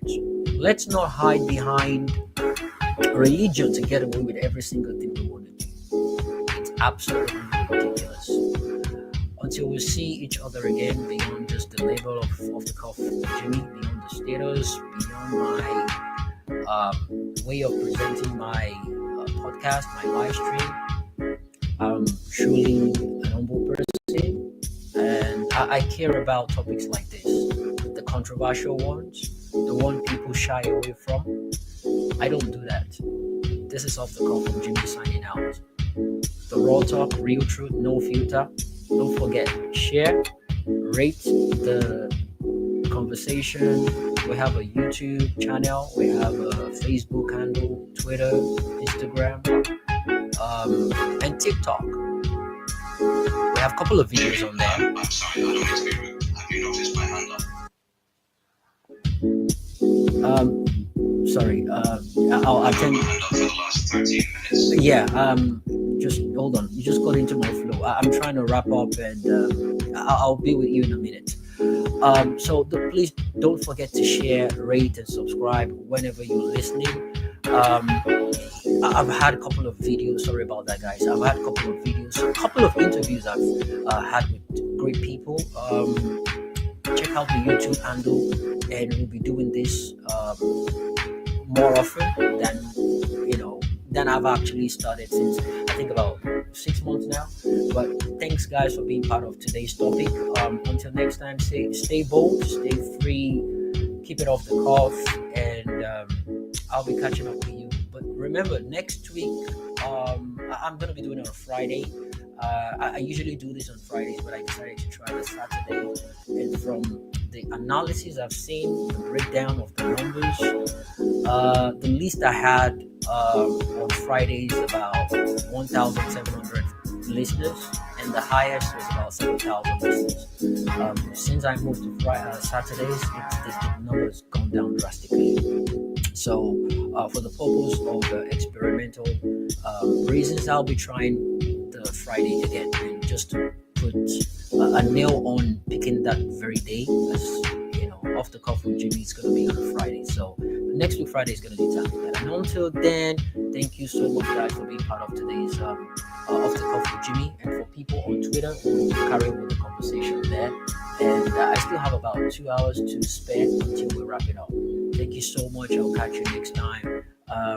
My love to every single one of you watching me. 257 people watching me live now on all the platforms. Thank you so much. I don't take things like this for granted. You people are the reason why I come here every single week. Thank you so much, and I'll catch you next week Friday. Thank you. Bye bye.